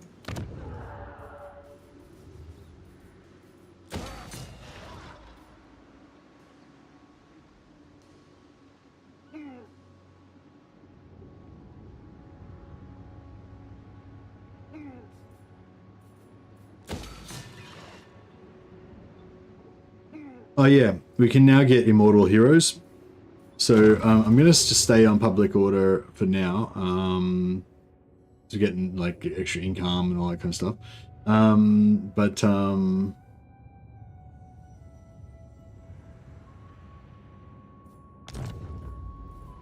Wait up. Did I build the wrong building or something?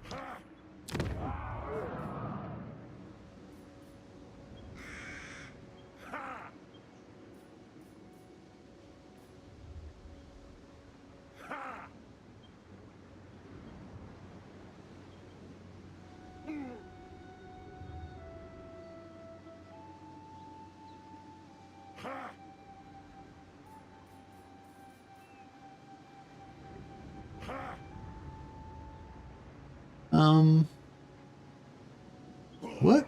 Where's my... I vaguely remember this having the same confusion last time I did this, but I forget how it works again. So I meant to do something now.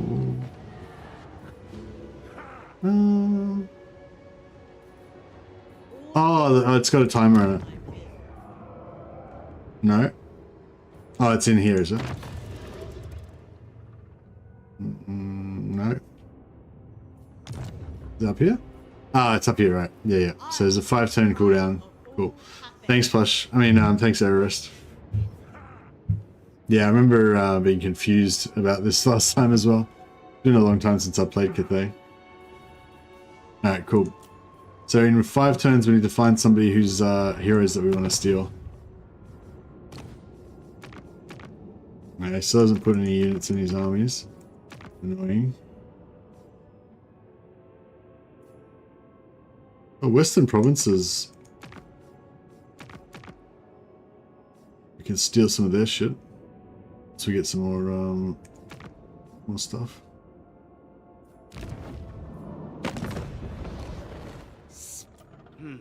Hey, finally. Thanks, buddy. Welcome to the team. So it actually took a bit longer than I said, didn't it? Cathay's might. It turns it now like 40. 10:30. Oh, okay, it's only 10:30. Yeah. So I got the first I got Miao Ying on like turn 20 or something, and yeah, I got him on turn 30. So yeah, a bit longer than I was expecting, but still pretty, fairly early mid-game ish. I actually like Miao Ying, Xiaoming better as a one-man doomstack because he's got built-in regeneration, so you don't need to prop him up. Hot as dragon's breath.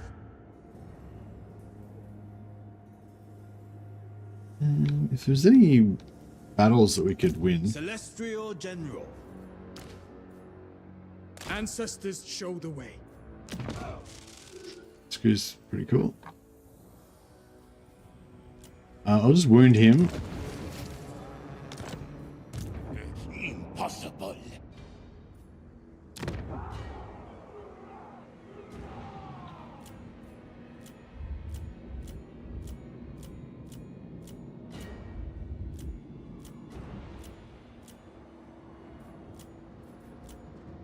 He doesn't have any tier 4 stuff, so...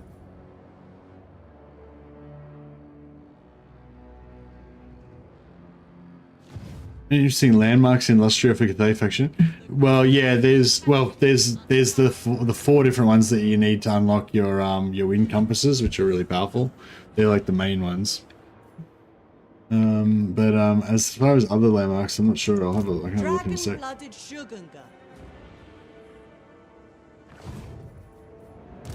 Shogungan Lord reporting. Yeah, alright. We can't really reach anybody else.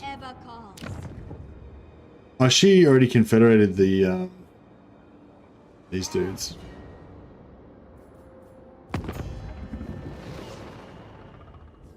Instrument of the greetings. Pardon my lack of nuance. Jade Custodians. Where are they down here? Not a diplomat.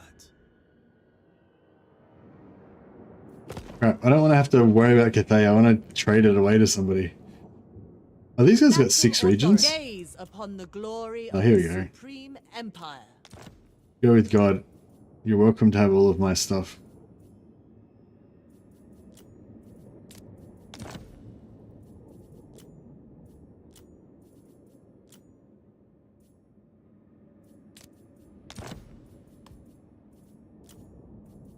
Long live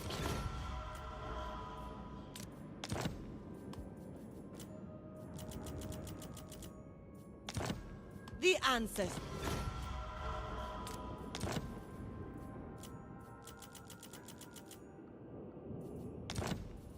Long live Cathay. Oh, did what's his name? Crook guy get wiped out? If Crook guy gets wiped out, does he just automatically come back to life again? Or does he stay dead?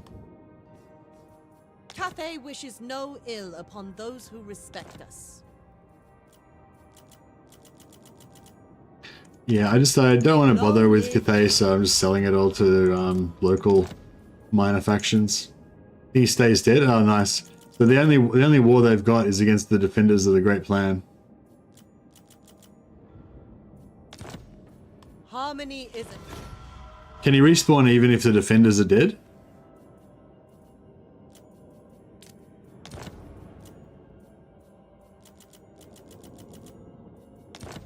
Harmony is.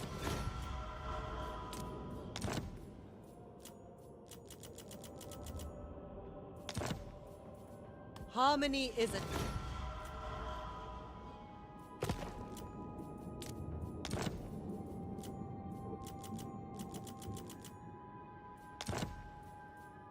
For the dragon.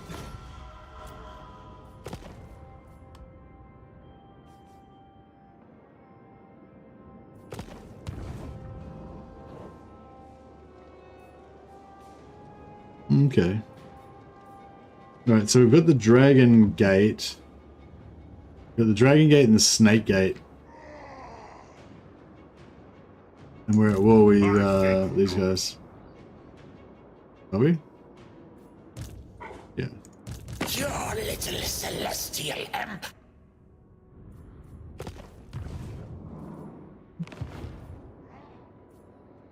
Dragon-blooded Shogungan.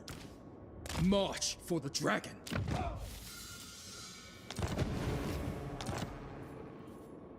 Shogungan Lord reporting. Actually, before I delete everything. Who calls? Strange dead bits of paper keep us from one another's throats. Did she say strange dead pieces of paper keep us from each other's throats? That's a pretty good line, isn't it?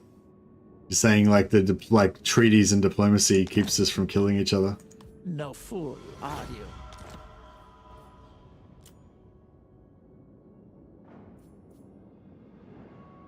Oh, okay, sweet. So we can already give her Sildra Tor. Okay, that's good. We'll take the rest and we'll trade it to her. Glory. What? Lord of the Asray, you have been granted access indeed. Got no fight with the Wood Elves.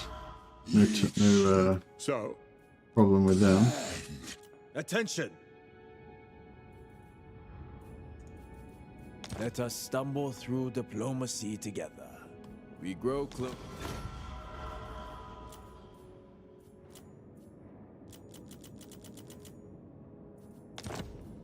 I understand.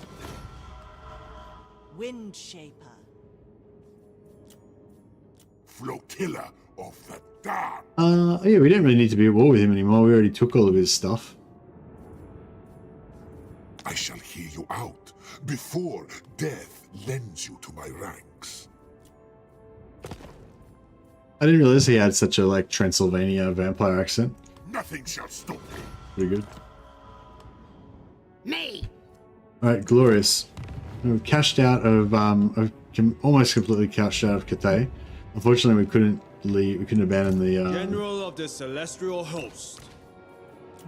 This harmony claims us. couldn't abandon the gates. Gate Master. Oh, he can't level. Oh man. All right, well, we have to. I don't know. Scout ruins or something. The Lord Magistrate stands ready. We may not question your decision.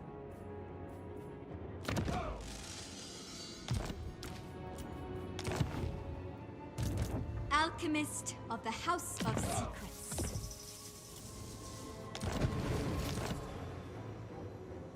My ancestors require it. We may not question your decision. Probably destroyed. I've probably done irrevocable. How come I can't sell Pomai? The Celestial Court looks forward to our deliberation. That's weird. Why can't I sell Pomai? We. Oh, it's in siege. Yeah.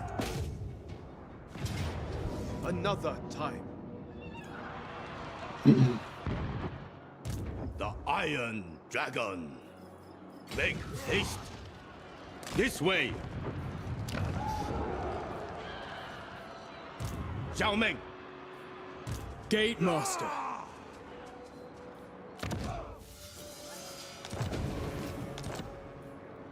Child of the Nine. Does the Spirit Dragon approve?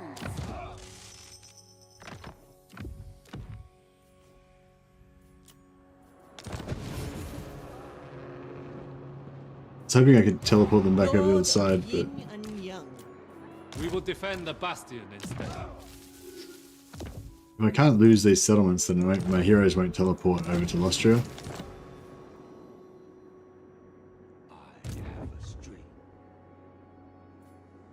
I know. Can't get rid of this either. Not connected. Affiliation has been beneficial.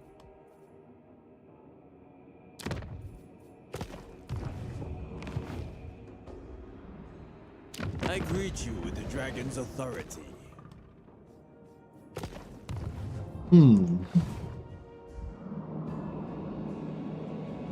So yeah, that's mine. That's mine. Those two things are mine. So I don't know. There's this. If somebody can take all of those settlements in the next 4 turns. Actually, no, I can abandon them all. Yeah, I just realized I can just abandon them. Can I abandon this? Yeah, I'll just abandon the gates. It's such heresy.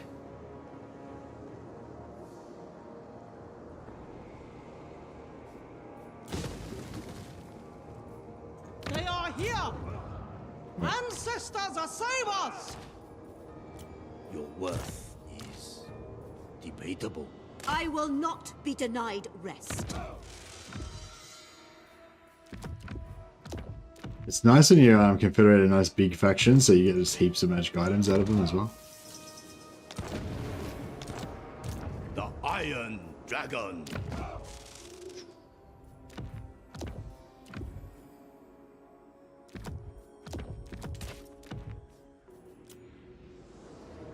I'm forsaking the homeland, exactly. I might come back. I've sold everything that I could to the red dudes, the burning nomads or whatever they're called. And we've still got these blue guys down here. and we've got these green guys kind of through here. So it's like most of it is still in Cathayan hands. It's just Snickich really that's over here, and villagers causing a bit of a problem. But yeah, Snickich. I guess Lockyer's a bit of a problem as well. Yeah, it's just Lockyer and Snickich mainly that are causing hassles. But anyway, so theoretically we could just still go back, and because our lords are so powerful, I could probably just send back like. I could probably just send the 3 lords back by themselves and see if they could take him out. See if they can win it back for us.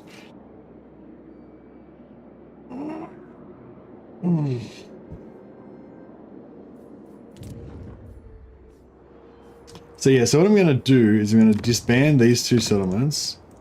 We're going to hopefully lose that next turn. Actually, we could probably just fight it now. Earn the Emperor's boundless love. Never!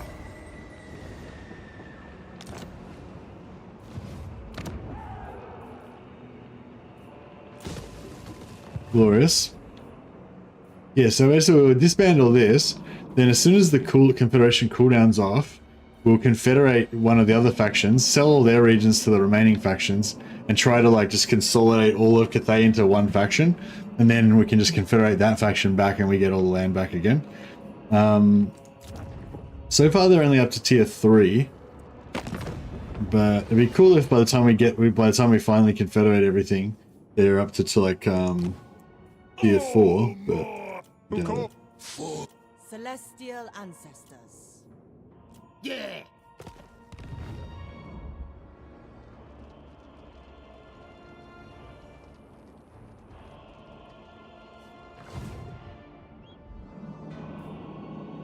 I reckon you'd be able to do it a lot faster than that, Mythical, because look how much of Cathay is on this red guy, right? And I could just confederate. We could just confederate it all, pretty much. Like I just gave him most of that. Like most of that was mine through confederation. Did you, when you took it by 69, did you like manually conquer it yourself, or did you manage to confederate large swathes of it from your allies?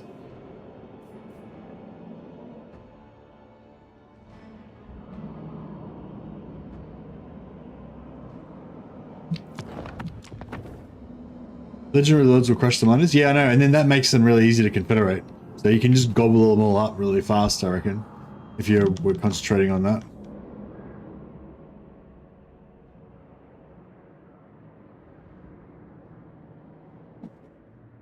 Azir provides. Eyes upon the heavens. I mean, turn 69 is not bad, but I'm guessing you weren't trying to like rush it as fast as you could or whatever. You were just kind of playing normally.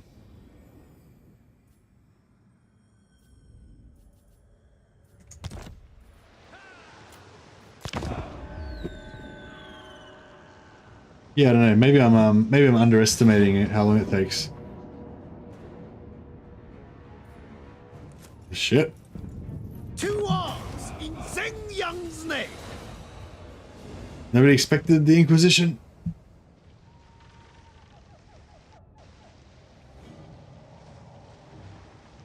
Yeah, I don't know. I've never really tried to do it. I would have thought 69 turns was just kind of about normal though, not like super fast or anything.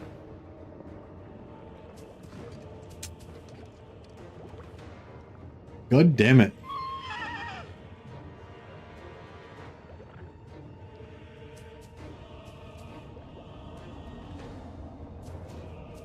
This is the one I wanted like the most. I should have got this one second. God damn it. Yeah, I don't know if I can win this.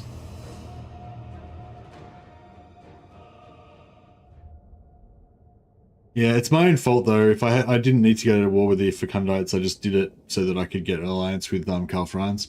I mean, I don't know. I guess I really wanted an alliance with Calfrans, but not as much as I wanted that item.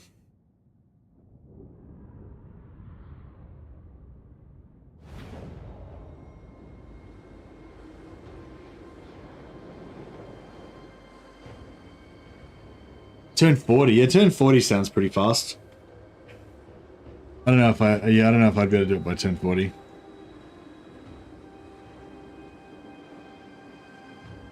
Why would you sail him back to Cathay? You can just disband him and respec him. You can just respec him back there in 3 turns. Mine, sharper.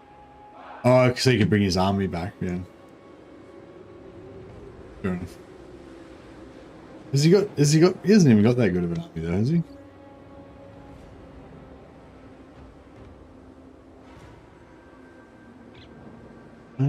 Oh, maybe. I mean, yeah, fuck these guys.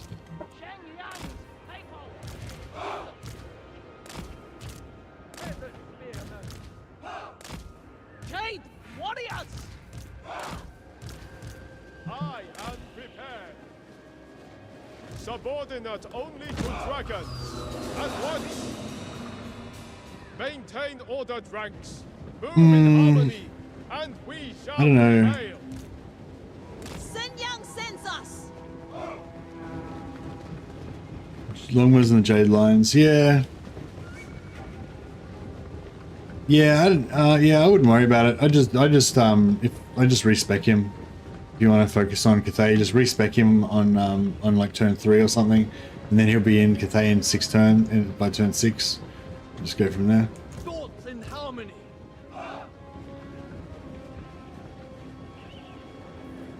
Thoughts in harmony. Long spears. They cannot stone and steel. Commander of cities. Jade warriors, bringing harmony. Dragon Guard. Never conquered. It pleases the dragons. Sent by dragons.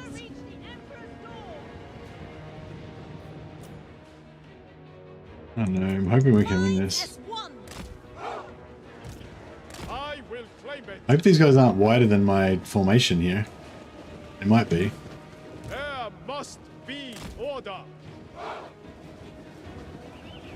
We must cure this foul disease. Repositioning. Move in formation. Never conquered. Seeking Cathay's foes. Naturally. For the immortal dragon. Warriors. Stone and steel. Sun Yang's faithful. Will of the dragons. Stand your ground. Guided by ancestors. Cavalry. Stone and steel. Attack in unison. The personification of a law.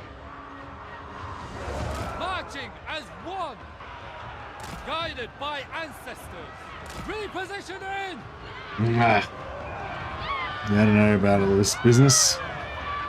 Stone and steel. We got him. Alright, next one. Let's go. Yeah, next one. Next one. Fight as one. On to command.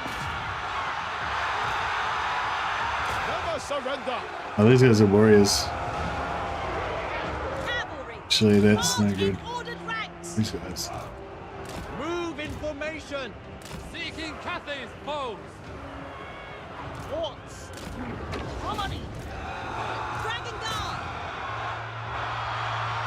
Are they? Is their lord here? Is he? Cavalry. Yeah, they're done. Marching as one. Thoughts in harmony. The dragons ask. Defend the realm. Wind and fire. Move as wind. Bringing harmony. Archers. Defend the realm. Dragon Guard. Withdraw. Gonna try and get these guys before the other dudes come over. Cavalry. Harmonious rock. Right, fuck towards. Get out of here. Run. There we go. They're done. Cavalry. Sun Yang sends us. Alright, these guys Chaos Warriors, they're gonna be a bit harder. Sent by dragons. Marching as one. Never conquered. Bring in harmony.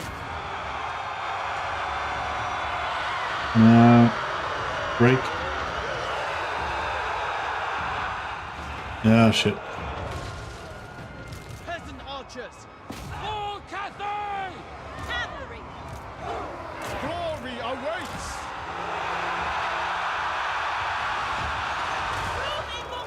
Oh, fuck. Need some infantry over there, ASAP. Marching as one. Warriors! Defend the realm! The celestial faithful! Anything for Cathay! Peasant archers! March in ordered ranks! For the Emperor! I need to shoot these guys a bit more, get them routed. Yeah, we did.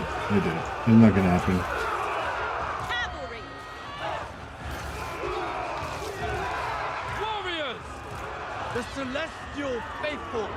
Route, route, route. Route, you fucks. Ah! March in ordered ranks! Seeking advantage! Archers! Repositioning! March in ordered ranks! Defenders of Cathay! Come on, get out of there. Get out of there. Repositioning! Guided by ancestors! Peasant archers! Shenyang sends us! Show no mercy! Order and balance! Archers! Seeking Cathay's bow! Cavalry! Ah. For the Emperor! Goddamn enemy lord. Wind and fire! For Cathay! Guided by ancestors! Marching as one! Peasant archers! Defenders of Cathay! Cavalry! Attack in unison! Shenyang's faithful! The path is set!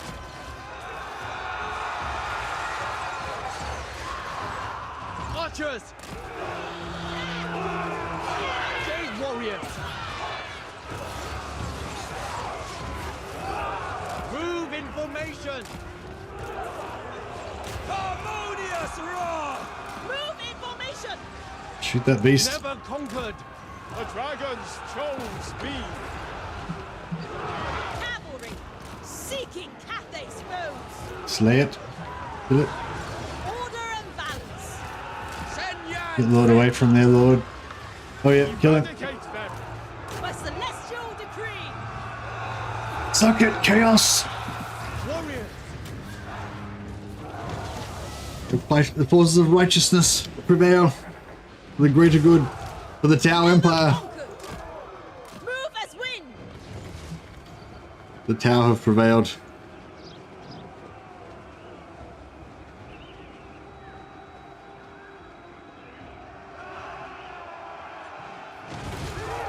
The celestial faithful!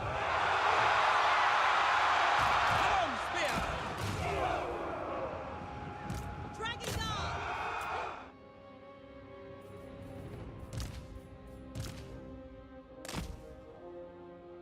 And kill this lord to punish him for his wickedness.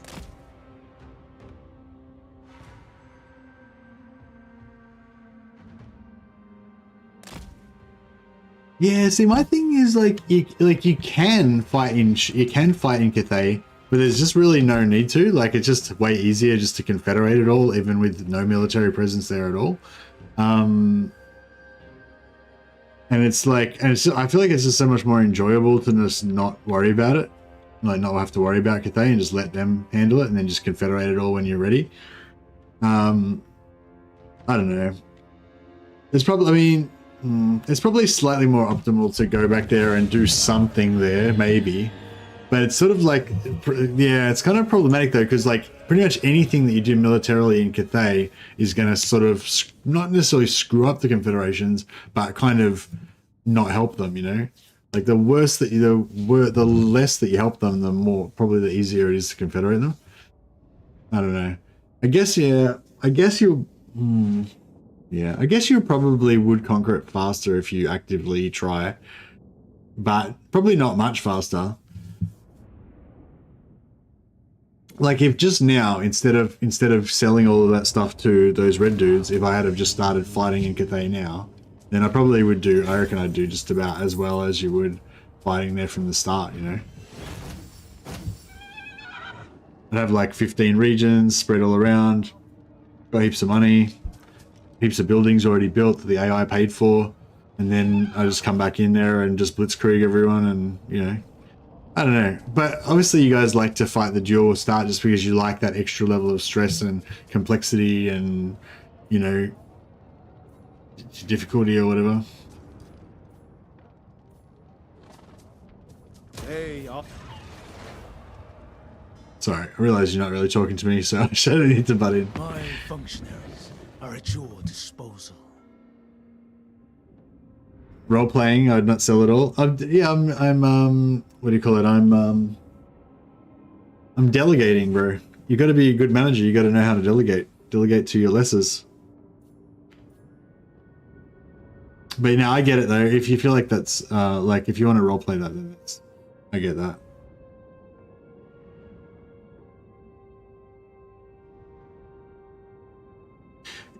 Yeah, ever since Yuan Bo came out, the confederations have been pretty easy, Spanner.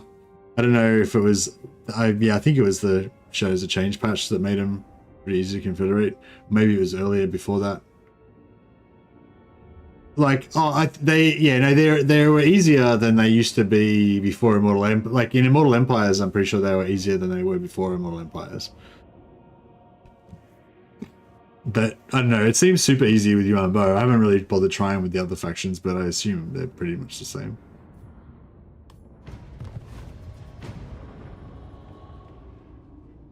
But yeah, it's super easy with Yuan Bo. Anyway, I'm not sure if it's as easy with the others, but yeah, with Yuan Bo, it's definitely very easy. Yes! I'm so happy I did that battle now, because now I got this sweet item. And we just confederated Jiao Ming, so it's perfect for him. Like, that's a really good item for him. Well, not for him personally, but, you know, somebody in his entourage can carry it.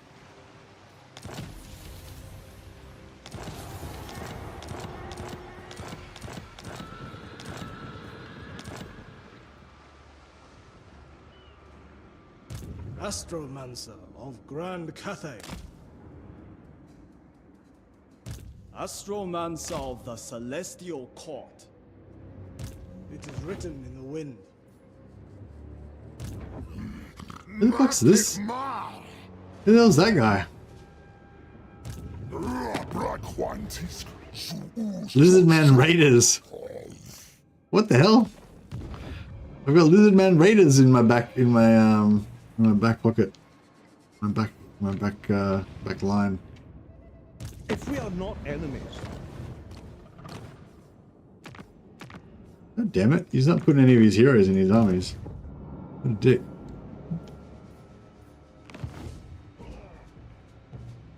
I will.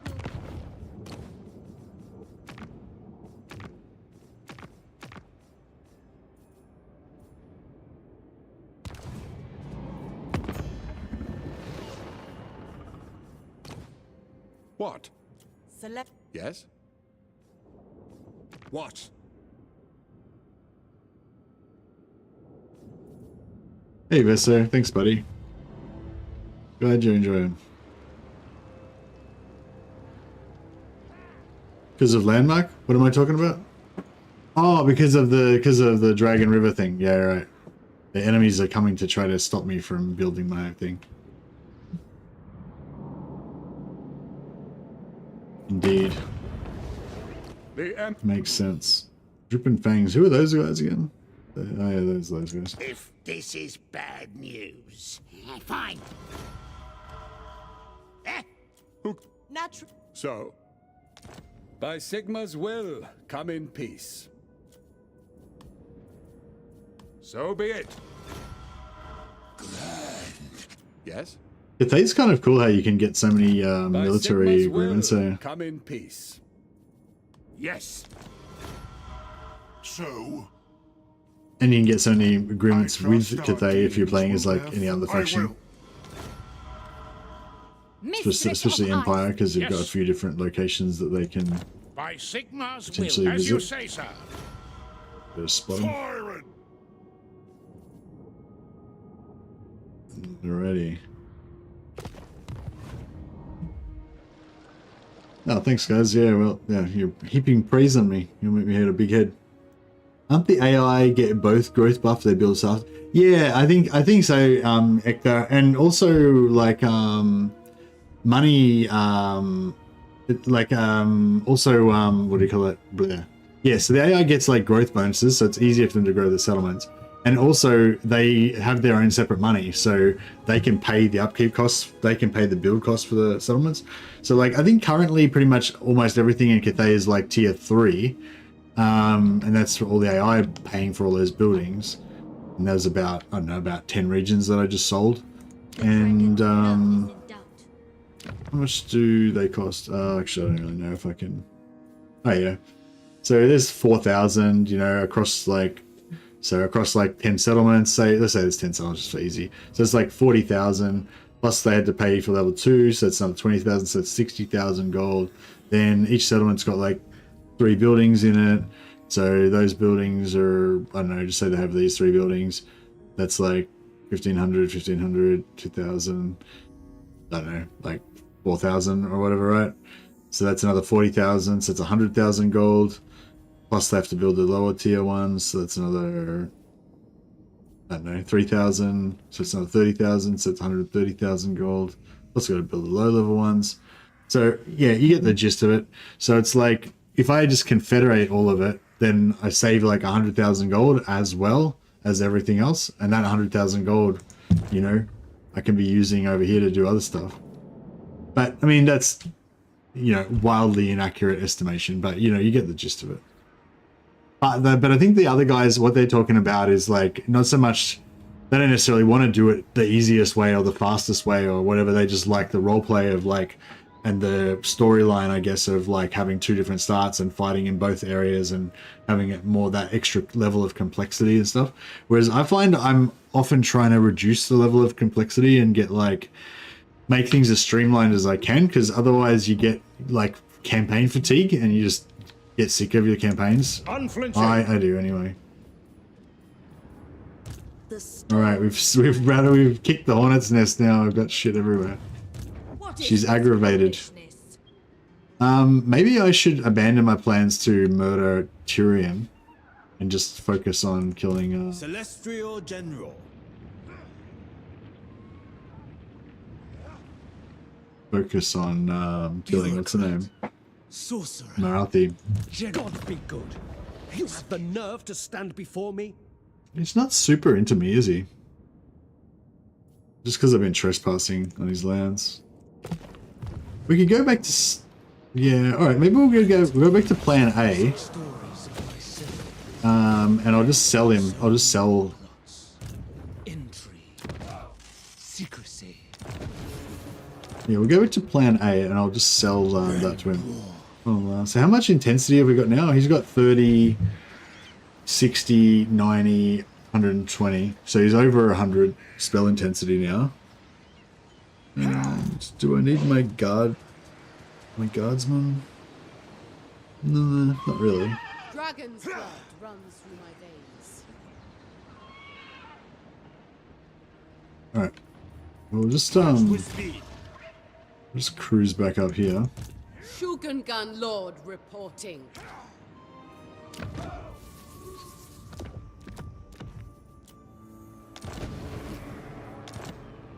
Eye of the Emperor.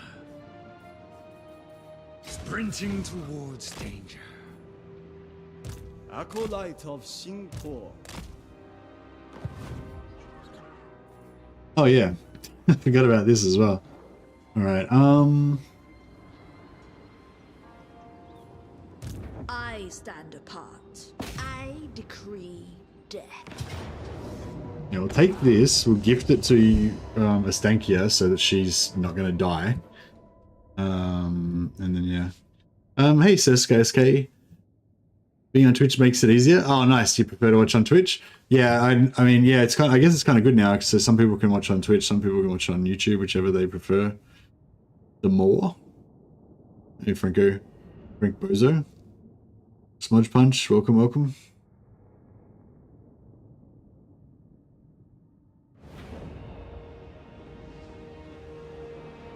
Yeah, Everest, yeah, no, already done, bro. We're at 200% already. Sorry, I was counting as how much plus percent he's up. So he's got 230% at the moment. So he's already over cap. And I'm gonna switch out a couple. Probably gonna switch out a couple of those lions for astromancers and alchemists once we get the chance.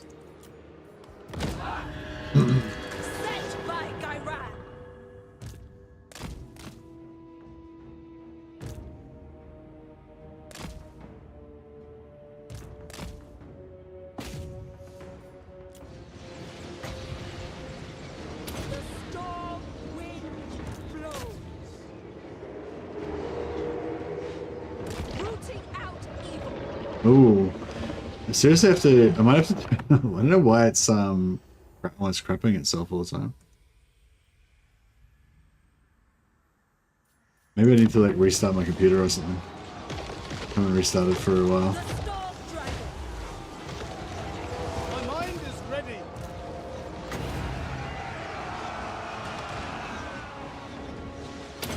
You use these to like just herd them away so that they don't go where you don't want them to go.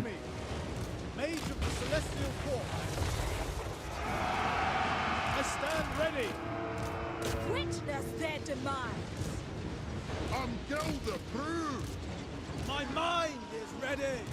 I hear the heavens. My test begins. Yes, laddie. Master of Tempest. It must be done. The storm gathers.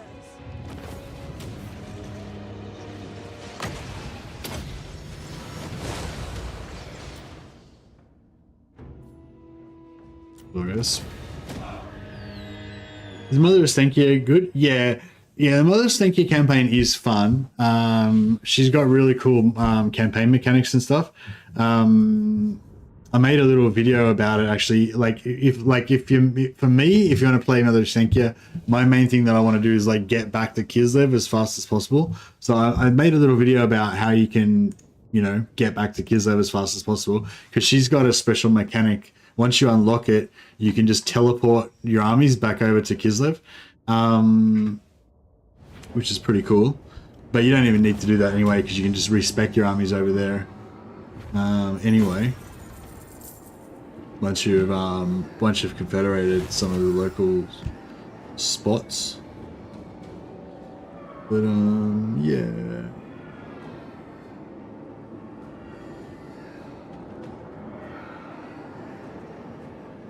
Most of the... There he is. Yeah, there's a particular hex that you can use to like teleport your armies around. So yeah, so basically what you do, well, there's a little video there if you want to check it out. It goes for like, oh, actually it's a pretty long video. It goes for like 14 minutes. But the gist of it is that she's got a hex that you can unlock that basically lets you teleport armies. So basically all you need to do is use the hex, teleport your army over to Griffinwood, and then beat up a bunch of factions, sell those factions to like Caravan to get good relations, and then you can just confederate Caravan and, you know, and go from there. But yeah, Stankia's got way cooler, way more interesting campaign mechanics than any of the other Kislev lords. The only thing is I prefer the other Kislev lords just for the roleplay reasons. Like they're more Kislev-y than Mother of Stankia is, I reckon. So if you want to play like classic Kislev, I'd still go for the others. But if you want just something a bit fresh and different and really cool mechanics, really cool units, well, you know, fun to play with units, then yeah, definitely can recommend the Stankia campaign. I don't know, like, yeah, I played Stankia a couple of times and I don't really feel like playing her anymore. I'd rather play the other factions, you know, just because I like the classic Kislev vibe. Even though they're of the great bastion. Even though she's way more powerful than the others though. Yeah, Caravan's got a really nice campaign because of like the pacing, and it's kind of like you feel like you're in the heart of Kislev, defending against enemies on all sides and all that kind of stuff. Yeah, Stankia can get ice mages and stuff. Yeah, unless they changed it. Yeah, has anyone played an Stankia campaign since the patch came out? Because I think it would be really cool if they restricted her to only being able to use Dragina Lords, so she can't use Gospodar or like don't let her use boyars or ice witches because it seems weird that she can use them. And yeah, and it'd be good if she can't use frost witches and she can't use you can use the other still. Okay, cool. Yeah, so when you first get her, she's restricted to certain units, but yeah, you can unlock them by I don't know, building certain buildings or something. I think. Do you have to make contact with Caravan to be able to unlock it? I can't remember how you do it now. I think I mentioned it in the video. All right, so we're gonna sell this crap to her, both to make her stronger.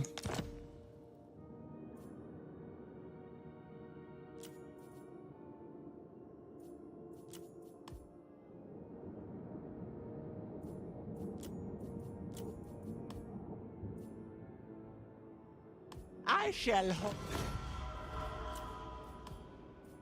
I shall hope. The shadows won't bother you whilst you remain in my good. I'm one of the main 3 settlements. I have military lines. Yeah, that's right. Yeah, that's right. I cover it in the video. So basically, you unlock the hex as fast as possible. Teleport your army over to Griffinwood. You know, kick the crap out of Draika or whoever. Take their settlements. Sell those settlements to Cathay. Then you get a military alliance with Cathay. Then you've unlocked all the stuff. Plus, you can easily confederate Cathay probably within a few turns, and then go from there.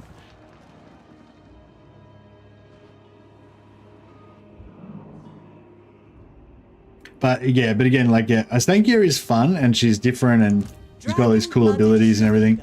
But yeah, but I think if you want like a classic, if you want a more classic Kislev campaign, then yeah, Kataryn's probably the more Dragon-blooded Shogunga. the cooler one. Every last beast.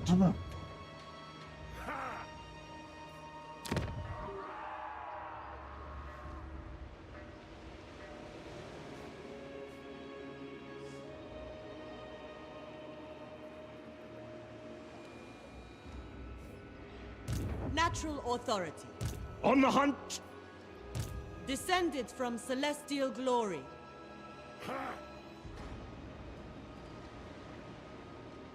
Wherever Cathay needs me, Lord of Yin and Yang.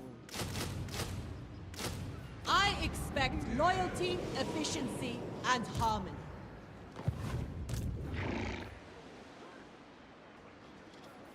My ancestors require it.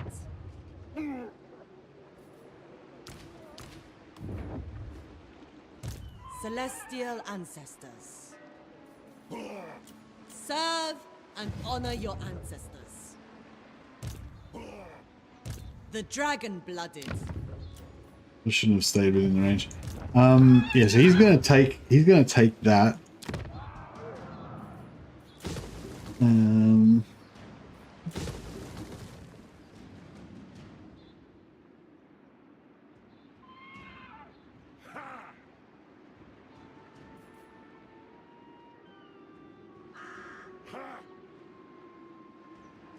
I can't remember, man. I haven't played another Stankia for so long.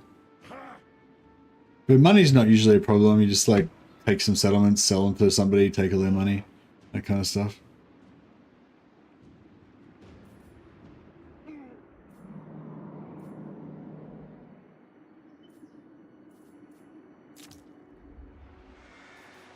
I did a couple of streams of Mother Stankia.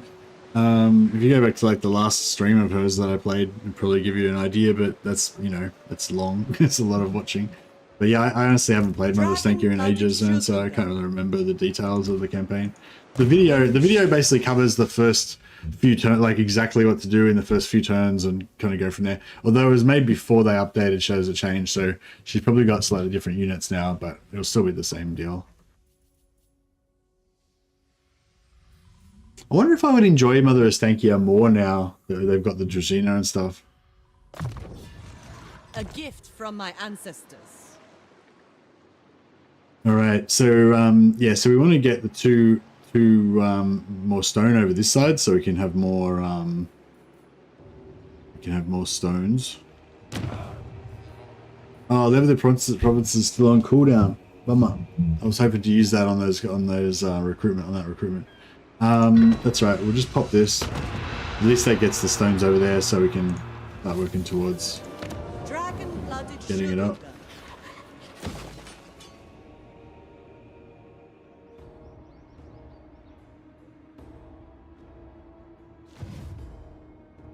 Yeah, the big three settlements do give you the most money, but basically what you do, like I kind of explained in the video, you just go back to Kislev and you just take over all of Kislev. Just confederate Caravan, then you get Prague and Kislev, confederate Kastelton, then you get Erengrad, and then just go from there. If you want to just stay over here and not go back to Kislev, yeah, I'm not really sure. I can't really remember. But yeah, I don't really remember it that well. Like I said, I've only played it a couple of times just to figure out how it works, and I don't really like Mother of Stankia that much. But yeah, I mean, if it was me, then yeah, I would just I would unlock the teleport hex as fast as possible. I think in the video I unlock it by, I don't know, fucking real early, and then just go back to Kislev and take over Kislev. But yeah, if you wanted to do like a weird sort of separatist Mother of Stankia campaign where you never go back to Kislev for some reason, yeah, I don't know. How much are the ports? Does Kislev have good ports? Maybe you could invade Ulthuan and take all their ports. There's heaps and heaps of trade things around here, and Kislev has a few bonuses to trade. If you wanted to get into, you know, passive trade income, you could probably go that side. But I mean, you make most of your money by, like, you know, fighting, killing enemies, and if you need to, you can sell settlements to get, you know, huge extra amounts of cash. So like, I don't really worry too much about like standard economy most of the time. The Emperor's chosen daughter.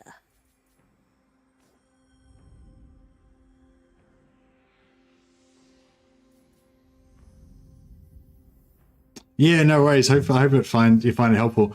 I feel like I need to change the yeah, actually, yeah, if anyone watches that video that I linked about Mother of Stankia, if you have any suggestions for how I should change the title or change the thumbnail to something better, because I think like basically no one really watched that video because I gave it a really shit title and a shit thumbnail. So yeah.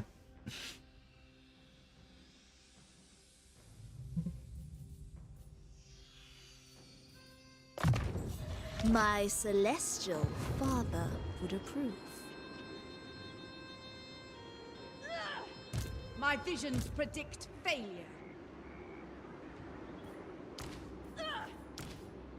The Storm Dragon.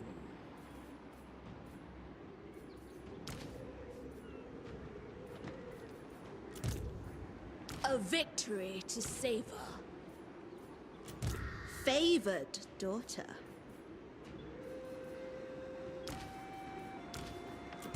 Ready to defend. Yeah, if we merge these guys up, then we'll take like the less units we have, the less damage that we'll take over the intern. So we can reduce this down a bit. Ready to defend.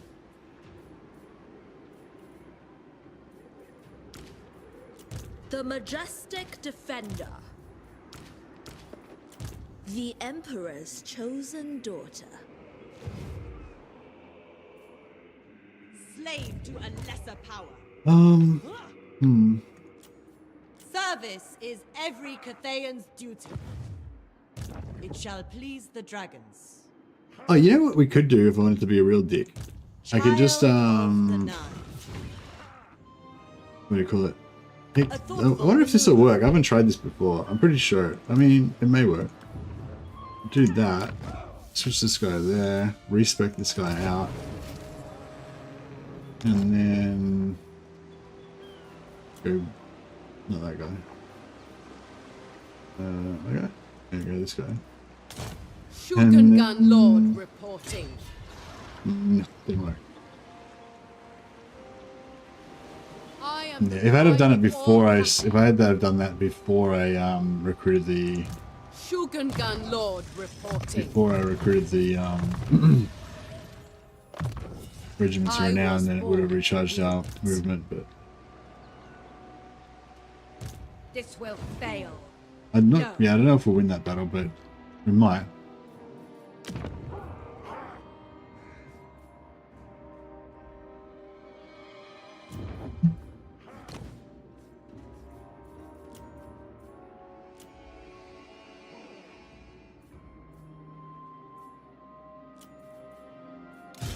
Shogungan Lord reporting.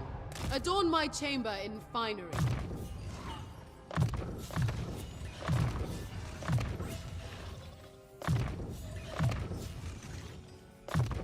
A tool worthy of a dragon. I didn't really need all these lords, but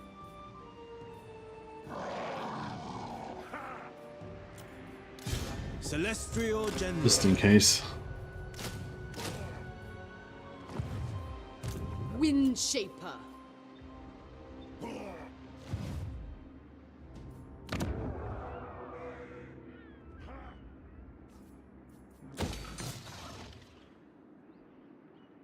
Actually, if he buys that,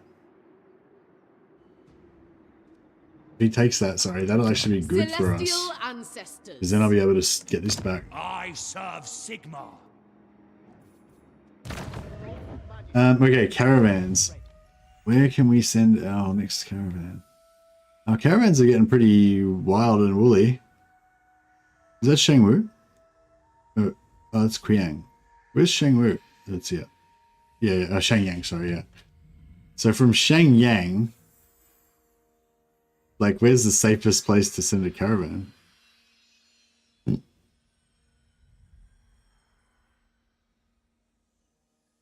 Have we sent? We haven't sent one to Blizzard Peak yet, have we?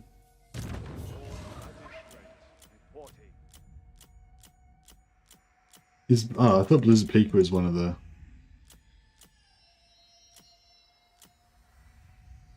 I feel like that's probably like the most Frozen Landing. Yeah, that's probably like the one that's most likely to actually survive long enough to get there.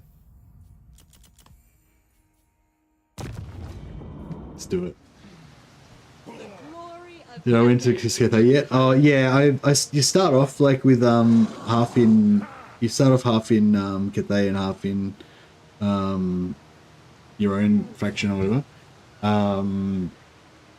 You start off with one settlement in your capital in Cathay and one settlement here, and then you have a choice whether you want to abandon Cathay or keep both or what. So I kind of abandoned Cathay. Although I didn't actually get the 20,000 gold because there's a bug where if you take the settlement with the wrong lord, then it screws it up. Cute peaks. God damn it! I'm gonna lose Monkey Peaks again. No, it's only tier 2, I guess, but it's still kind of annoying. General of the Celestial Host.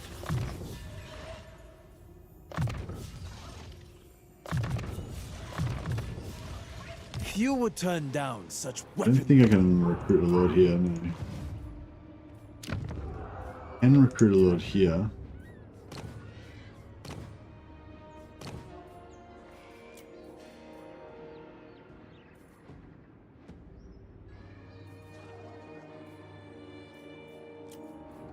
Dragon-blooded sugar. I'll put it outside of the settlement so that we can retake it if we need to.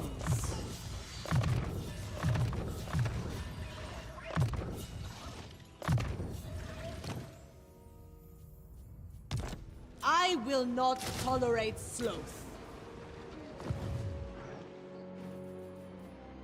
Alright, I think there's going to be a bit of carnage caused by these weird rebel lizards.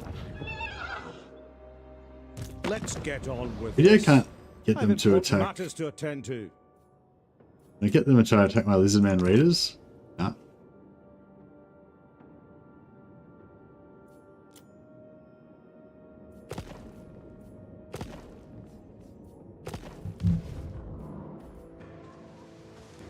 No, it's not a new video. No, it's not a new video. It's an early old one. So from when Warhammer 3 first came out. Oh, when when Shadows of Change first came out. All right, I think we're sort of organized. I'm a bit worried about this battle, but we'll see.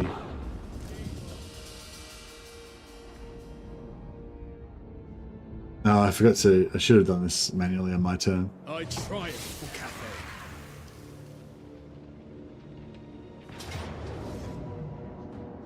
Oh, she sallied out.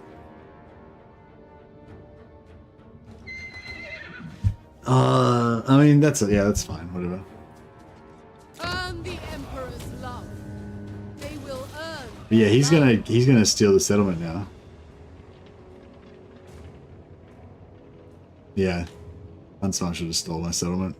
But that's cool though, because now I'll be able to trade him the other region in exchange for that region, and then I can exchange the other region in exchange for the other region that I wanted to get back.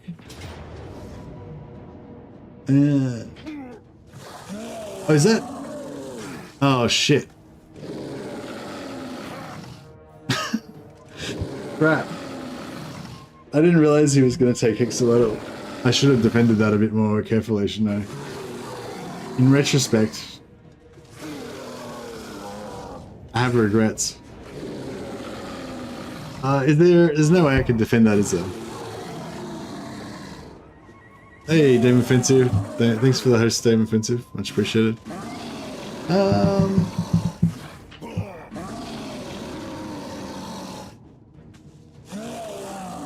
Yep.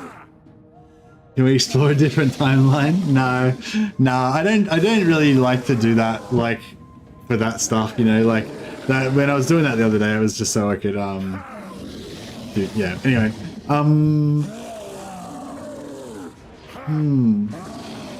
yeah, I was just trying to decide whether there was any point fighting the battle or not. There's no point fighting that battle, is there? I mean, yeah, no, we aren't going to be able to. It's alright. Just gonna take it on the chin. It's been quite a while since I played as YUAN BO. Some mistakes were made. Oh wait, what was that bit?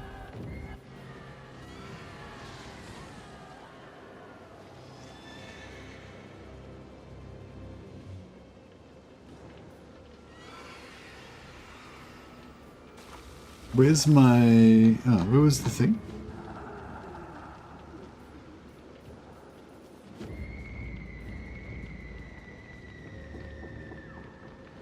Oh, here we go. Interlabors have struck at one of your astromantic relays in Hexalettle, interrupting the ritual. You have to construct a relay again if you wish to succeed, but be wary. Be adherents to the great plan are sure to be wiser to your actions. Yeah. I'm a little bit embarrassed now. They blew it up. So that's, yeah. After all of my clever talk about confederating Cathay without having to lift a finger and saving all of that time and effort, now I have to, like, rebuild this. It's going to take another, like, 20 turns or something. Oh well. Such is life. Oh, there's one over here as well. What's he doing? These guys are all over me.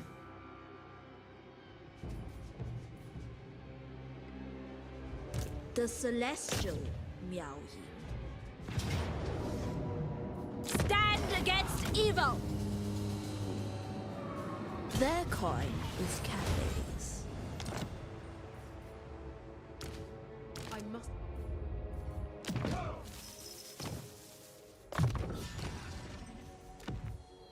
Harmless worm. Just disband this guy so he can teleport back over to my my side. Many blades watching. Yeah. So yeah, so I've completely cashed out of this region. My minions. Gaze upon the glory of the Supreme Empire. How did they? Why? Oh, they must have declared war on them. They're at 60. They got 14 regions. They're doing better than me. None shall question me. For them. Child. Ready. Yeah, there's no way to like rush growth really with Cathay, is there? I mean, I could. Well, I mean, after I unlock this, then I could pump growth a little bit, but yeah, we don't have access to that.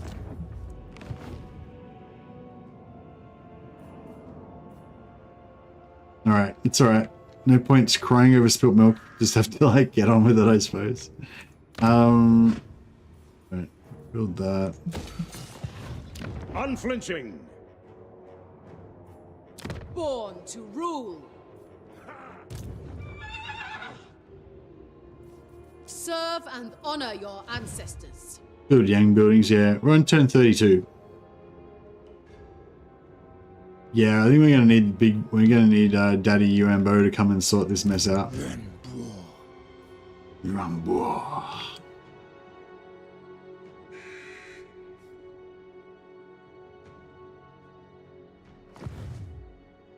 I cannot delegate this. I will. Oh, there's not. Marathi. The Emperor's architect. I don't know if Marathi. Keeper.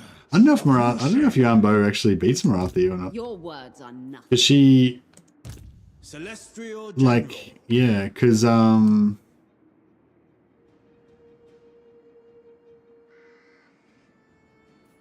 she's pretty good in melee, and he's not really that good in melee. No, he'll probably smash her though, right? She's Occupy any passes. probably.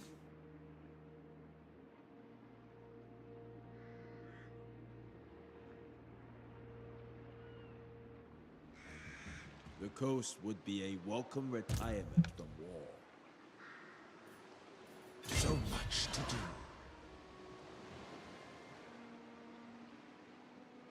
do. In harmony with the road. First among warriors. Move this vessel forth.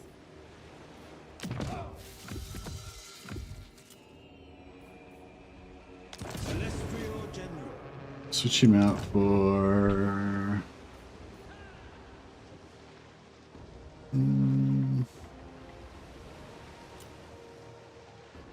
Yeah. I shall restore harmony.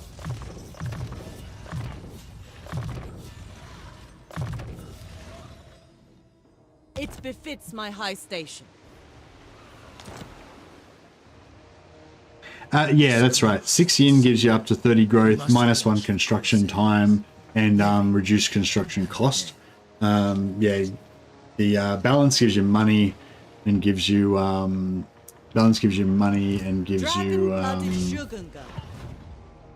increased movement, which is really cool.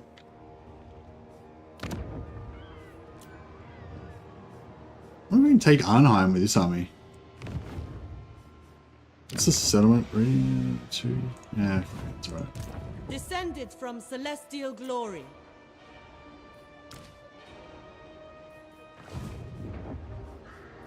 Just give her a jade. We've got a couple of jade amulets, which is basically, it's not infinite money. It's not infinite. It's not infinite winds of magic, but it's like, you know, more winds of magic.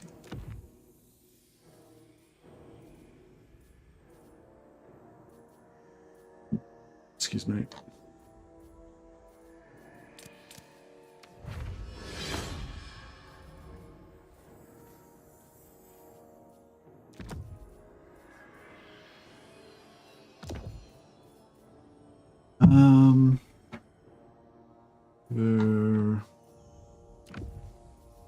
Some armor. I'll get rid of those. Jar of All Souls. What's that do? Gives you Immortal Lord. You know, I wish you could give those to like borrowed armies. That'd be pretty sweet.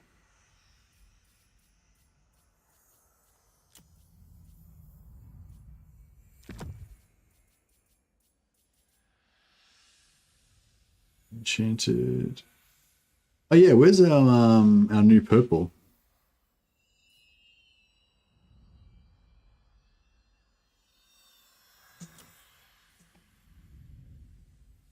Luminarch lens those. Gives her 40% extra spell damage.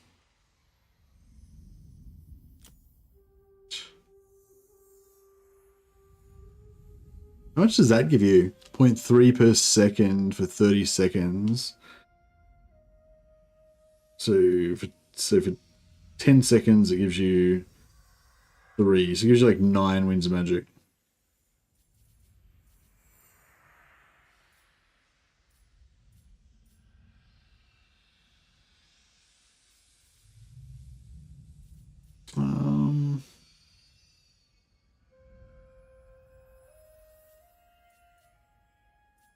Yeah, I don't know, whatever.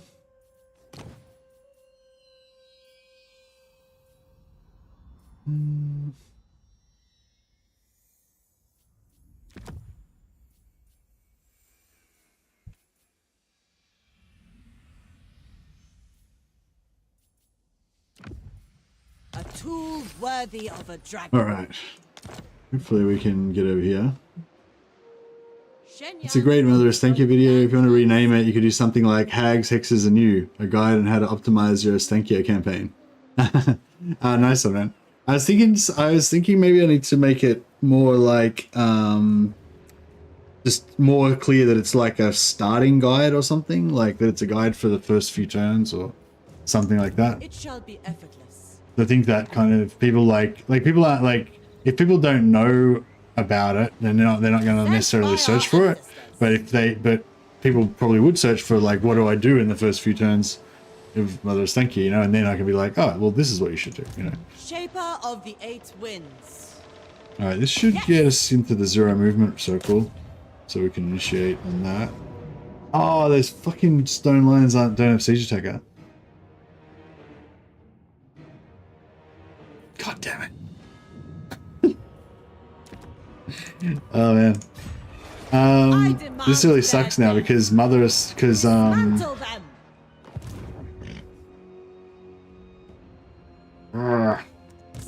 their vile blood. I must walk away. The dragon-blooded.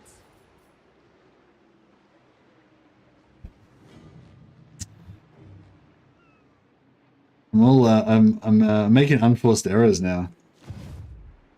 Yeah, she's fucked now because Marathi's gonna wreck her.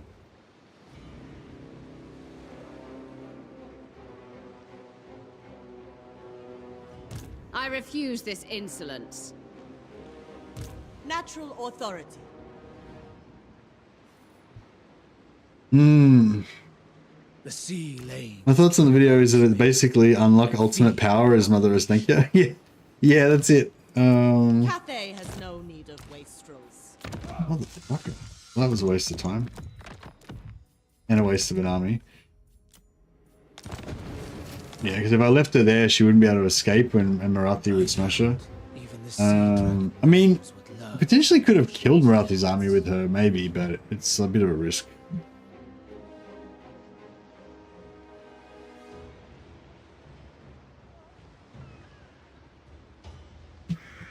Yeah, actually, yeah, I think the 19 turns thing, yeah, that's a good call. I should mention, like, oh yeah, feel free to not put a comment on the actual video as well if you've got any ideas, because I'll read all the comments after the streams and stuff, so I might forget something you tell me now, but if you put on it as a comment on the video, then I'll definitely read it later. Governor and executioner. But yeah, I think maybe it's something like 19 turns. I should put 19 turns in the title, I think. And I think maybe I should change the, like, picture as well to something a bit more useful. The nation calls. See, I've got these two armies here, but I don't think they can take this back unless. Child of the Nine. Unless Xiao Ming's ready to go. How many turns till we get Xiao Ming back up? Like 2 turns. 1 turn. My men revere me, as is right. The dragon-blooded. We must become shadow. Marabot! Within my reach. I expect loyalty, efficiency, and harmony.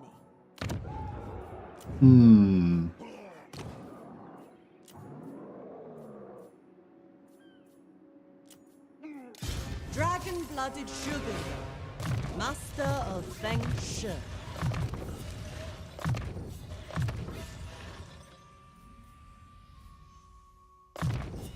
I was born to wield it.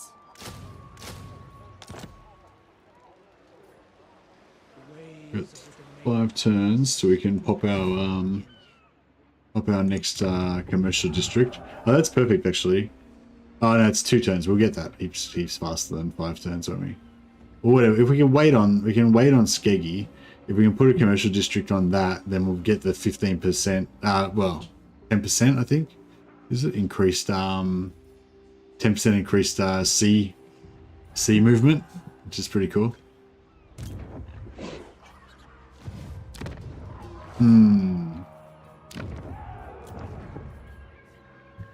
Disharmony threatens our order. So power works. We've got vigor loss reduction for all armies, which is pretty nice. Or what are we at now? We're at 5, so we just need 1 more to hit 6. So we can do that. So we get 6 plus growth, plus growth, plus growth.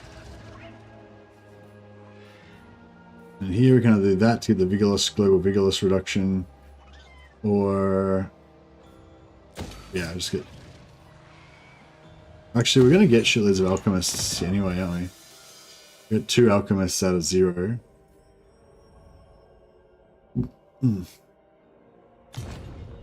Yeah, we're gonna have a shitload of heroes that are gonna pop up in a second. They're probably gonna all pop up here.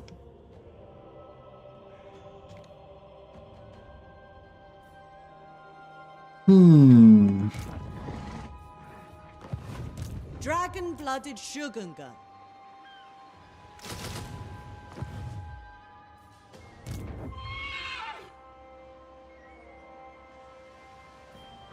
Warden of the Great Bastion.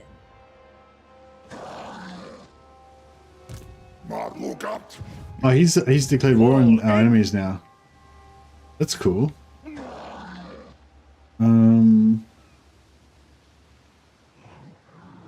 These guys are probably going to take over Hexawattle in a second. That'd be interesting. They got pretty damaged.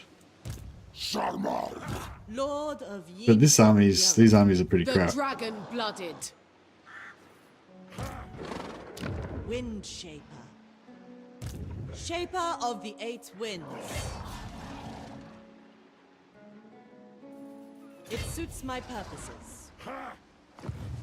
It suits my purposes. It is my calling.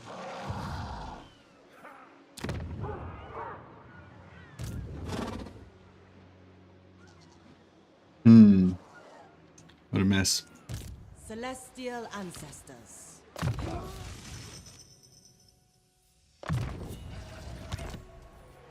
Child of the Nine. It's also a bit outdated on one of the hexes too, though, since they nerfed Gate of Thorns to not do damage anymore. Oh yeah, true. True, yeah. Oh, I could probably cut that bit out. Actually, yeah, if you want to put that as a comment on the video, actually, Simon, that'd be great. That way, if somebody else sees it, they won't, you know, they'll see your correction on it. And also, it means it'll remind me to go back and like cut that bit out later on. Power in the blood.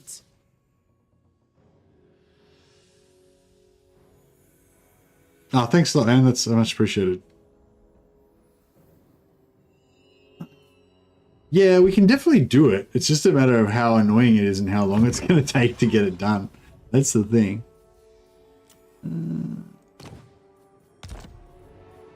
Natural authority. Decent spells up here. Oh, I guess Constellation of the Dragon's kind of cool. Big bomb. It is mine by blood right. I stand apart.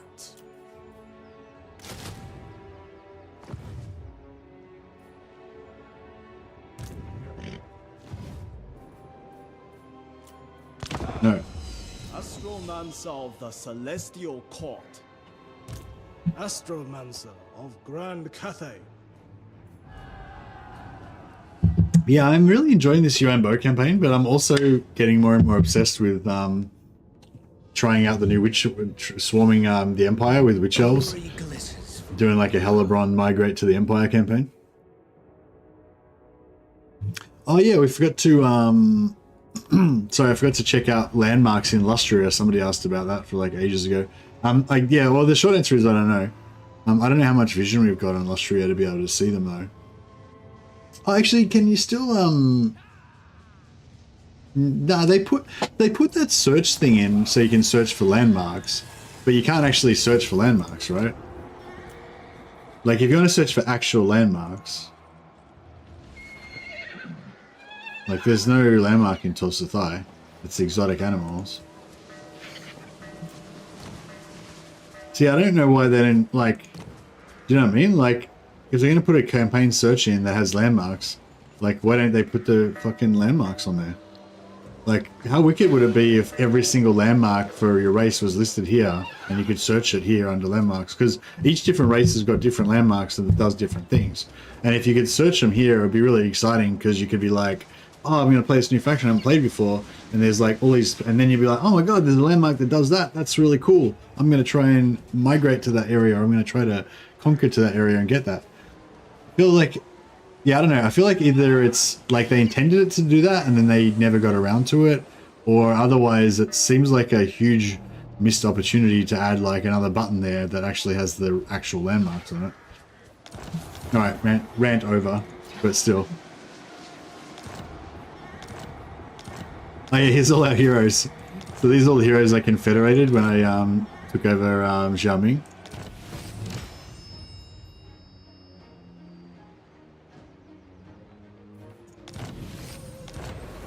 Good call, Salmon. Thanks for that. Appreciate it. Oh, Crystal of Kunlun. Oh no, that is the one, isn't it? It just constantly like explodes. Oh no, it explodes once every 60 seconds if you're engaged in melee. Yeah. It's still pretty cool. It's just like a really slow mortis engine that just does 18 damage every 60 seconds essentially. It's still pretty freaking awesome though.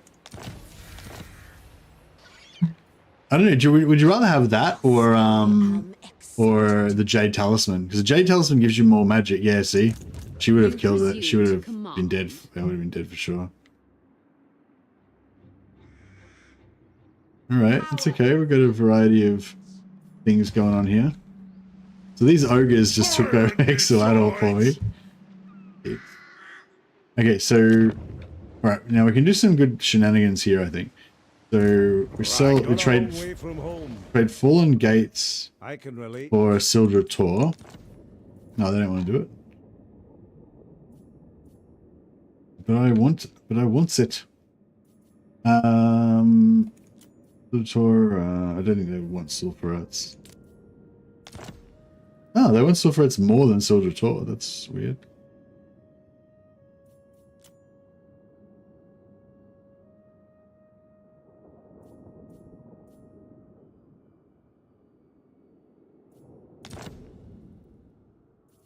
How much is that? 20,000 gold? Ah, you know, whatever. Agreed. And then we trade Petrified Forest.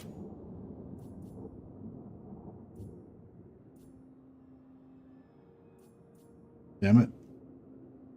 Alright. And then we'll trade... We give him Sildra... Yeah, then we give him Sildra Tor. Free. Well, not for free, but, you know, for money. Okay. And then we have a Petrified Forest for Port Riva. Glory. And everything is back as it should be again. I know, worries, Scrunch. Thanks for dropping by, buddy. How do you get the Jade Talisman? Jade Talisman is just a green, so you just get it randomly. But it's really nice because you can just fuse whites and have a chance of getting greens. Bejeweled Dagger is a random one. So it's basically like after you've already visited every caravan place, or after you've visited a caravan place, if you just keep going back to the same caravan place again, I think it just gives you like a random one from one of the other places that you haven't already visited. But if you've already visited all of them, then it gives you, you know, one of the other ones. So there's a couple of ones that aren't Excuse me. Yeah, so Bejeweled Dagger is random when visiting. Frozen Pendant is random when visiting. Sky Titan Relic is random when visiting. Spine Court, random. Yeah, so there's a bunch that are just random. But I think you might have to like have already visited the location before you get the random ones.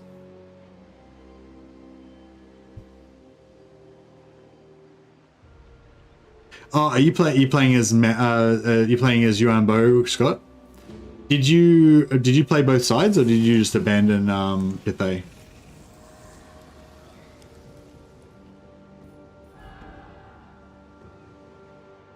The celestial dragon sees all. Get it done! Boss's orders! Natural authority. I don't know if we Child can... of the Nine.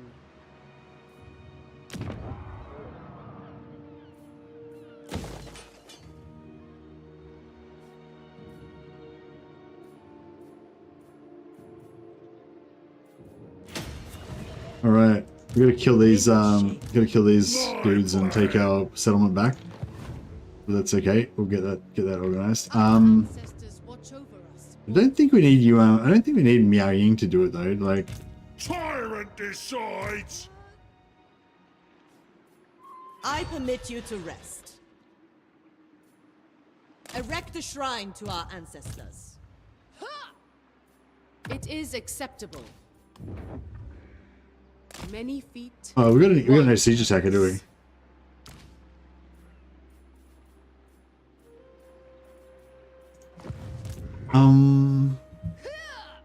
I will be obeyed. Sent by our ancestors. On it! Boss's orders!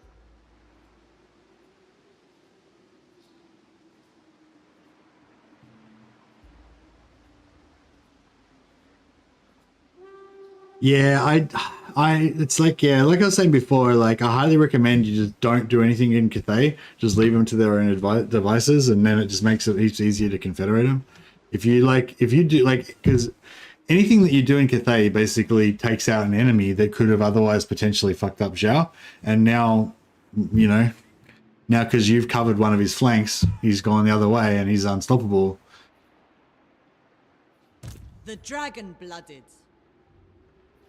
Like, if you want to confederate with Zhao at this point, like, what I'd recommend that you do is sell him all of your regions in Cathay, like sell him every single region that you've got in Cathay.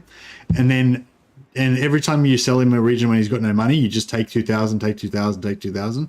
So, and then at the end of all of that, he'll have all of your Cathay regions, but he'll also have a debt of like minus 50,000 gold. So he won't be able to build any, he won't be able to build any troops for like 10 turns or something, and then he'll probably get wrecked, and then you just confederate him. It's a bit risky because you know, maybe he'll survive that 10 turns and then he'll have all of your shit. But I reckon there's like a very good chance that will wreck him and you'll get all of your stuff. Offspring. If you trust me, Scott, if you trust me. I wouldn't trust me. I'm only like 70% sure that it'll work, but I reckon it probably would work. I'd definitely do it if that was me. The Storm Dragon. Tend to your wounded.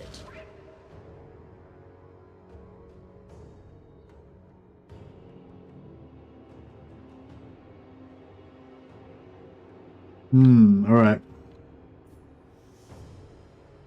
Do not order me. The goddess forbids it.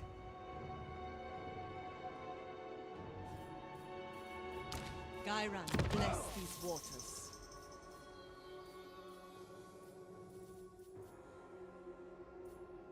He's pretty much ready to go. There is merit in this.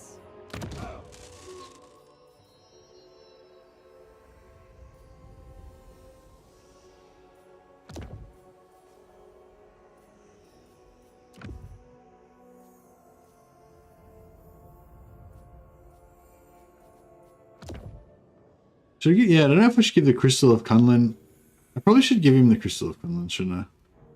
That'd be pretty good.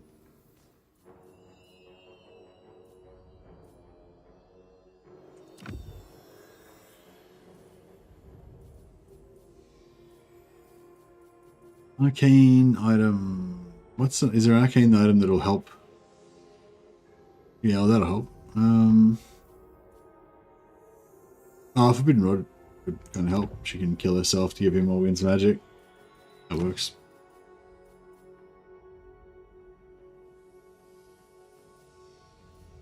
It is mine by blood rights. Yeah, I love how these guys can carry. I love how these guys can carry arcane items, even though they're not wizards. It's pretty handy. The Jade Dragon. All right, let's see if we can make this happen.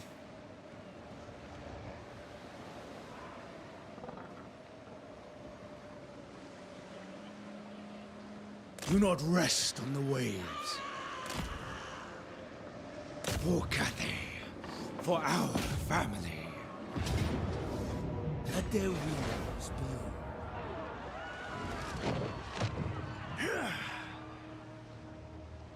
Wind Shaper. I respect that, Scott. I respect that. Well, just don't confederate me. Don't confederate me out. Like, I reckon it's really fun to like not confederate other legendary lords, and then just be like, yeah, you know, Zhao Ming is your brother. You'll fight on side by side. Dragon-blooded sugar. Like in Dynasty Warriors, Sea cross guide us. Jians or sort of it's called. What are those swords called? We sail. Back to back against the darkness. Cathayans to war. And execution imminent.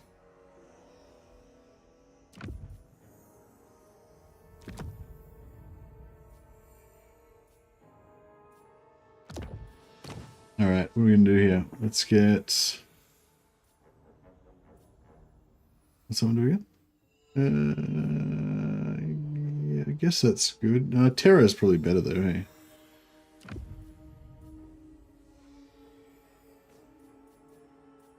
Oh, actually, Banner of Eternal Flame's probably better. That gives him extra damage. And Talisman.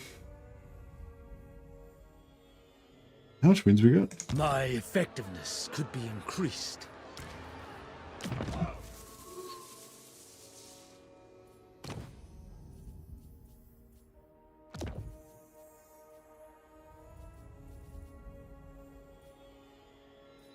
I'll give him the Crystal of Quinlan. Then he can like come in, Quinlan some people, run away. Actually, no, he can't really run away, can he? I mean, he can run away, but then he won't recharge it.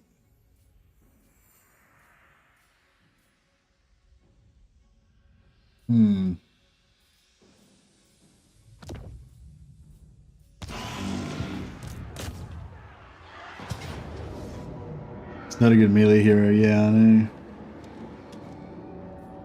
I'm just a bit worried that if I take the preservation off of, if I take the Talisman of Preservation off of, Zhao, then he'll just get wrecked.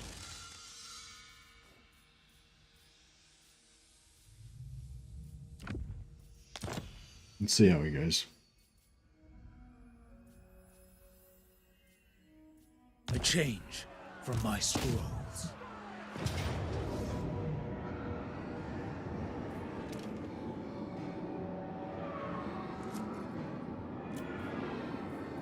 Actually, I should give him the leadership one, shouldn't I?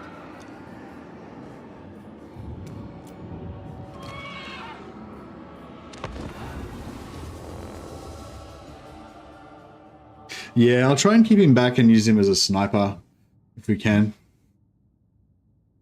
See if we can just shoot some stuff. Do I show this elite team fighting? I do. I show them fighting.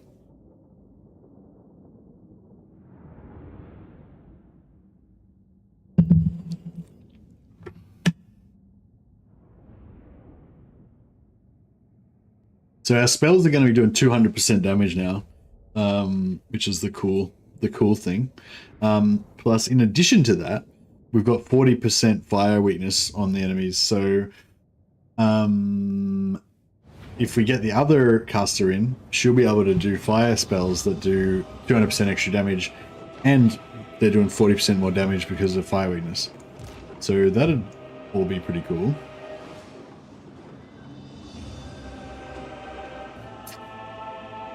He doesn't actually have any actual fire spells, unfortunately.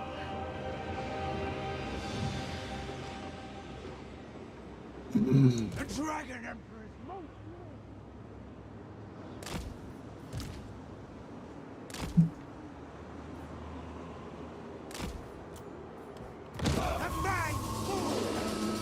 Alright. I will risk 1,000 more of your I've come to wreck everything and destroy your never life. shirking my responsibility to fight. For you, my people, for all Cathay. He's pumped up, he's motivated.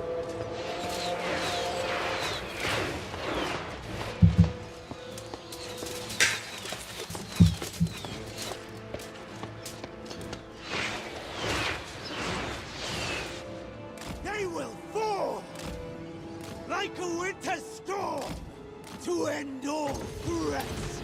A better position. Positioning. He's got a little shield he can pop on that gives him extra magic, 88% increased physical resistance. It's pretty cool. Because again, we've got the 200% spell intensity, so everything's like doubled.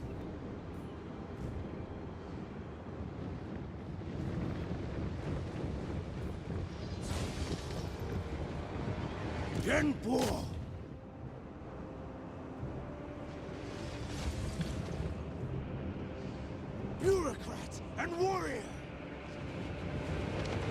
I wonder if I pop like...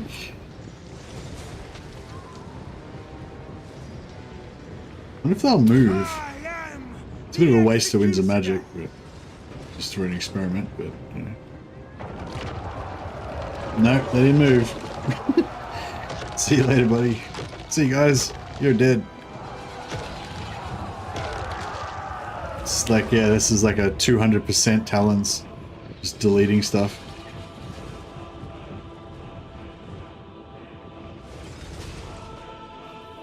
Oh yeah, we'll get Satan to shoot some towers. Nah, he can't outrange him. Be cool if you could though. Emperor's executioner. He can probably outrange the internal towers. They've got pretty short range, I think. And I'll give it a try. I'll test it. But yeah, I don't think he'll be able to outrange the external ones, because look how far they reach. They reach really far. Yeah, the internal ones are short range, but the external ones are really long.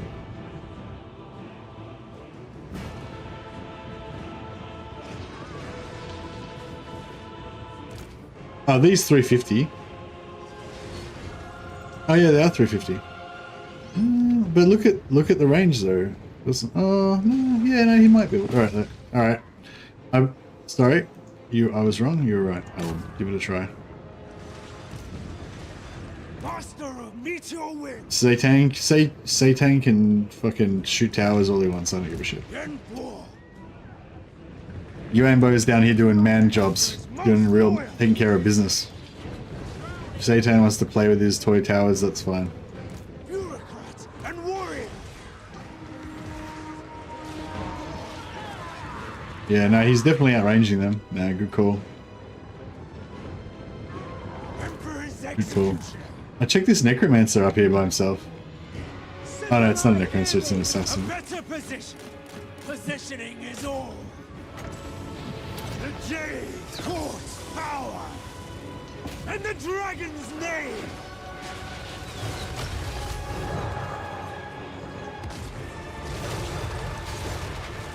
An epic duel in the battlements. Oh wow, he just got smashed by this assassin. Was that the assassin? Or did he get shot by artillery or something? These guys are having a fight.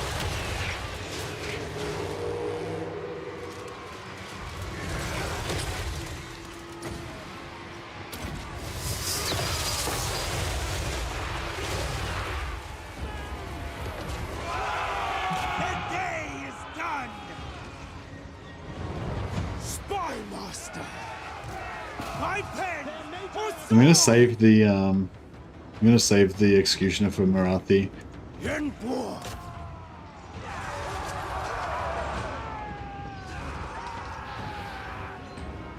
Oh, where's my Kunlan? Did I? Oh, I thought I put the Kunlan on him. Oh, is it automatic? Does he not? Do you not actually activate it or anything? Oh, right. So just every 60 seconds, it's just gonna blow up and wreck everybody. That's cool. It is the way of things. As battle plans dictate. There we serve. The Dragon How's he going? Emperor Hey, he's nearly took it down. The Dragon Emperor is most loyal.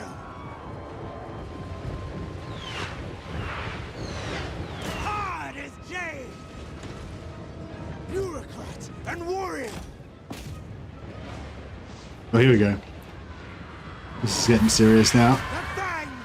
Put some debuffs down. She's got a magic weapon. Yeah, I won't bother. Is this thing's physical resist? Oh, it's ward save. Yeah, right. Boom. A ward save. We'll give her a bit of a preliminary smash with this. Oh yeah, she liked that. You guys can just give you a bit of that to keep you occupied. Hey, he's flogging Marathi. I'm pretty sure Cathay did get a tech tree update, but I wasn't that familiar with the Cathay's old tech tree, so I didn't really notice what the difference was.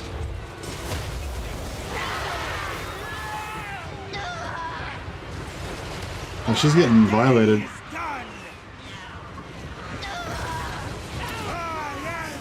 The executioner.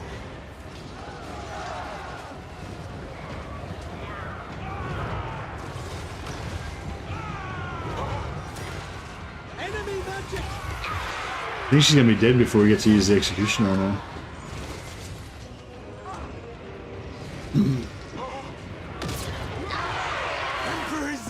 Oh yeah, she's done for. Oh, she's off the horse. Wow, she's a tangle of limbs. Jade dragon moving. By pen or sword. A better position. The jade. This is pretty cool. This 88% damage reduction. If I think I should maybe give him back the Jade Amulet, because how much does the Jade Amulet give you? I'm not sure how much it gives you back, but it probably doesn't give you back 3, but it probably gives you back like 2. So that way, every time you cast this, you get like 2.5. Oh, there you go. So that way the Jade Shield's only costing me, 0.5 Winds of Magic. So it'd be like, so I just basically just spam it constantly. At the moment, it's actually costing me 3, so it's not, as good. How's that tower going? Yeah, good.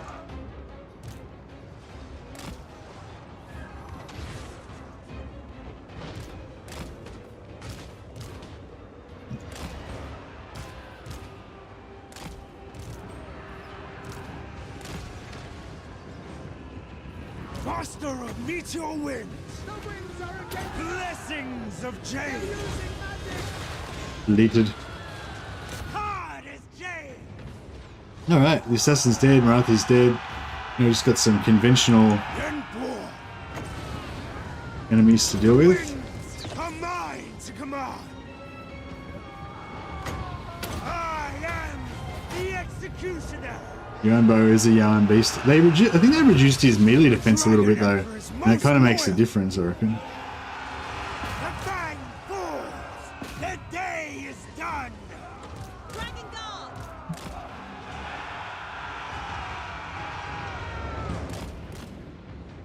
Check him out, he's like a battle mech.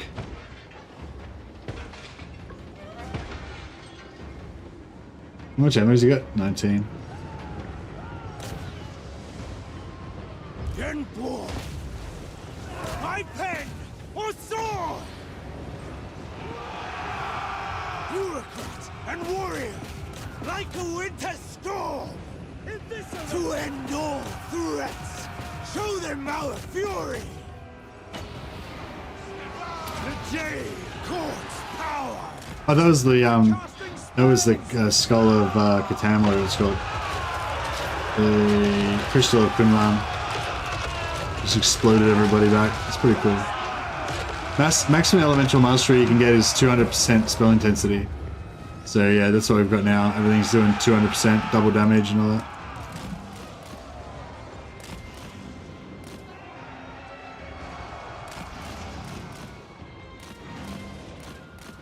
Yep.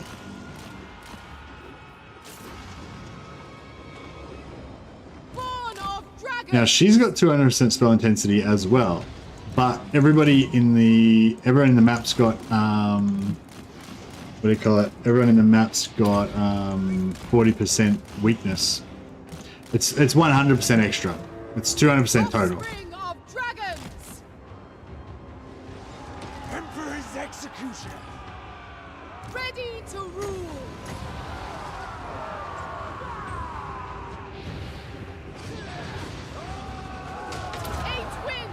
To me! On gilded foot. So this is 200% spell intensity, plus these guys have got 40% fire weakness on them as well. So fire's good. The Dragon Emperor commands!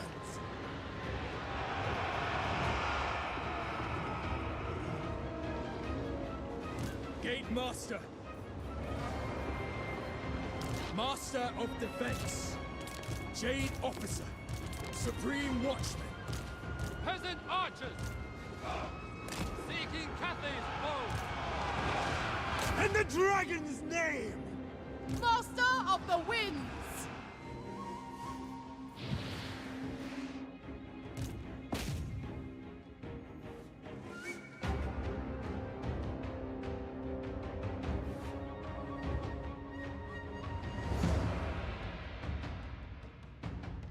What if I put him like in line with the doorway? He'll like let rip through the doorway every now and again.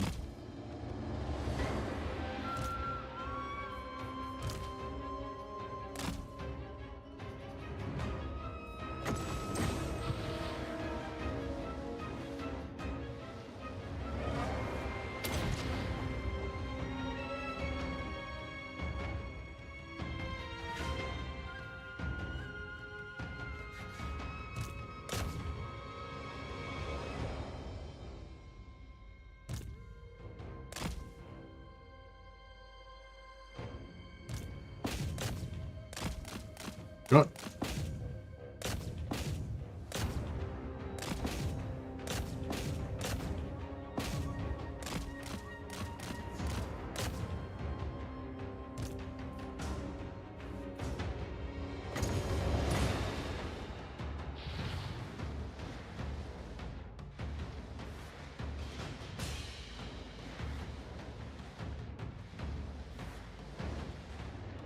Damn it.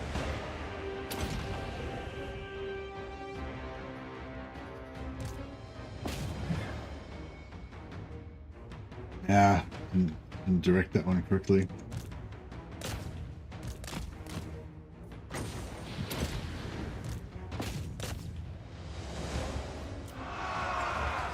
Master of Meteor Winds! Not really liking that too much.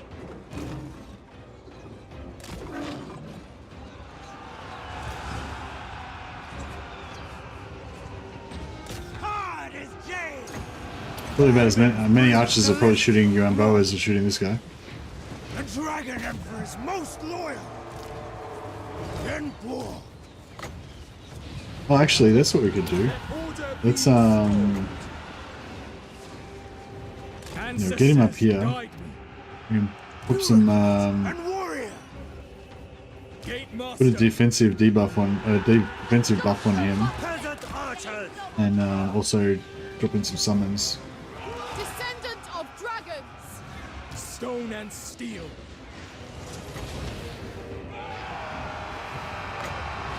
Harmony is mine. Yuan Bo.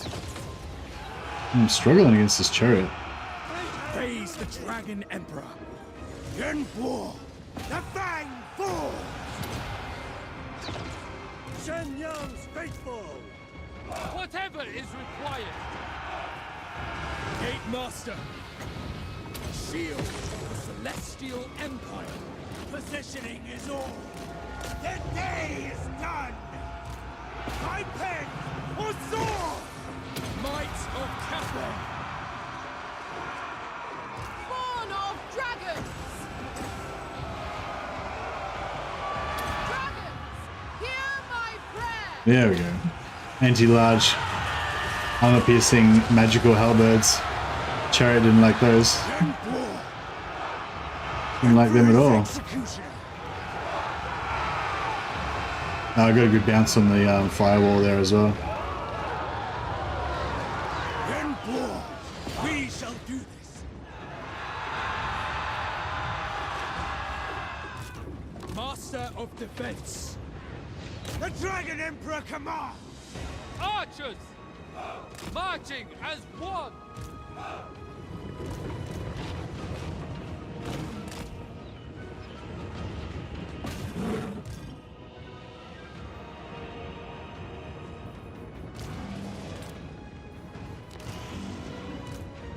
I will go! Shen Yang sends us. Hard as jade.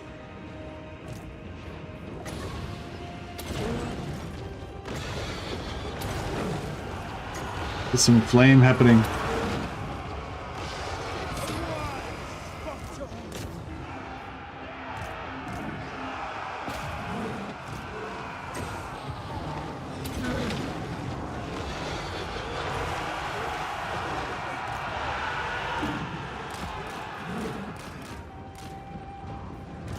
Leading the way!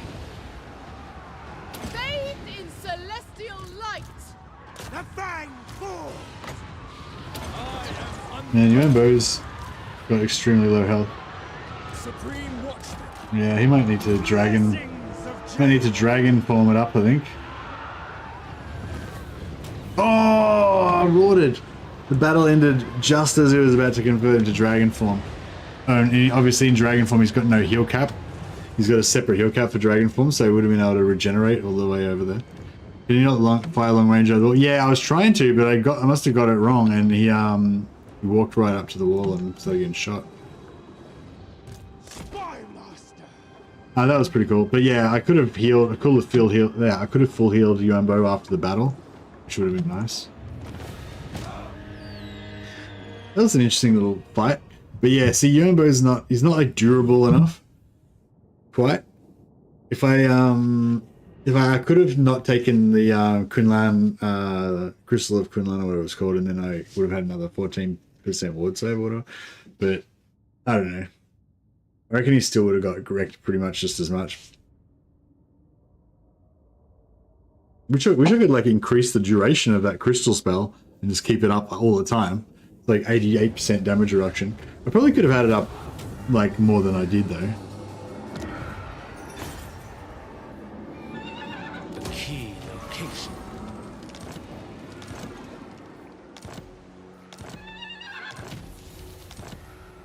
Dragon-blooded Shugunga. Adorn my chamber in finery. The men grow weary. Celestial ancestors.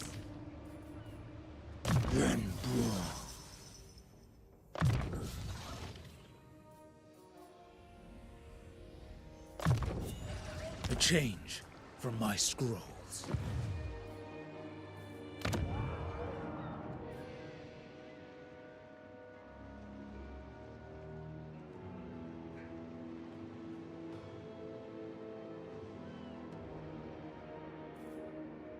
Gate Master.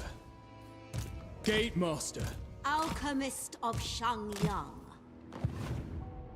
Gate Master. Astromancer of the Celestial Court. Astromancer of Grand Cathay. Alright, now where do we need... Shugungan Lord. But we've still got one more turn till... Wait, no, Yuan Bo should be ready to... I mean, Miao Ying should be ready to go, right? Is he one more turn? And he's ready to go. All right, cool.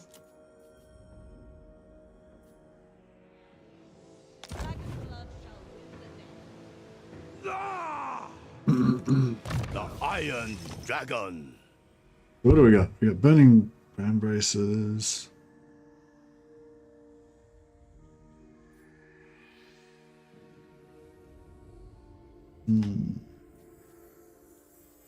It's not the best armor, is it?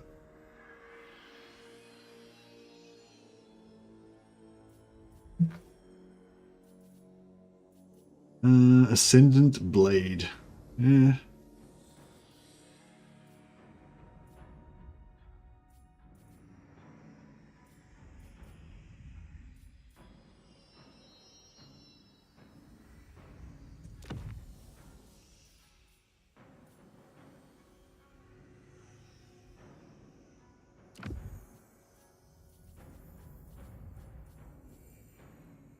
No, I'll give him the Jade Amulet, so he's got more.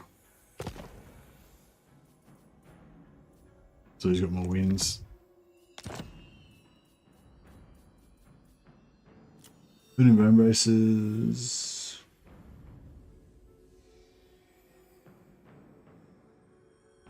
So is it a?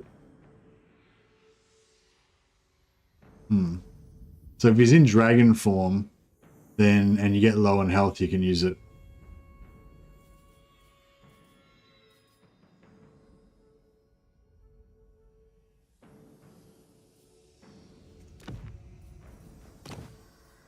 And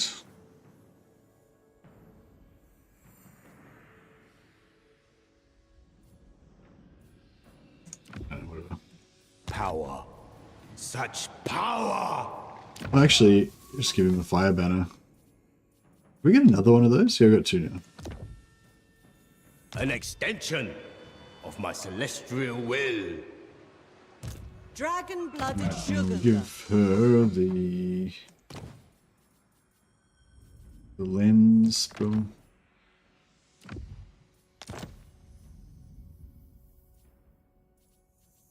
A gift from my ancestors. The path of destiny. Oh, actually, if we can use our allies. Shogungan Lord Just reporting. realized. So yeah, so we'll give him. What are you gonna give him? Regeneration.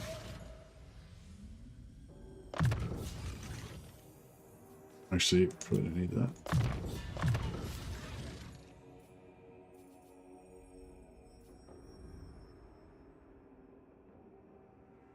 I feel like that's so lame. Yeah, my upkeep minus 25% for ogre mercenary units.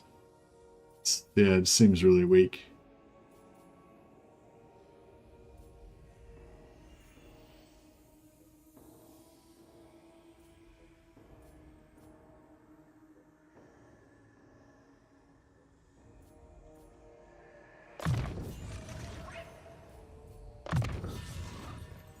All right, and then we need him to have probably Dragon's Breath, Fire Wind, and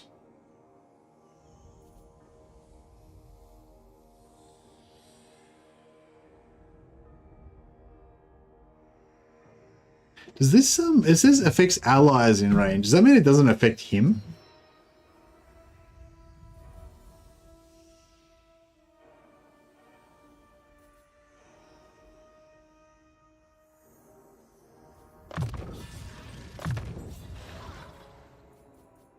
And when you want to drop big bombs on people, do you reckon that it's better to do Final Transmutation?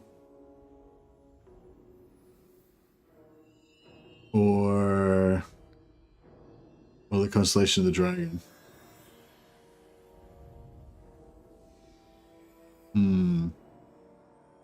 Constellation of the Dragon is cheaper.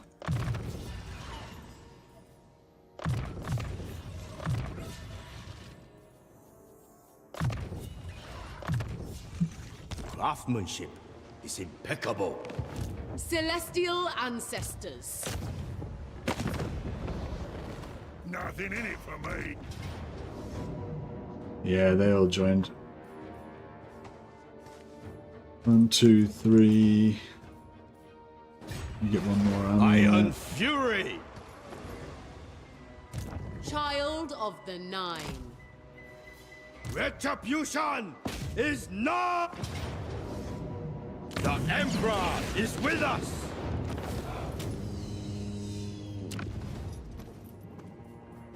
You ain't no tyrant. The Celestial Blacksmith. Alright, the journey back to tier 3 again. So in 4 turns we'll be able to hit tier 3. We'll be able to start building tier 3 again. So that's good.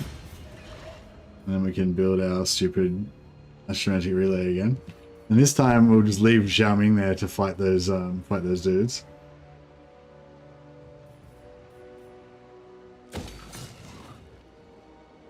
What are we on? 2? Yeah, that'll give us 3, and then we'll get another 10 growth out of that.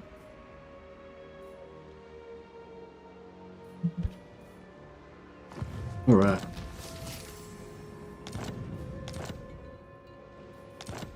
Can we steal any more heroes from Hunts Marshal? Nope. Still hasn't put any heroes in any of his armies. What a douche.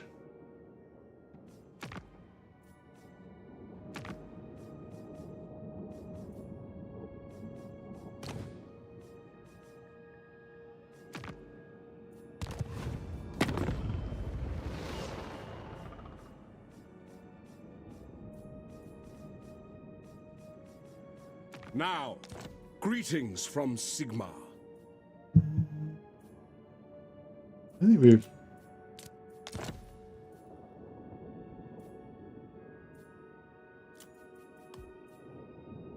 $20,000 gold. I wonder if he's got any, I wonder if he's got Ulrika in one of his armies or something like that.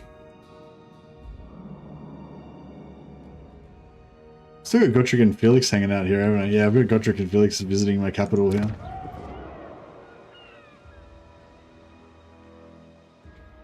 Three turns to tier 4 there. Very good. Dragon-blooded Shogunga. Redouble your speeds.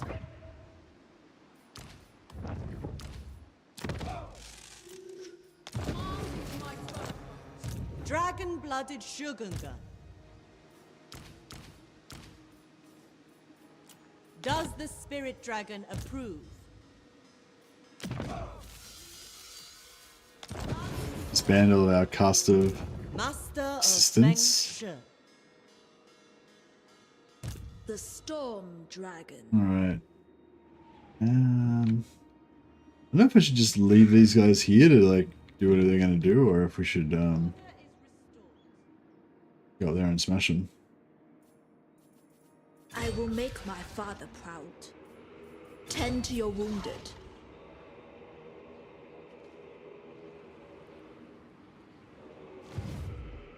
The Emperor permits this.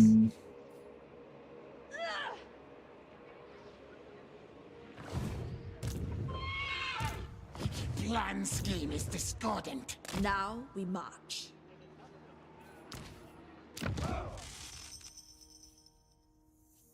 Yeah, whatever. She should be fine.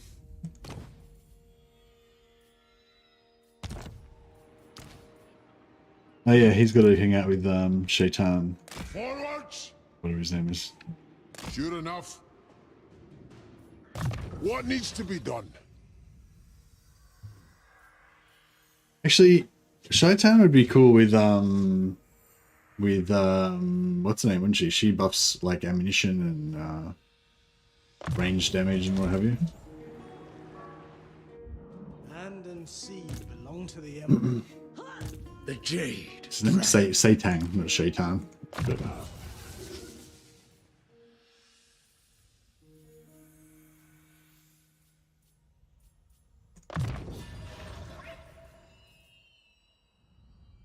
doesn't he? He crumbles, doesn't he?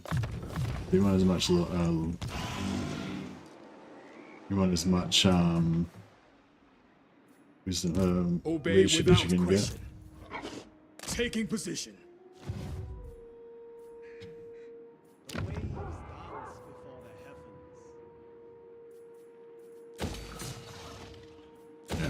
We'll sell these two to Tyrion. Make him love us again. 2 turns, 2 more battles. The dragon's love is in doubt.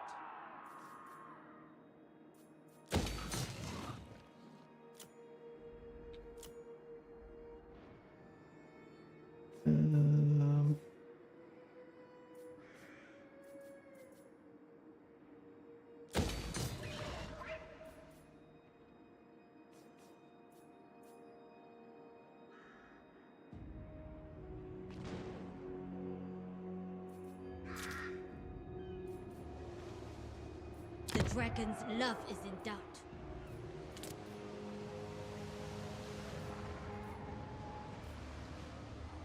Ruler of the sky roll.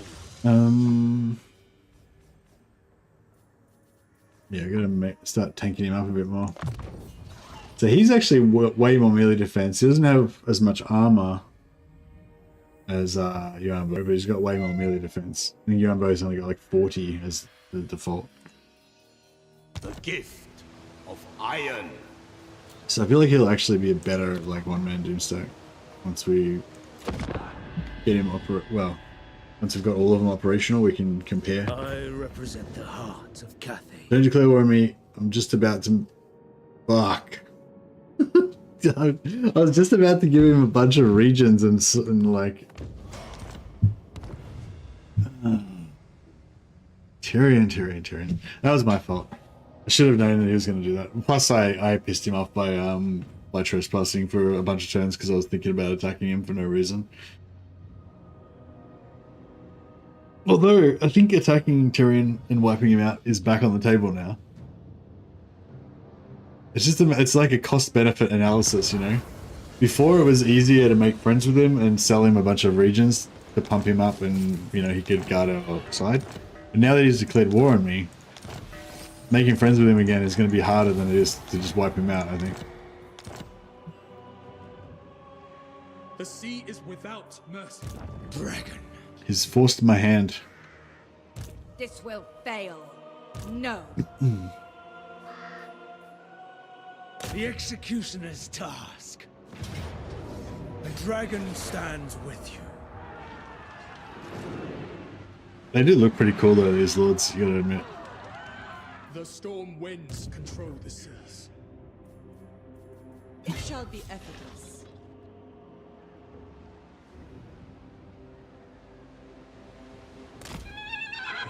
My visions predict failure.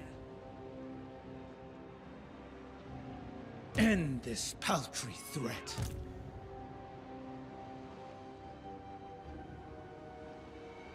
I might actually... Windshaper. No, that's fine. I was going to try and get these guys in. I could probably... Never flag, never falter. Yeah, I could probably get them into the battle if I really wanted to. The dragon-blooded. Fate reveals a path. Astral man solved the celestial fortune can be woven. Yeah, right. Chosen by the celestial dragon. Fortune can be woven. You're good. Ready to defend. You have much to learn. Ride the tides. Alchemist of the House of Secrets. I have no time for jokes. Oh yeah, I just forgot about that. Hey, how much? I'm an Aryan reborn. Show me some respect. What about? Can we sell it? Can we?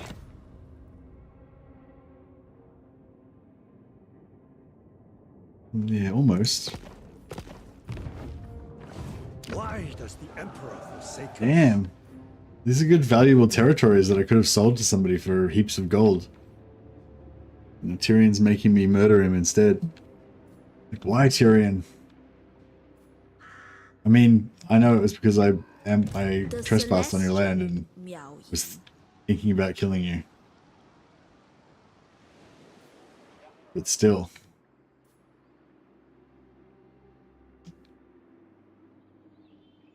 Ready to defend. Move as one. Sent by the Emperor. I think only of the Great Bastion. Alright,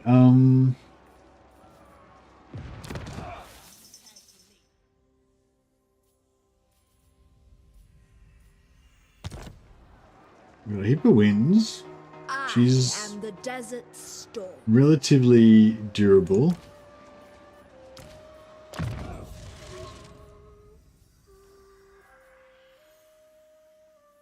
How much does this cost? 8. That's pretty expensive, actually.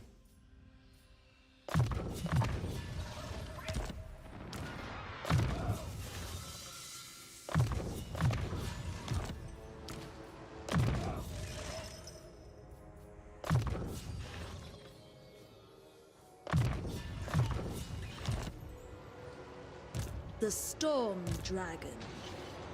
Trash. I mean, it looks pretty easy. Warden of the Great Bastion. For Nangao. Oh, they're not. Oh, I thought they were. What? They must be at war with each other, I guess. Normally, even if they're two neutral parties, if they're both at war with you, then they join in. But yeah, they're not joining in. So I guess they must be at war with each other. I didn't actually notice that.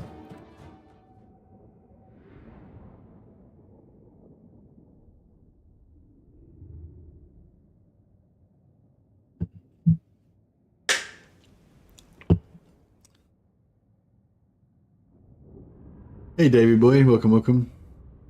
Having fun with YUAN BO, or has it been a chore? No, I'm having fun. No, it's not a chore.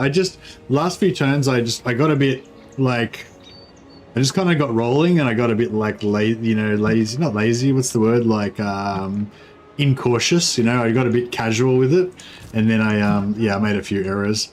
But yeah, no, like, it's, like, unlosable at this point, I would say. But it's not a chore because it's like cocky. I got cocky. That's exactly the word. I got a bit cocky. Yeah. See, what I used to try and do with Cathay was do this kind of thing. We have a bunch of astromancers. They're not particularly tanky. Although, have I got? Are they on mounts? Master of Azir. Yeah, we got some on mount.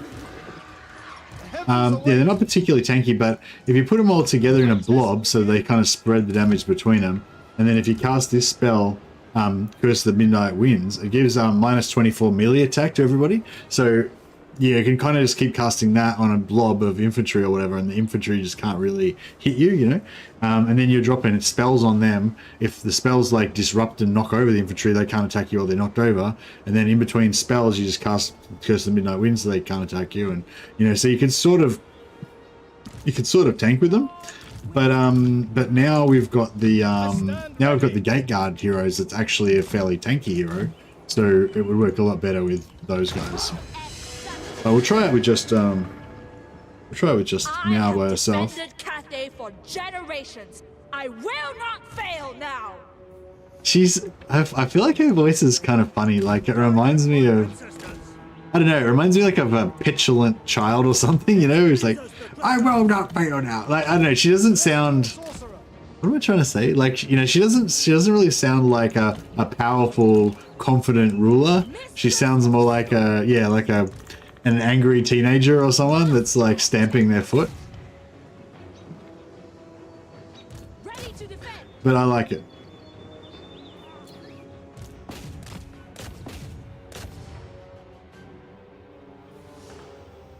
Only 100% spell power.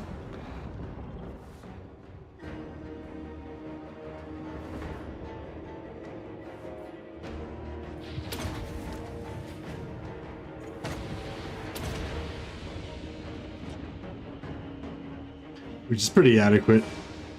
Smashes them anyway. But it could have smashed them faster.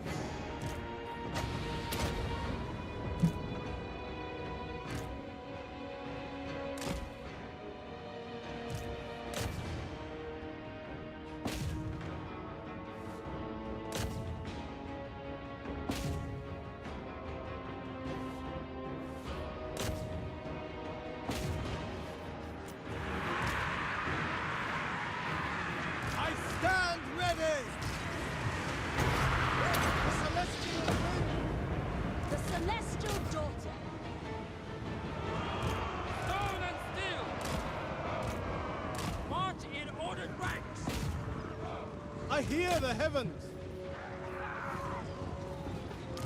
My mind is ready. Just cast this sometimes just to make them move, so they can't fire as well. Disrupt their shooting.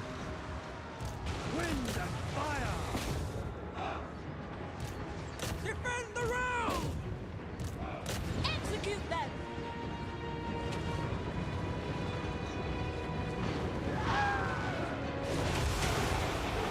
Hey Darwin, how you going, buddy?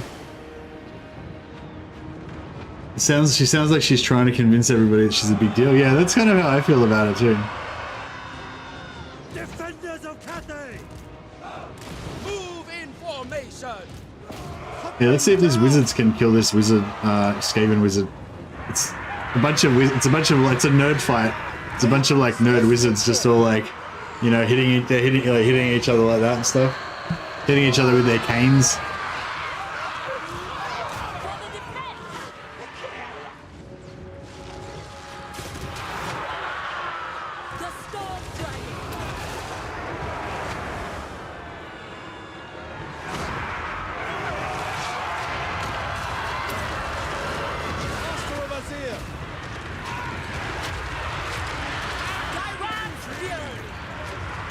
They're getting into him. They're giving him a bit of a flogging. Heavens await, seeking Cathay's foes.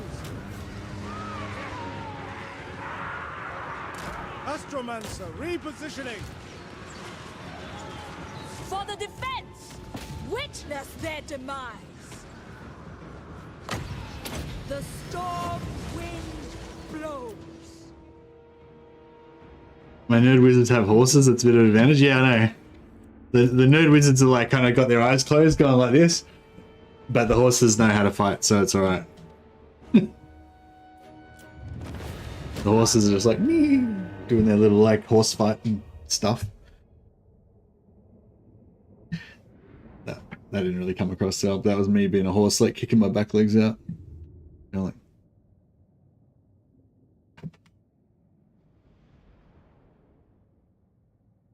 A slap fight, yeah. It's like, I'm just gonna come forward doing this, and if you're in the way, then it's gonna hit you. Like that kind of thing.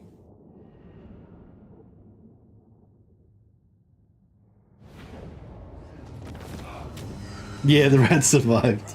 They didn't do it. They did minimal damage. No one hurt it. No one managed to actually injure each other. The evil must be kept in check. There we go. We've defended our bear friends. Our bear people friends.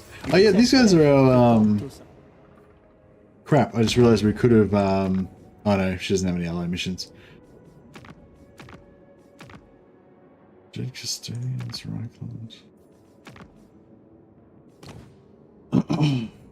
Why the hell do the Jade Custodians care about our, Mistress of our fight with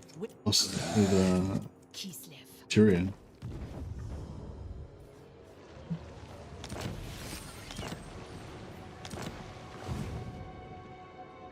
God damn it. Like, I'm not really worried about losing Balls Anvil, it's only tier 1. But this settlement was worth like 37 in deal adjustment. Like, that would have been all of their money. Probably like 7,000 gold or something, you know? Who knows? Like, they could have, they might only have 2,000, but they might have like 40,000, you know? It's like, god damn, we could have cleaned them out. We could have cleaned out these elves. Now we're just leaving money on the table. That's right, we'll get them. We'll go back over there and beat the shit out of them in a second. We'll take all their stuff. One way or another.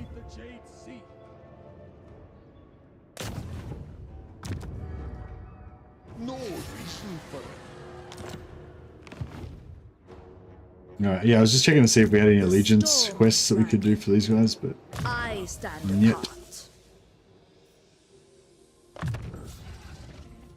The Bastion's defense requires it. The Emperor commands.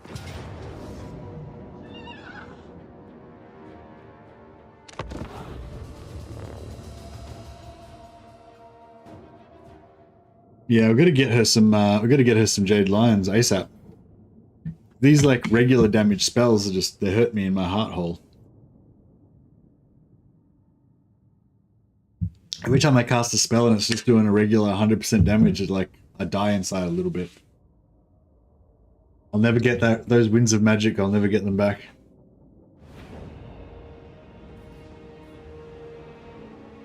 Where can we hide our nerds so that they don't get hurt? Oh, we can hide them in here. Right, nerds. Stay in there. Meow's got to sort some business. Rooting out evil.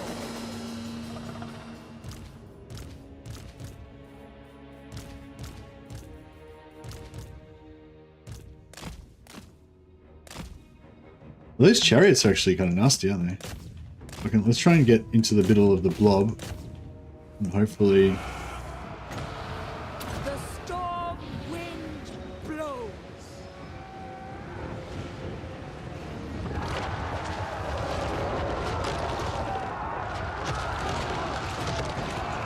Oh, actually, we have got 160% spell intensity. I just realized. So it's not nothing.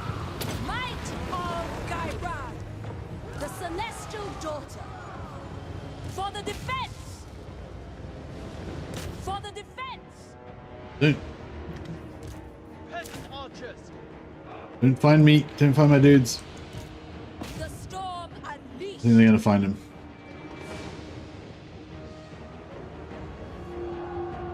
The storm dragon. Oh. Kids the lights have given it away. Archers! Bringing harmony. Lighting! Witness their demise.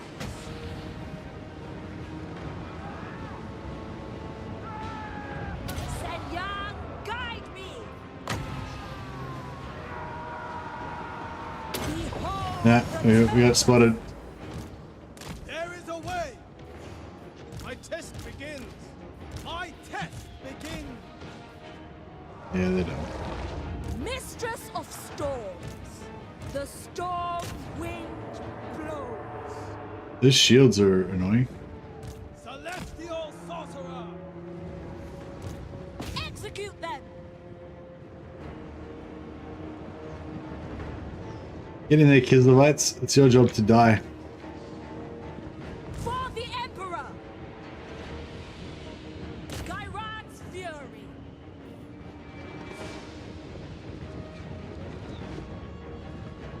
Looks to be under control.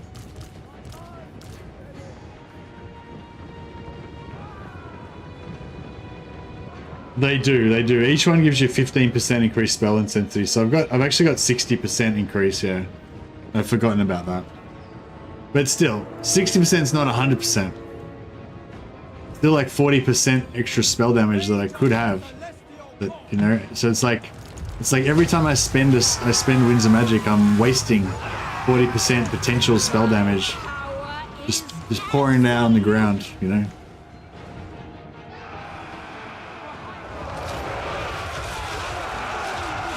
Look at these pathetic dragon claws, only 160% damage.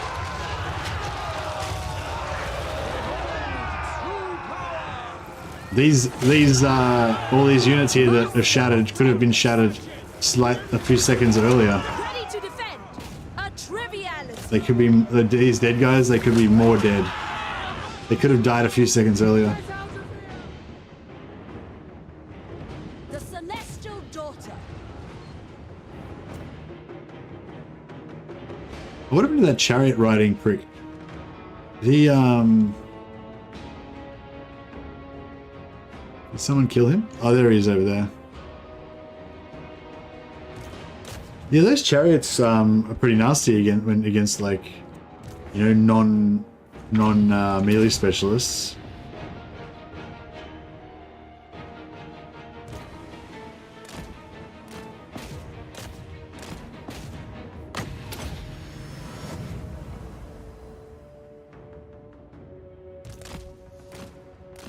The storm gathers. The storm wind blows.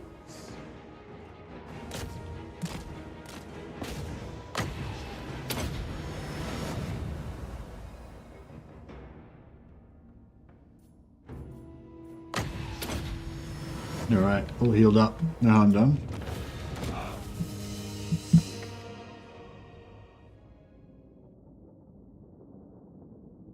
But yeah, no, you're 100% right, Madeline. The Astromancers do boost spell intensity.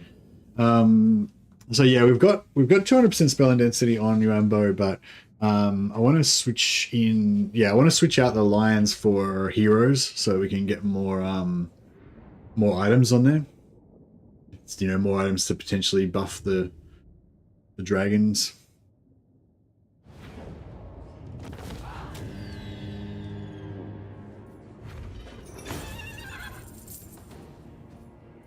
We must wake their spirits.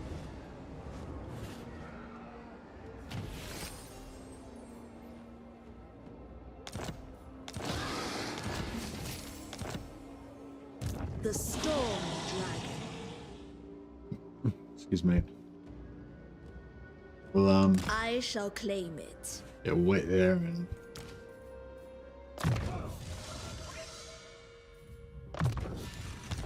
Go and take that next turn. Harmless worm. End this paltry threat.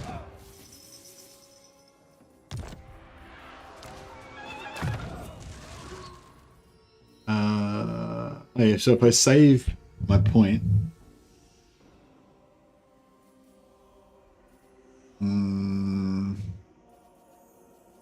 so he's just a boosting. He doesn't really have any like. Well, he's got yellow line, but yeah, I guess I might head down here actually just to try to get more armor on him. Jade line higher tier than Jet? No, I don't think so. I think they're the same. I think they're both tier 3, so they're pretty easy to get.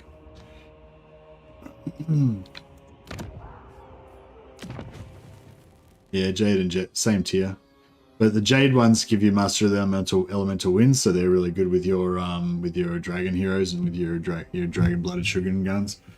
Whereas these guys don't give you that.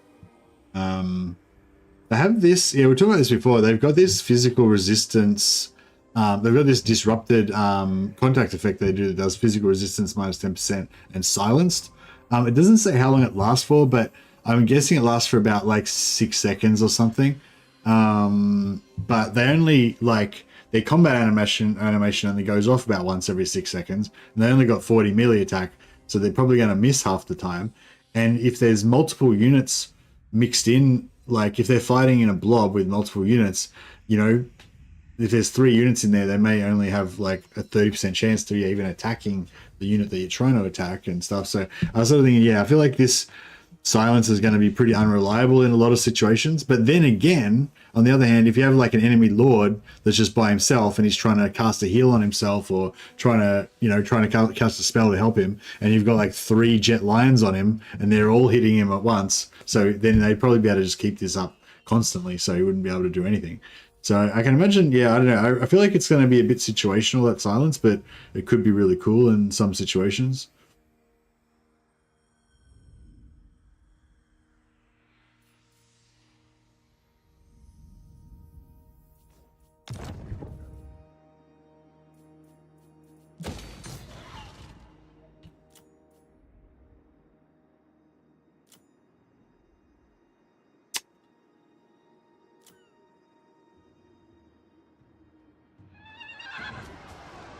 Dragon-blooded Shogun.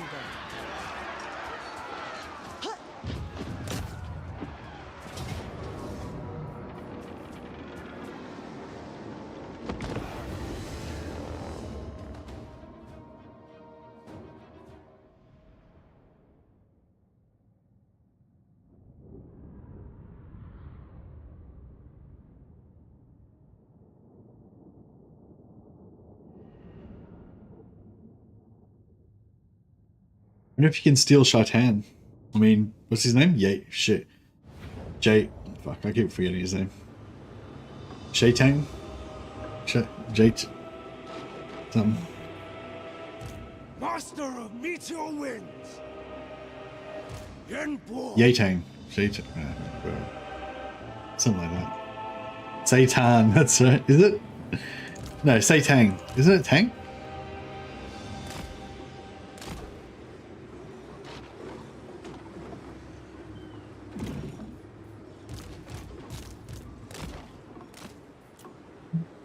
Satang, yeah.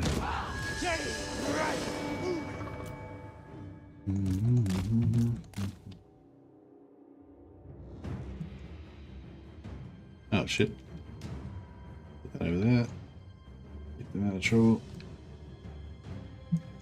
I still haven't gotten any Jade Warrior crossbows. I usually like to try to get them pretty early.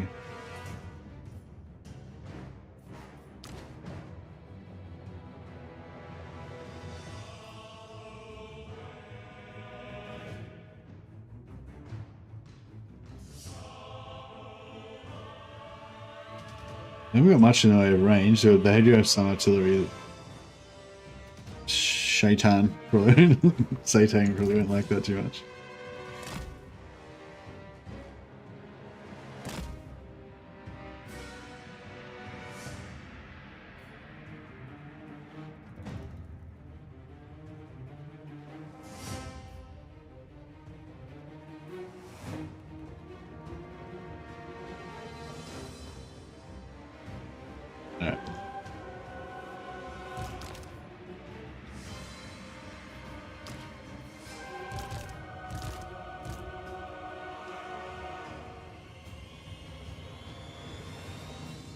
I kind of want to go on the edge here. Nah, maybe we'll just go here. No, yeah, I like the idea. I don't like the idea of him being able to get behind me, so just put a nice little line there.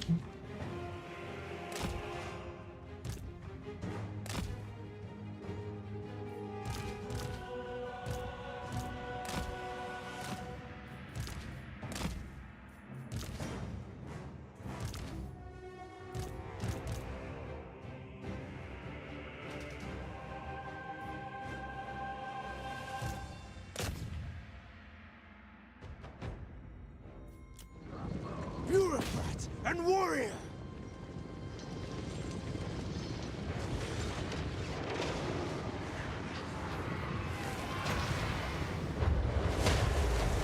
The winds are mine to command! There shouldn't be too much damage while that's going on.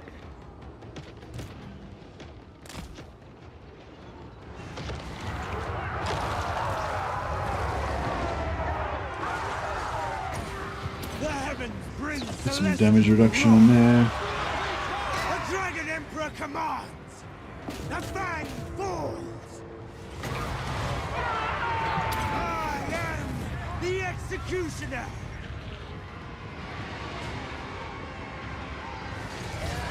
We can get rid of these demonettes and some of the archers. Then I reckon we'll be The Dragon Emperor is most loyal!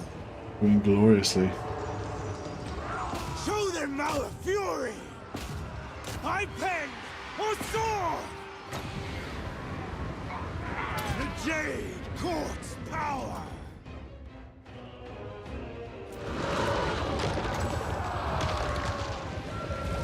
Blessings of Jade! The day is done!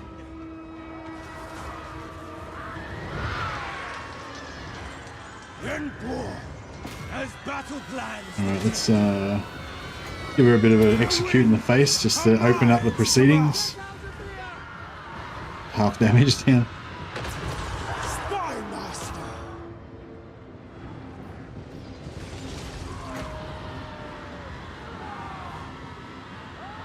The heavens bring celestial wrath.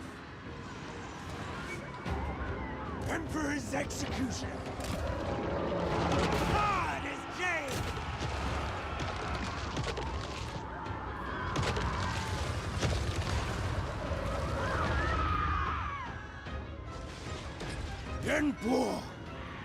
Oh, good. Yeah, she's dead.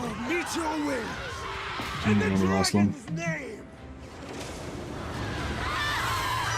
I mean, maybe it's a bit overpowered, but there is something very satisfying about just taking your lord by himself and just kicking the crap out of the entire enemy army by himself. See, he doesn't mess around with some 160% intensity. 200% all the way for YUAN BO. The Dragon Emperor is most loyal. executioner! Positioning is all. A better position. There we serve. There. Jade Dragon moving like a winter storm.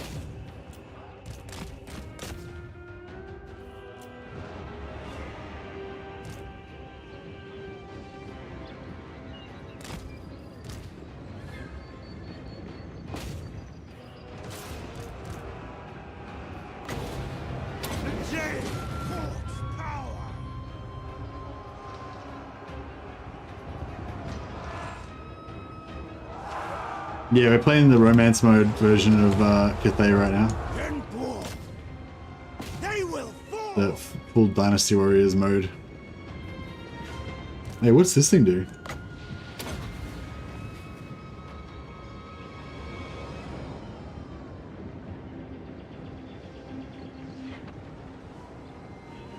Okay, I could have done better if it was at a better angle, maybe.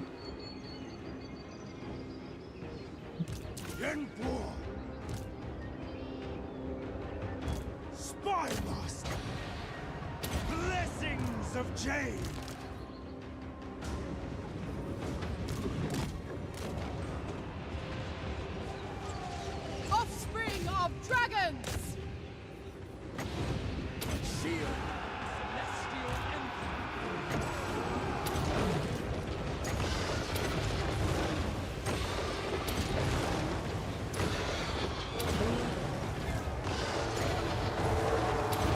I like the flames don't do that much. It's like the non-overcast version.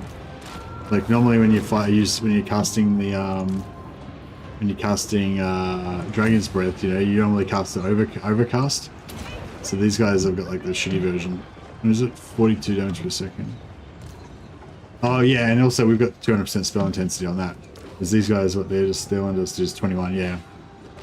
So yeah, they're not when you haven't got the spell intensity, like the non-overcast one's pretty uninspiring. But yeah, when you got the spell intensity, 42 damage is pretty, you know, it does a good chunk of damage to a unit. When you overcast it, it's like, yeah, now you're talking. You're like one-shotting infantry and stuff. Hey, Battlesy, welcome, and thanks for the host, man. And welcome everyone who's come over from Battlesy's stream. Hope you guys have been having a good stream with Battlesy.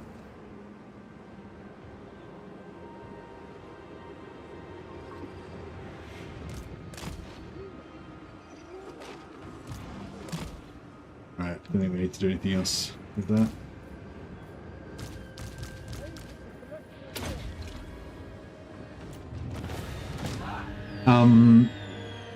Yeah, just trying out the new, trying out the upgraded version of Yuan Bo.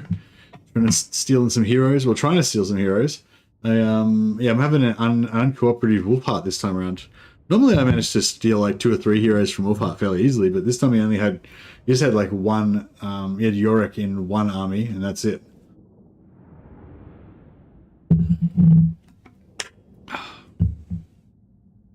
So I've stolen Yorick. We've had him since since yesterday. But yeah, Kalara's getting around, but he hasn't put her in an army. As soon as he puts Kalara in an army, we'll steal her.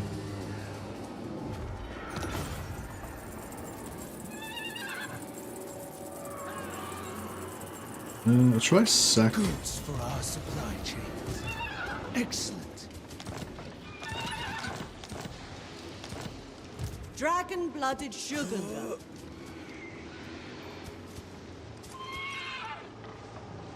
The waves have claimed countless ancestors. Pretty sure we're in the zero movement sort of area. Shenyang shows the way.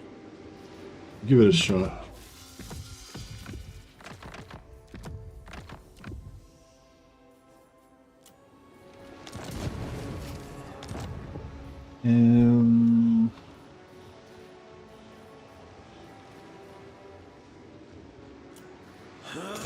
Shogungan Lord reporting. Yeah, nice. That way we can, that way, Yuan Bo can do his thing. I don't know whether I want the lions or the heroes. Gate Master. Gate Master. Astromancer of Grand Cathay. Gate Master. The Emperor's architect. Give him like. Alchemist of the House of Secrets. Give him an alchemist. We'll give him one alchemist and one astromancer. Commander of Cathay's defenses. Celestial ancestors. Crap. Obey without question. Green lines give you they give you mastery of the elemental winds. So when you have like 4 or 5 of them in there, it gives Yuan Bo 200% spell intensity. But I don't really need them anymore. I don't need as many anymore because I've got this alchemist who also has. Heaven's servant. Yeah, I wish I hadn't put these guys up here. I could have joined him into the squad. Honor to the Dragon Emperor and Empress, defender of Grand Cathay. I don't know if I want to make a. Maybe I should give him a bunch of bodyguards. This shall be no easy lesson. Master of fortifications. You have much to learn. I kind of wanted to try out. Duty continues. I kind of wanted to try out whether they were any good as a little tanky hero squad, Celestial cities. but I never really got around to it. Master of the Meteor Wind. Alright, we'll send him down and sort out this Tyrian situation. The Celestial commands. The dragon-blooded.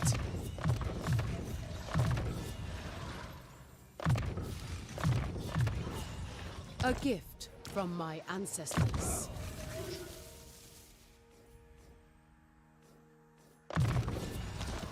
Yeah, I wanted to try out the Gate Guard squad, but maybe yeah, I don't know.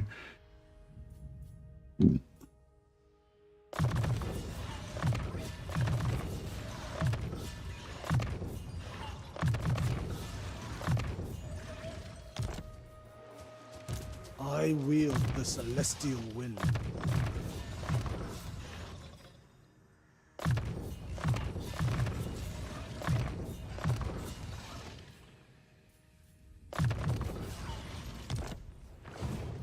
Awaiting orders.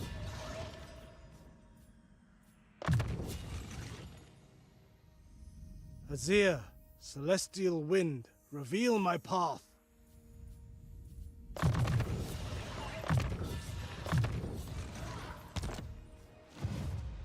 Looking at the minimap. Minimap? What minimap? Are well drilled. What do you mean? Confused.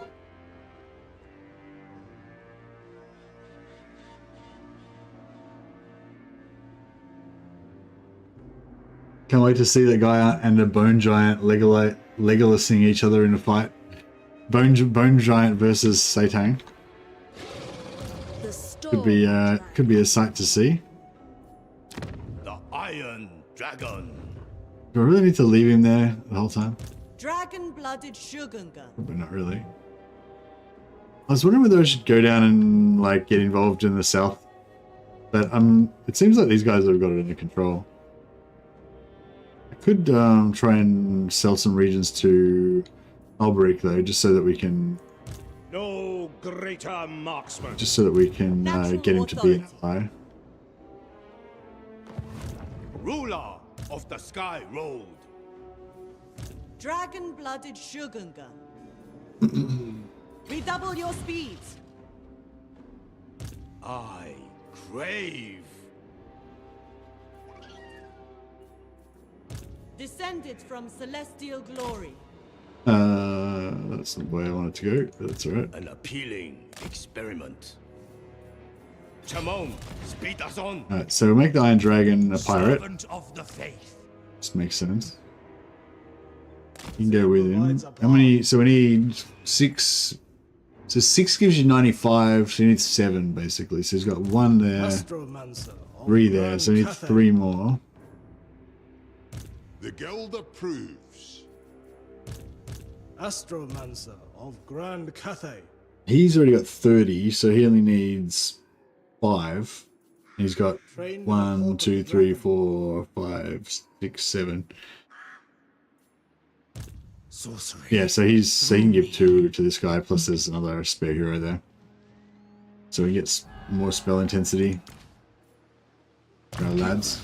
Of whooshing. And yeah, we'll get his blade shield and his other executioner. Change from my Actually, can we get the cooldown a bit lower on that or what?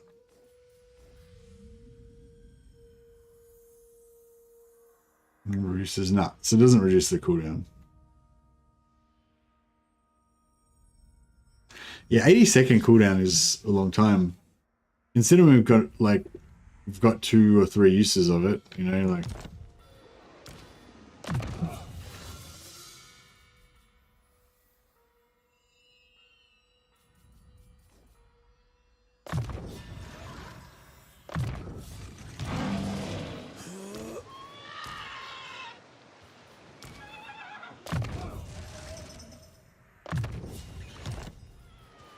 The dragon-blooded.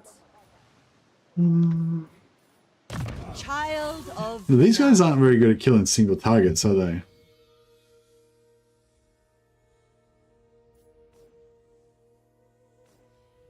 But yeah, I was sort of thinking maybe one of these Dragon Blood and Sugar guards with maybe 4 or 5 gate guards as bodyguards in a little squad. They could almost make up for one of the dragon,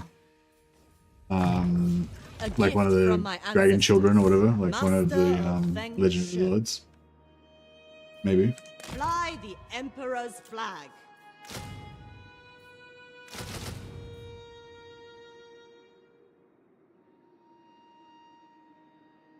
Oh yeah, cool. So we can pop another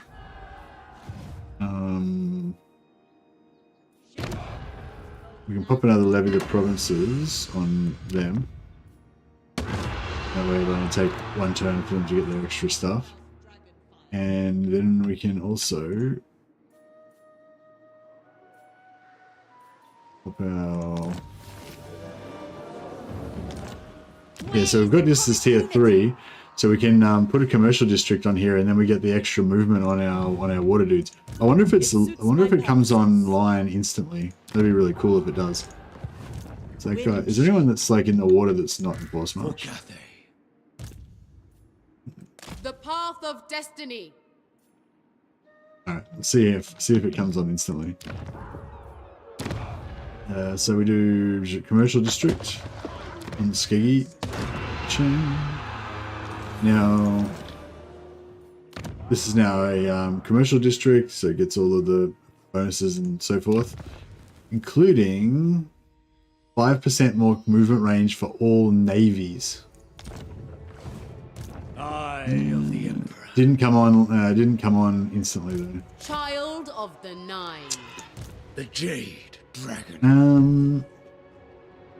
I don't know how to check it. We're doing well, I suppose we'll be able to see compared to other navies, especially once we get more of them.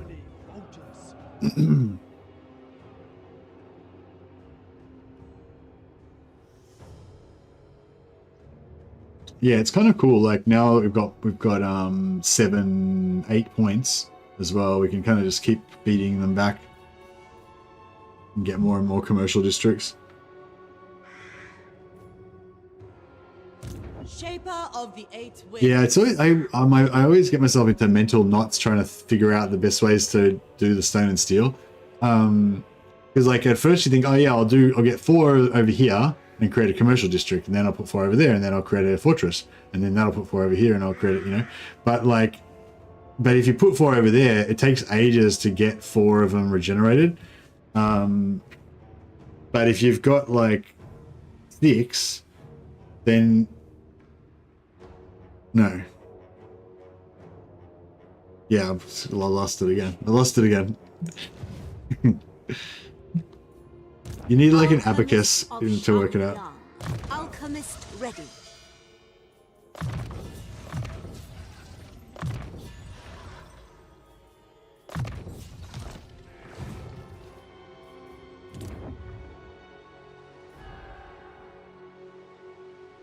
Another day, another battle looms.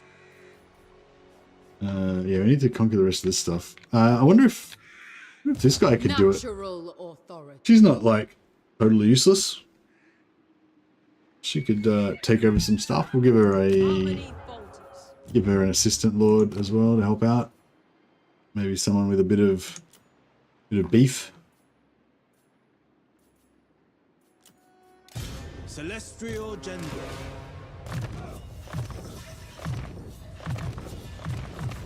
Few would turn down such weaponry. The Storm Dragon.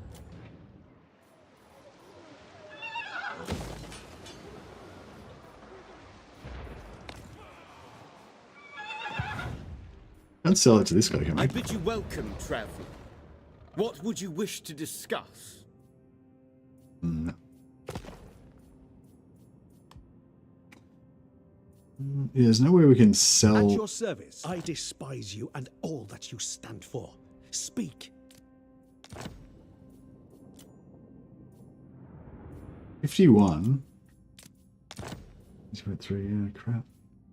Can we get any sweeteners?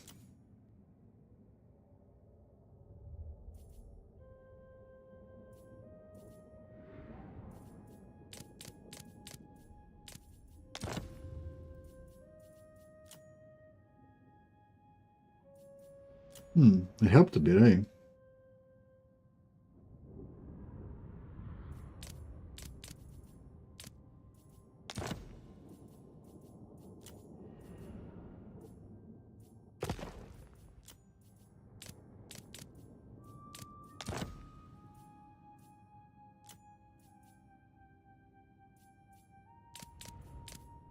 I'm not actually going to do this, obviously, but yeah, I was just checking it out. Yeah, it's too much trouble. This is the problem. Like, you don't want to make it. If you're going to go to war with somebody, you don't want to make it so that it's more trouble to make peace with you than it is to kill you. That's just foolish. Just forcing my hand.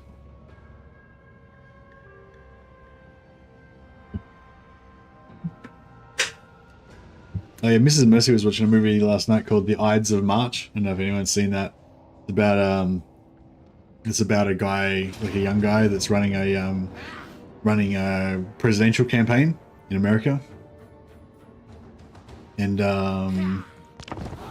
yeah, but it's set in, I think it's set like fairly recently, maybe in like 2015 or 2017 or something like that, maybe 2020. And yeah, it's like I've just been watching the West Wing for ages, and it's funny how it's like it's kind of about the same things, but it's just way more I don't know, it's just like way more cynical and darker and stuff. It's funny how yeah, they're kind of about the same thing, but the West Wing's like just this super like what's it called, idealized, I guess, like all the characters in the West Wing are like super like righteous and dedicated and smart and stuff, you know. George Clooney, Ryan Gosling, yeah, exactly. But it's sort of similar because all the people in that movie are like super smart and dedicated and all that as well. But yeah, but it's like, I don't know. I guess it's just a different message. Like the West Wing is kind of like, you know, there's all these complexities, but at the end of the day, everyone tries to do the right thing, and you know, they manage to do great things, kind of, but it's really hard, sort of, and whatever. Whereas in the Ides of March, it's kind of like, it's the moral is kind of more like everyone starts off good, but then they all get fucking corrupted and just, you know, it's just all dark, basically. I don't know, that's how it seemed really pessimistic to me anyway. The heavens await!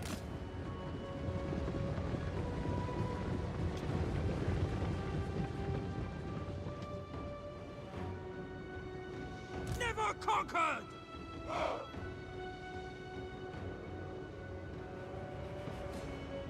The dragons ask.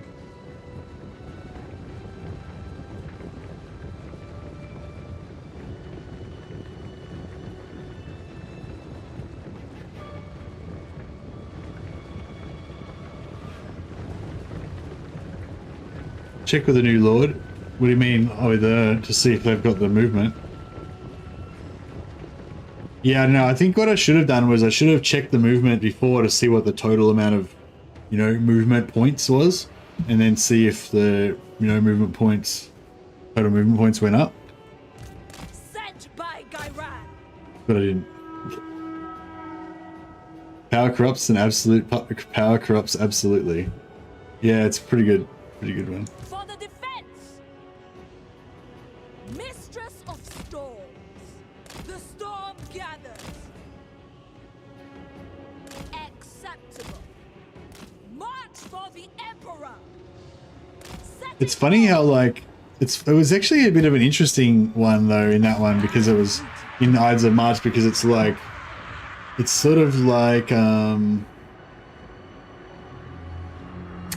don't know, like with the power corrupts thing, it's sort of like, you know, yeah, like if somebody's got a lot of power, like it'll eventually occur to them to use that power to, you know, do shit that's like, you know, not very good or whatever. But like in Ides of March, it was a little bit different. It was sort of like basically saying that, you know, the system creates this super competitive, super like difficult, I guess, situations and everything, which in turn like creates these operators, like these people that are like super smart, super like, you know, super smart and super resourceful and able to like pull off all this crazy shit and everything. But then because those people are competing with each other, like it's a high stakes game, you know, and like yeah, like I don't know, it's sort of like, yeah, so basically I'm gonna ruin it for people who haven't seen it before. Well, if anyone hasn't seen it and they want to see it, then don't listen to me now. You've had fair warning. But yeah, I guess I took it as like the moral was like, hey Roundy, welcome.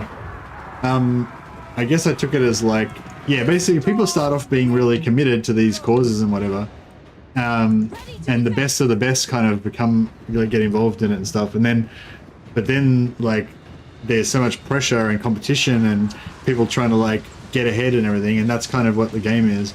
And so eventually this character gets forced into a situation where he has to do something really ruthless in order to survive. Otherwise, his whole life is fucked. And so, and because he's a really smart, really resourceful fucking operator, you know, because these campaigns kind of like, you know, kind of attract like these really effective people or whatever. You know, I don't know. It's just, yeah. I don't know. It's funny because it's sort of like about the same. It's kind of about the same thing that the West Wing's about, but it's just a heaps darker, you know, heaps darker version. The movie's called The Ides of March. But yeah, I've kind of ruined it now for anyone who might want to watch it. Sorry.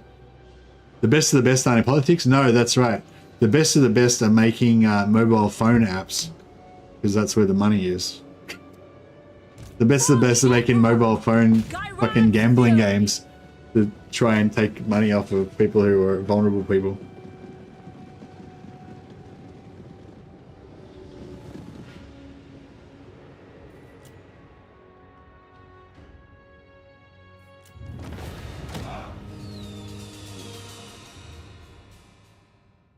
Yeah, no, that's me being cynical. All right, well, those rats didn't do too well against yeah.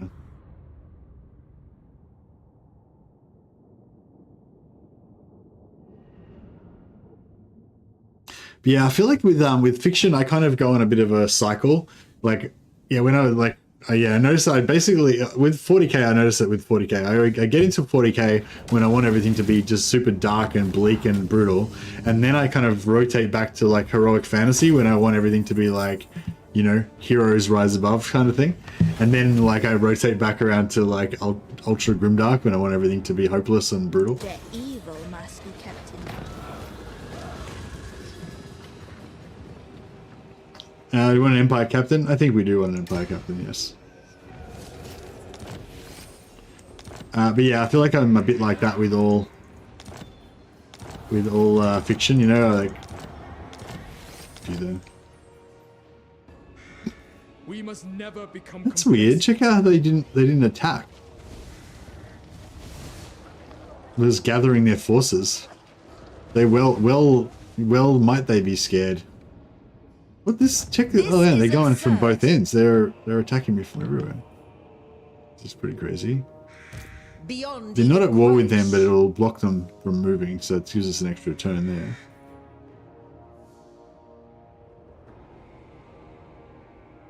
You often say you know when telling us something we can't possibly know. Yeah, I know.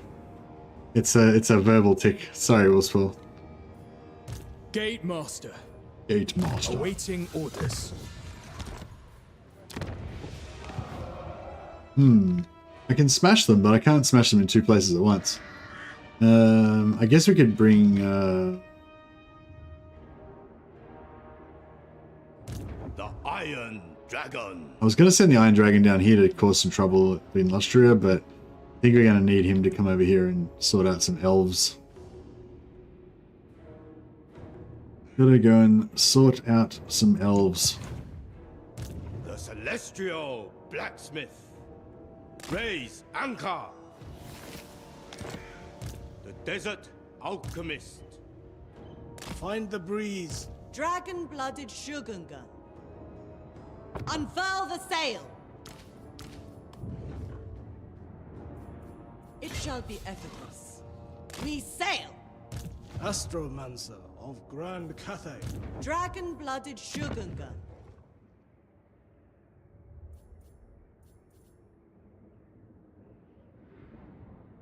Right, I'll tinker.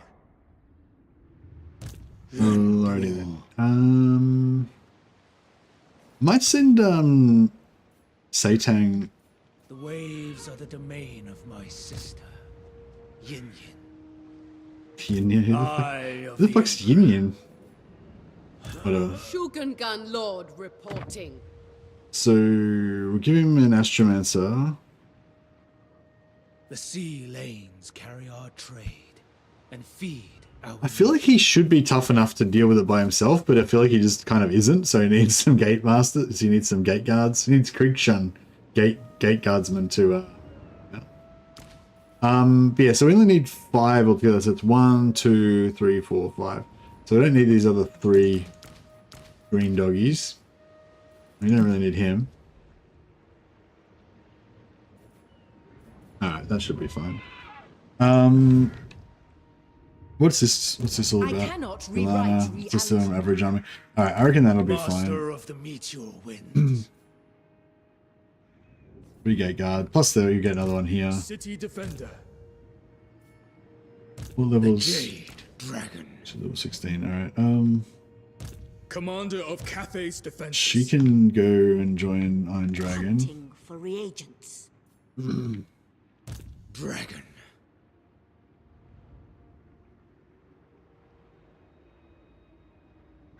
Green sails shall fill. Do you reckon there with no debuff is better, or there with a 50% movement debuff? It's probably there's better, probably, isn't it? Do not rest on the waves. Gate Master of the Celestials. This shall be no easy lesson. Alright, I feel like this army should be pretty much indestructible. I mean, I may be wrong. I may be humorously out of touch with reality, but I think they should be alright. An ocean rich with reagents.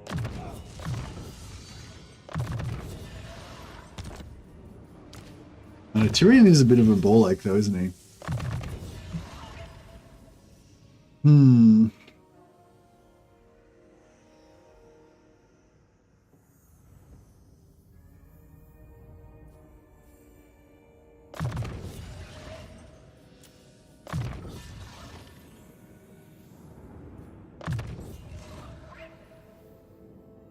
Hey, glittering robe is good, isn't it?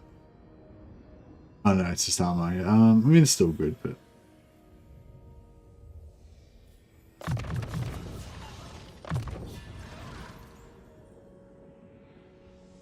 transmutation of lead. Yeah, that's the one.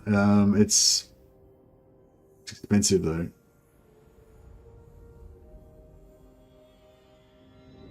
Oh, no, it's pretty good. It's pretty good. 50. It's 50-second duration, so it's pretty crazy. Yeah, kind of like I was talking about before. If you want to make like a little squad of make your little squad a bit indestructible, you pop that down so they get the 24 extra 24. Oh, actually no, that's you get the extra 24 melee attack reduction, but it's not going to work against Tyrion because he's probably got like 140 melee attack or something stupid.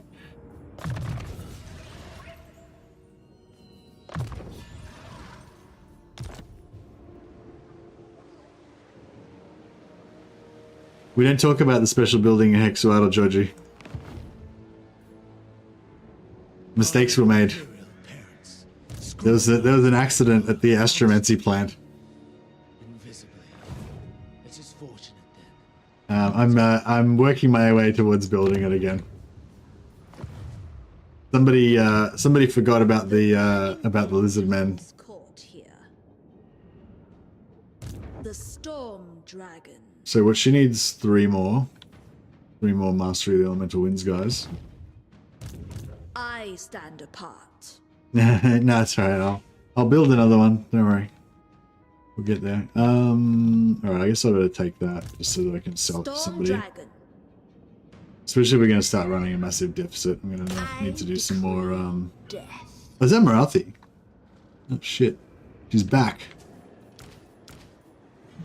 Favored daughter.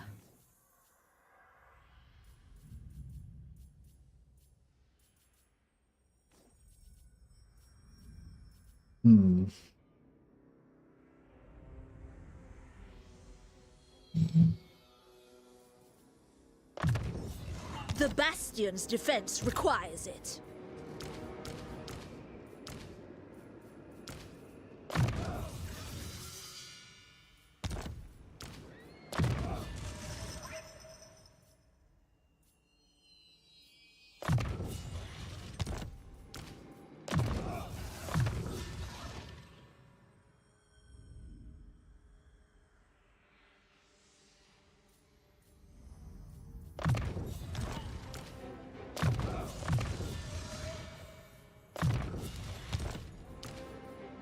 Hey buddy, what you doing?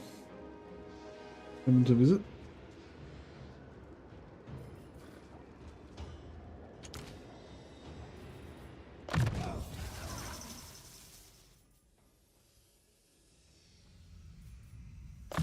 What you doing?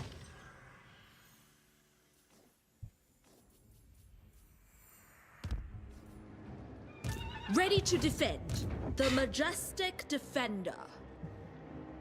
Alright, hopefully we can...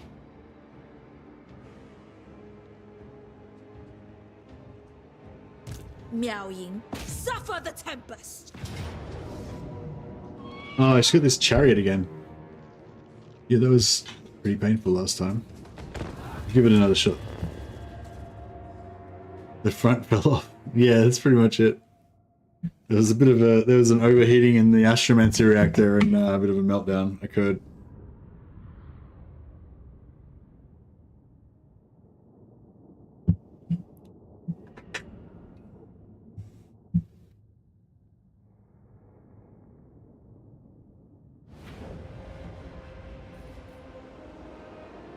It's alright though. It's not that big of a deal because we haven't really built up allegiance with many. I'm still like trying to build up allegiance with factions so that we can get the heroes still then. Ready to defend. Where's a good spot to hide our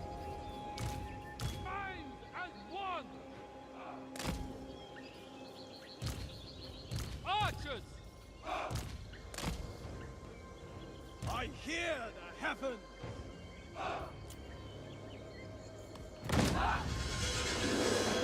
Rooting out evil.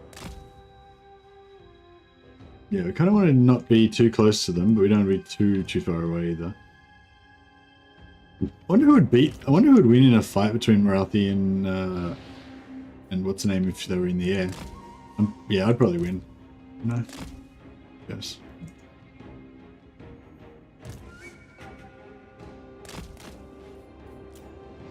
Gairan's fury.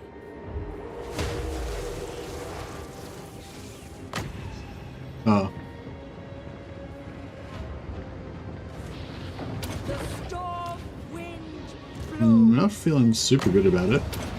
He's absolutely wrecked. She's getting absolutely bottled. Oh no, she's doing okay. She's giving as good as she gets, sort of.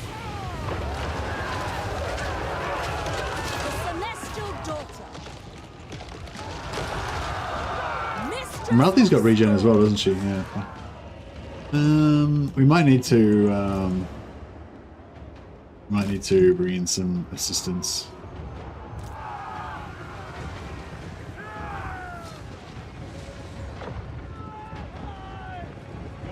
The Storm Dragon.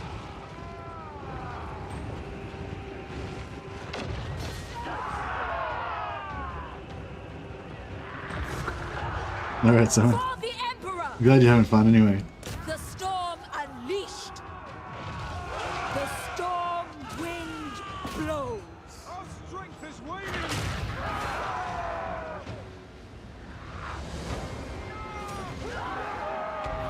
Behold the tempest. Oh shit, we're getting low on magic. Better save some magic for yeah, we seem to be doing alright. Master of Azir, the heavens await. Mage of the Celestial Court. For the defense.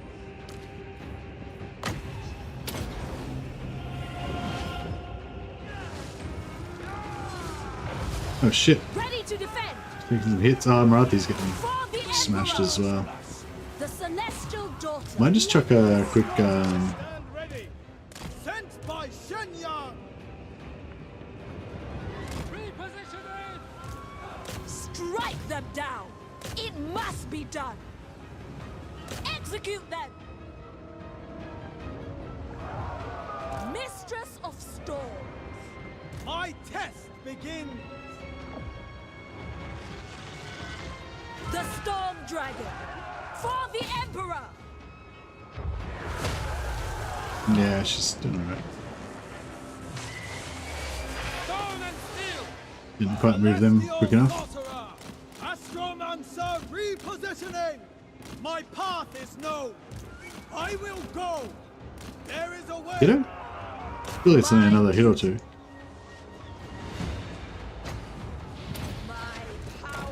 You can slow him down by like 75%, so the archers should be able to get a nice hit on him. Thoughts in harmony. Guided by ancestors. Sent by Shenyang. Oh, good night, Will Spoil. Have a good one, buddy. Alright, Martha's down. Caravan, aid me. The heavens guide me. There is a way.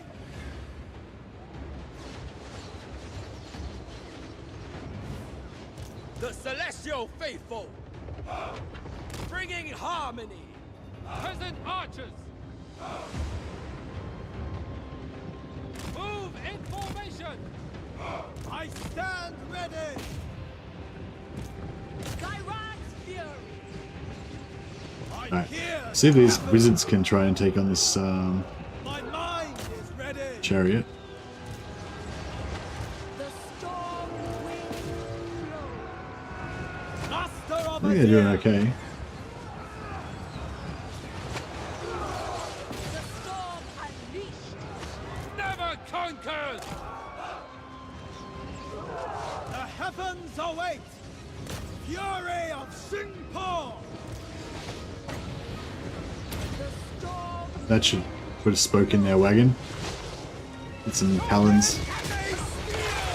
Oh, we didn't quite make it past there.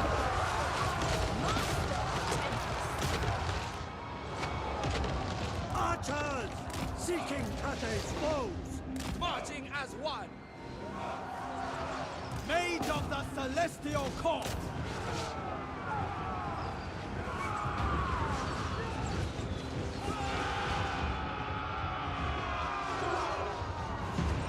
For the defense.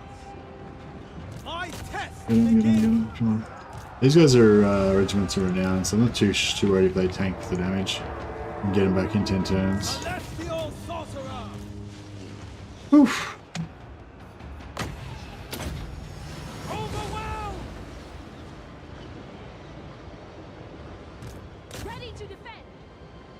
I stand ready. That's right, we'll get another attack on the settlement so we can heal ourselves during that. The heavens.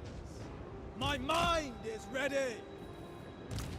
Sent by Caravan. Master of Azir.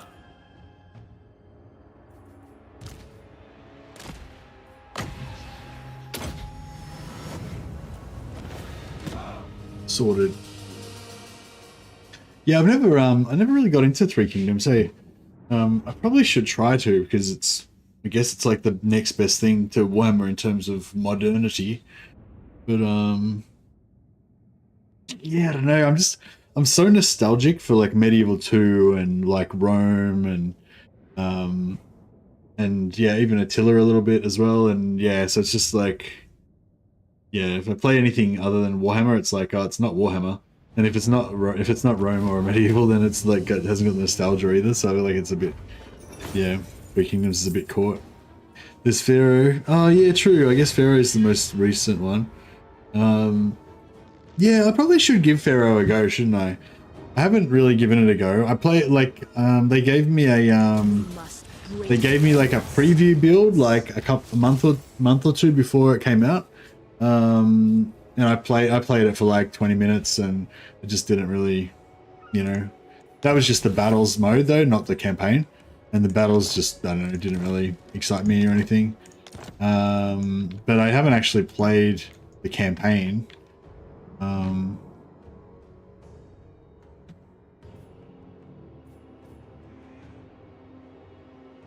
But it's all, yeah, it's sort of weird now though, because it's like, I think they're going to divide up the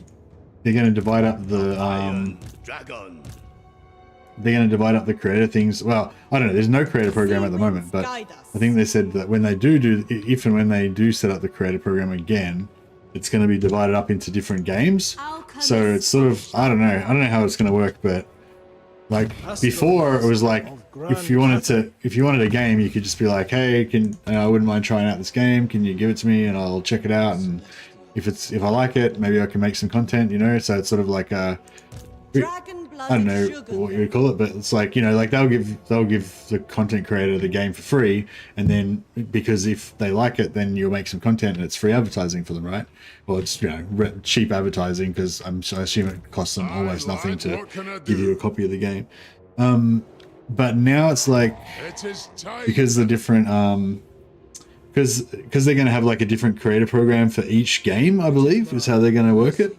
So if you like,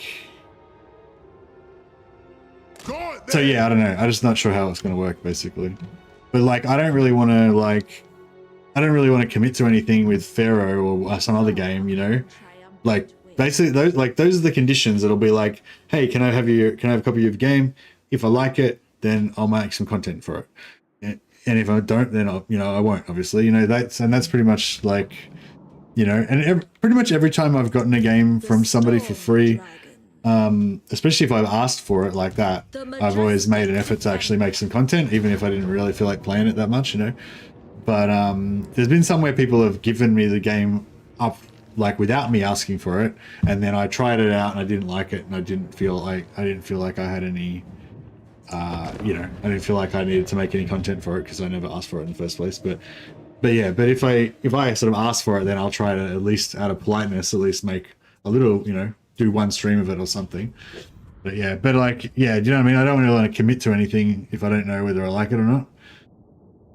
And the chances, and it's like a 99% chance I'm not going to like it because I only have a very narrow field of interest, you know, like there's only very specific games that I actually like playing. Anyway, but yeah, so I've got a copy of Pharaoh, but I don't have a copy of the new DLC, I don't think. And so I don't really want to play like half the game, you know what I mean? But I don't really want to ask for a copy of the DLC because, you know, I don't really know if I'm going to like the game, and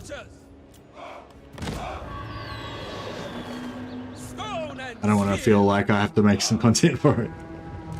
Sent by Caravan. That was a very long explanation. I think I'm getting a bit tired because I'm starting to I stand ready. Yeah, no. My path is Actually, no, I was doing it from the start, wasn't I? I think within the first half an hour, I started like a 45-minute long fucking diatribe about some shit.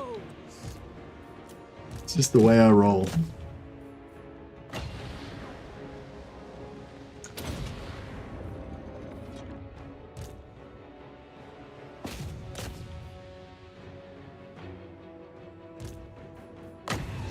Behold the tempest! The storm wind blows. You can see you playing Pharaoh, just pretend it's Tomb Kings. Yeah, that's right. Maybe I can get a skin. Actually, yeah. If I could get a mod for Pharaoh, and it made all the models in Pharaoh like skeletons and like mummies and shit, I reckon I'd probably play that. Ready to defend. Celestial Sorcerer. Astromancer, repositioning. Harnesses the winds. Just play Tomb Kings. They're cool. Yeah, that's probably what I will do. Although I wish there was mummies in Tomb Kings. You need mummies. No, I don't know. I really love Blood Bowl. It's funny because I never really used to like Blood Bowl that much when I was a kid. Like, I mean, I did, but then I sort of went off it because I felt like it was too silly. But now I like really like it. You know, the silliness is part of it.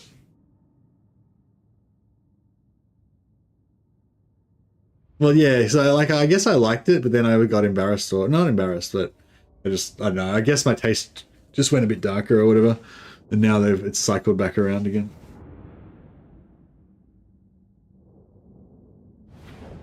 Well, not now. I mean, I got back into it probably like 10 or 15 years ago.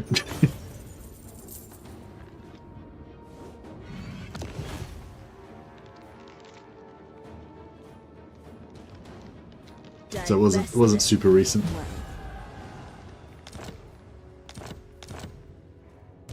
The Storm Dragon. Alrighty, so still set before the Grimdark gained traction. Yeah, it's like it's cool. It's like evil, but in a like a light-hearted, upbeat kind of funny way, you know? Yeah, it's cool. Like there's heaps of like dastardly brutality going on, but it's all like portrayed in quite an upbeat kind of way. But yeah, but it wasn't. That's not really the part that like I don't know. It's just. And I think just to my like teenage mind, like the kind of more like serious sort of warfare type stuff of Warhammer Fantasy Battles seemed more like gritty, you know, like more gritty and realistic and stuff, even though obviously it's not very gritty or realistic in retrospect. But yeah, whereas, you know, even as a 13-year-old boy or whatever, I could already tell that Blood Bowl was a bit silly, you know. But now I'm like, you know, yeah, now I don't mind. That's not a negative in my book anymore.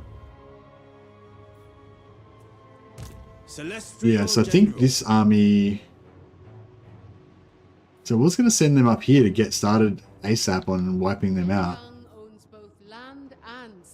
But we've only got like This is one, two. We've only got 2 turns, you know, or maybe 3 turns before he's messing up Toranrock.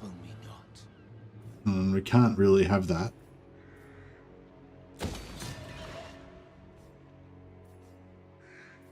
Hey, and Angry Renaissance Hobbies for the arts and sciences. Oh, thanks so much, man. You're a legend. I haven't had a tip in ages.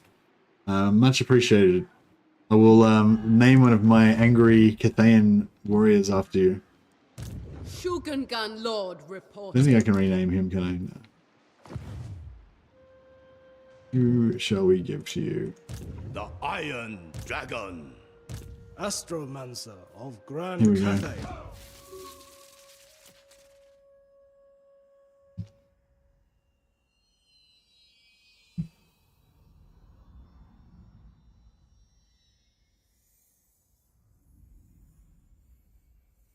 There we go.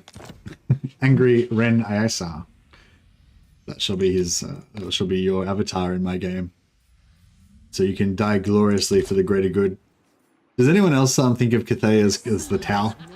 I just think of Cathay as the Tau, fighting for the greater good, but you know, but secretly being all kind of a bit evil underneath. Alchemist of Shangyang. But yeah, thanks so much, man. That's your legend. Appreciate it. Natural authority. Don't like the idea of sitting around doing nothing though. YUAN BO. Full speed ahead, child of the Nine. 3. Ready to do the guild's bidding. The dragon-blooded. Astromancer of Grand Cathay. An honor. Fortune can be woven. I have no time for jokes. How many? We need 7. So we've got 5, including this guy. Oh, we can drop. Actually, let's drop in a lord here, and then he can. What sort of lord is this one? Dragon blooded, yeah. So give him another tanky bodyguard, celestial general. Celestial General. He can take some archers. Awaiting orders. This shall be no easy lesson. No, it was still very readable. Don't worry, I got it. Ready. Miao Yin. I stand apart. Why just send him back to the pile? You worthy. Some Longmar. Oh, so at level 30, you get the Green Guardian, which is your first siege attacker. Yeah, siege attacker regiments of renown are good, I think. Like everyone should have a siege attacker. How long does it take to get through there? 1, 2. What about for enforce march? The Emperor's chosen daughter. Ride upon lightning. It's gonna be like 1, 2, 1, 2, 3, and then attack on the 4th turn. What about if we go 1, 2, 3, 1, 2, 3, attack on the 4th turn. Yeah. I guess this way's. Yeah, I guess that way's better.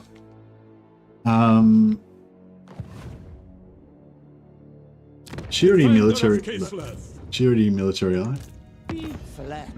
Yeah, she already military ally. Already 150 plus. All right, how about the Wood Elves?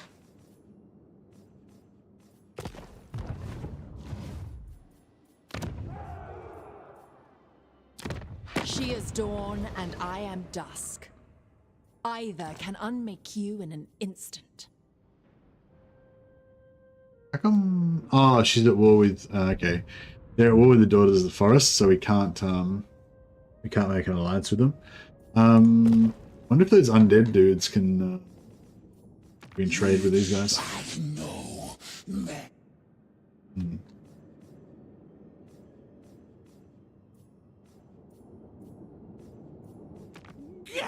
It is the cold that makes you shiver. Not myself. Humanity. Yeah, we'll let them have that. The majestic defender. Dragon-blooded Shogunga. It suits my purposes.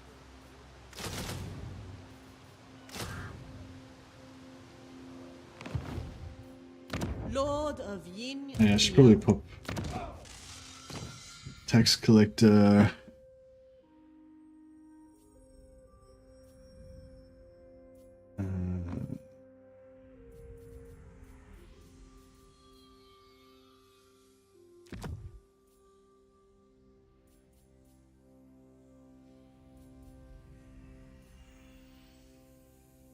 T-Master, +1 control. A gift from my ancestors.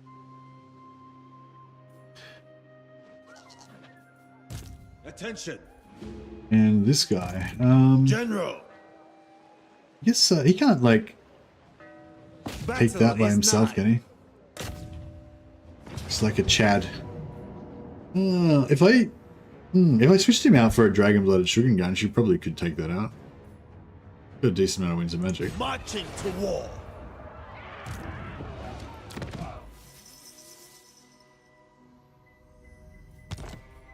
Let's give him, yeah, give him some longbow riders. Actually, whatever, can you just do it without? I reckon we can do it with, if we get a caster lord in there, I reckon that'll be alright.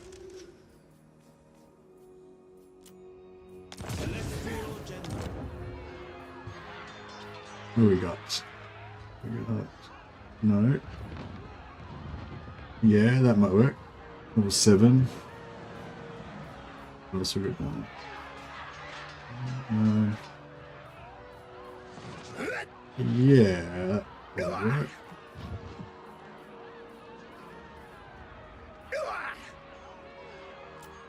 Spill their Oh yeah, Profitoria, you're back. Alright, Profitoria is good, is back again. What's the best value? Probably the Wall of Wind of Fire does the best damage, isn't it? If you can get a good blob though.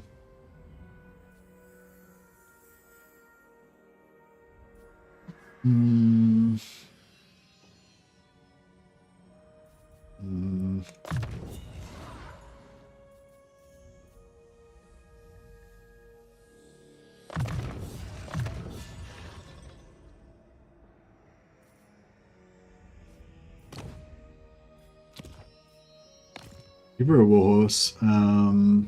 We will bring order. Give her some armor. Actually, we could give her glittering scales, and we can try and make her like charge in Wes as the Longmars charge in. So she'll get they'll get the -5 melee attack on the enemies. We could give her -8. Now I think the Tormentor Sword would be better, and then give her a Jade Amulet. So she's got the cheap spells. And give her. Oh yeah, give her Luminarch Lens, 40% extra fire damage. And arcane item. Winds of Magic cost for overcut. That actually could be alright. Earn the Emperor's love.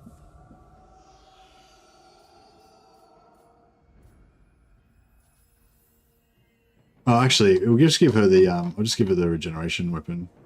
I'll just give her the Von Cast Iron Blade. Then we pretty much got it in the bag. That's pretty much that'll pretty much do it by itself. Oh, and yeah, fire damage.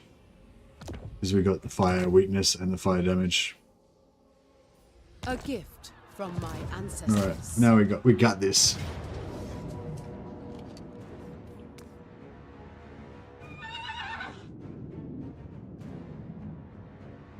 What's the radius on that?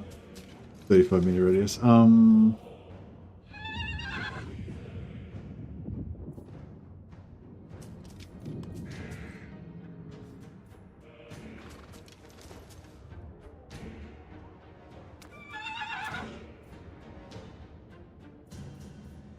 This isn't like a minor settlement or anything, is it? No, it's just... Alright, I think we can do this. Auto resolve says no, but I feel like it should be fine, right? I like Three Kingdoms because not only is it mostly historical, there's still heroic godlike heroes and lords that have special abilities that you can play without those, or you can play without those abilities in Records mode, yeah, for sure. Yeah, Yeah, I don't know. Like we were talking about this a bit before. I'd really like to see a historical game that had that like historical hardcoreness feeling, like the old like Medieval 2 and even Rome 2 to an extent, I'd say. But then once you get into the like, it's like I think Immortal Lords is the big thing. Like you can't have Immortal Lords. You need your lords to be able to die in battle, and you need you know, you need family trees and stuff. You need to be able to have kids and have a dynasty and everything. You need to like, well, in order to recapture that feeling that I want from the old historical wars, Total Wars, you know. But I think like a lot of people, like historical fans, they kind of reject everything about Warhammer. Like, and I don't think that's necessarily the way that you need to go. Like, I feel like yeah, you definitely have to have lords die. You definitely have to have like bodyguards instead of single entities on the battlefield, because you know, no historical figures used to like just cruise around on the battlefield solo, taking on enemy units and stuff. Let's see how much this fireball does. The new fireballs are pretty nice when you shoot them into infantry usually. Oh yeah, that's pretty good. Wonder if we get a sideways one. What if we put these guys at the front and then shoot from the side with the fireball? Nah, there we go.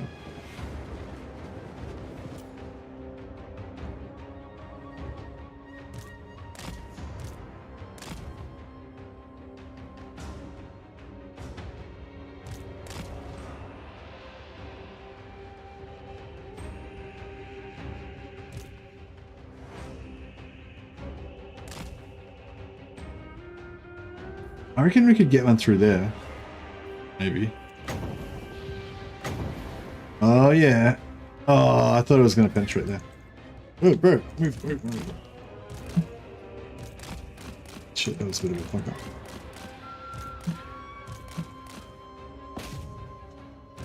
Man, I keep doing misclicks. Minds as one. Dragon Guard. For the Emperor. If we can take out these archers first, then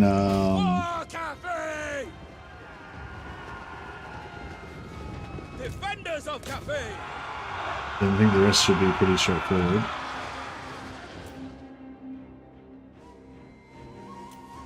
Order and harmony. Bathed in celestial light. I shall. A new path. This is the way. Oh yeah, this is gonna hurt. It's gonna hurt real good. Yeah. Alright. Yeah, I don't think there was much to worry about here.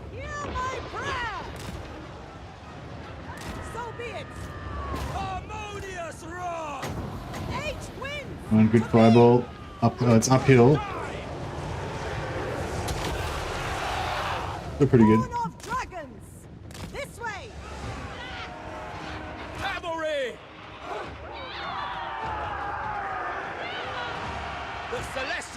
The option to allow permadeath. Yeah, that's cool. Yeah, that's cool. And maybe you could have like a suggested, like, I think it's good to have suggested stuff, because that way there's sort of like, it's accepted that there's a standard. Like, so you could say like, this is like hardcore mode, hardcore realism mode, you know, every time you die in combat, you know, there's a 90% time chance you'll die and blah, blah. And then there's like it's not just one thing. Like there's a whole bunch of sliders, but you can like select, kind of like in Bannerlord, you know, you can select Bannerlord mode, which is like everything on maximum hardness, but then you can go and change the individual parts of it, you know. So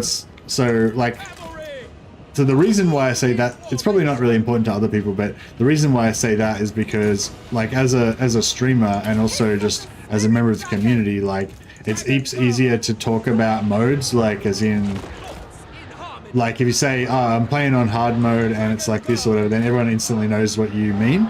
Whereas if there's like 27 different sliders and everyone plays on a different combination of those sliders, so there's effectively 5,000 different versions of the game, then you never really know what people are talking about, like, because stuff doesn't necessarily play out the same way, you know what I mean? So yeah, I think that's a good idea to have sliders, like, you know, permanent death could be an option, family trees could be an option, or whatever. Aging could be an option, but But yeah, but it'd also be good if there was like a standard thing like ultra realism mode is like everything on hard mode or whatever, and then like or there's like hardcore mode, which is everything on maximum. Then there's like realism mode, which is everything like permanent death, family trees, but like doesn't have the extra punishing, you know, doesn't have like the AI cheats and all that kind of stuff or whatever. And yeah, and that way you can quickly say, oh, I'm playing on realism mode, except for, you know, I've got permanent death turned off or whatever like that. So it's sort of a bit more shorthandy, so it's easier to explain which version of the game that you're playing on.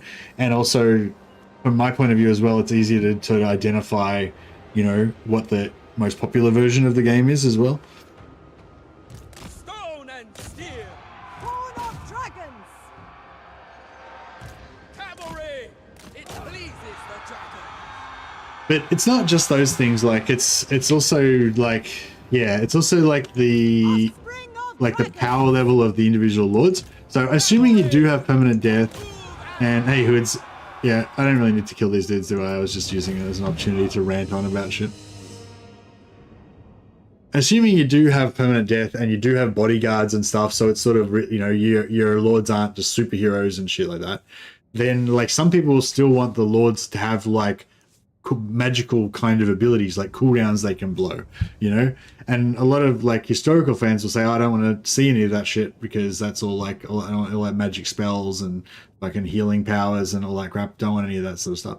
And I'm like, yeah, I agree. I don't want any over the top crazy magic and stuff, but at the same time I feel like you can still have the same feeling of having your character, feeling like your character's special and he's got a special ability, but like not make it something that fits into the historical time period and is not too over the top and doesn't make the heroes like legendary, you know, ridiculous legendary characters and stuff.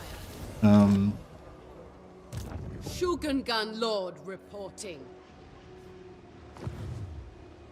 Master Engineer at your service. I know, like being able to upgrade your bodyguard to make them like ultra loyal, so that if the Lord falls in battle, then the bodyguard become unbreakable for like 30 seconds or something.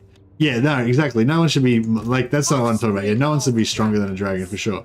But like, and there shouldn't be any dragons in the game either because it's historical, right? But you know, but yeah, like. But I still think you could have like special abilities that would make you feel like your unit or your character is really cool and like elite and special and legendary and stuff, you know what I mean?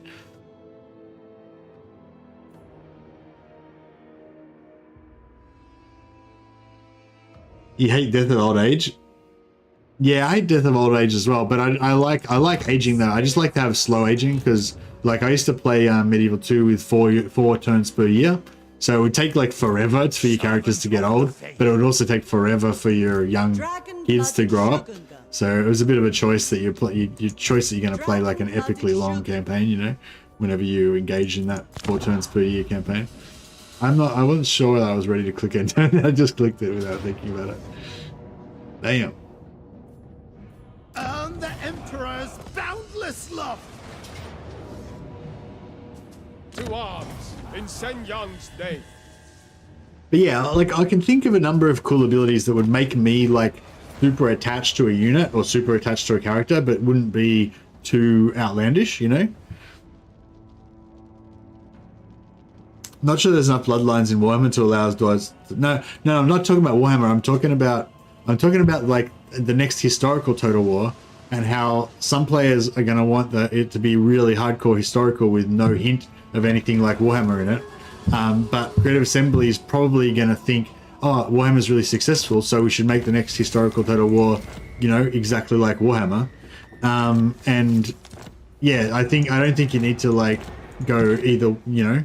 I think you can go like hardcore historical or more historical, but you can still have that feeling that you get from the special stuff in Warhammer without actually having it all be over the top and stuff.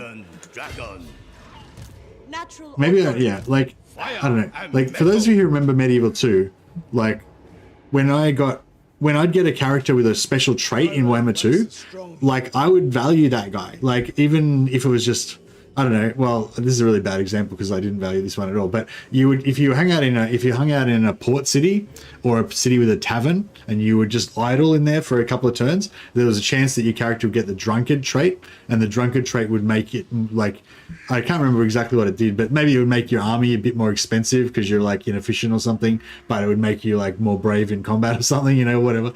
But yeah, it was very minor. Like it didn't really affect the game that much, you know. It's like if you saw a battle between a guy with the drunkard trait and one without, you wouldn't notice any difference at all. Like, you know, it's not like a legendary lord that can blow up whole armies by themselves or anything. But still, that guy was unique to me. Like, I actually cared about that dude as an individual because he had that drunkard trait that was unique, you know. And that's what I mean. Like, I love traits, like random traits and unique traits and shit like that are awesome. By the way, if you want Bloodlines, character traits, and history, etc., that's Crusader Kings. Yeah. Well, Crusader Kings, I'm 100% sure was inspired by Medieval 2. Not necessarily solely inspired by Medieval 2, but Medieval 2 came before Crusader Kings, and they did it in that first, you know. I think I should probably go to bed because I'm getting to that mode where I'd much rather just talk shit and I'm like can't even concentrate anymore. So yeah, I should probably have a rest. But yes, Crusader Kings. A lot of people enjoy that game. It's probably a great game. You should probably check it out. All right. The philosophy phase is in full swing. But yeah, no, I better crash. Yeah, thanks again to Battlesy for the big host earlier, and I think we got some raids from some other people as well. Dame Offensive did a raid as well. Roundy. Thanks guys. Excuse me. Yeah, right, I'm going to bed, so I'm going to try and find somebody else to chuck a host to. Yeah. Let me check here. Who is streaming from my friends list right now? Slightly Obnoxious Kiwi. Cool. I haven't actually chucked the host to Kiwi for a while. So he's another great streamer from the Total War community, from the Creator Support Network that some of you might know, the Creator Support Network that Legend of Total War set up a little while ago. Yes, Kiwi is also a member of that. I'll see if I can see if he's on...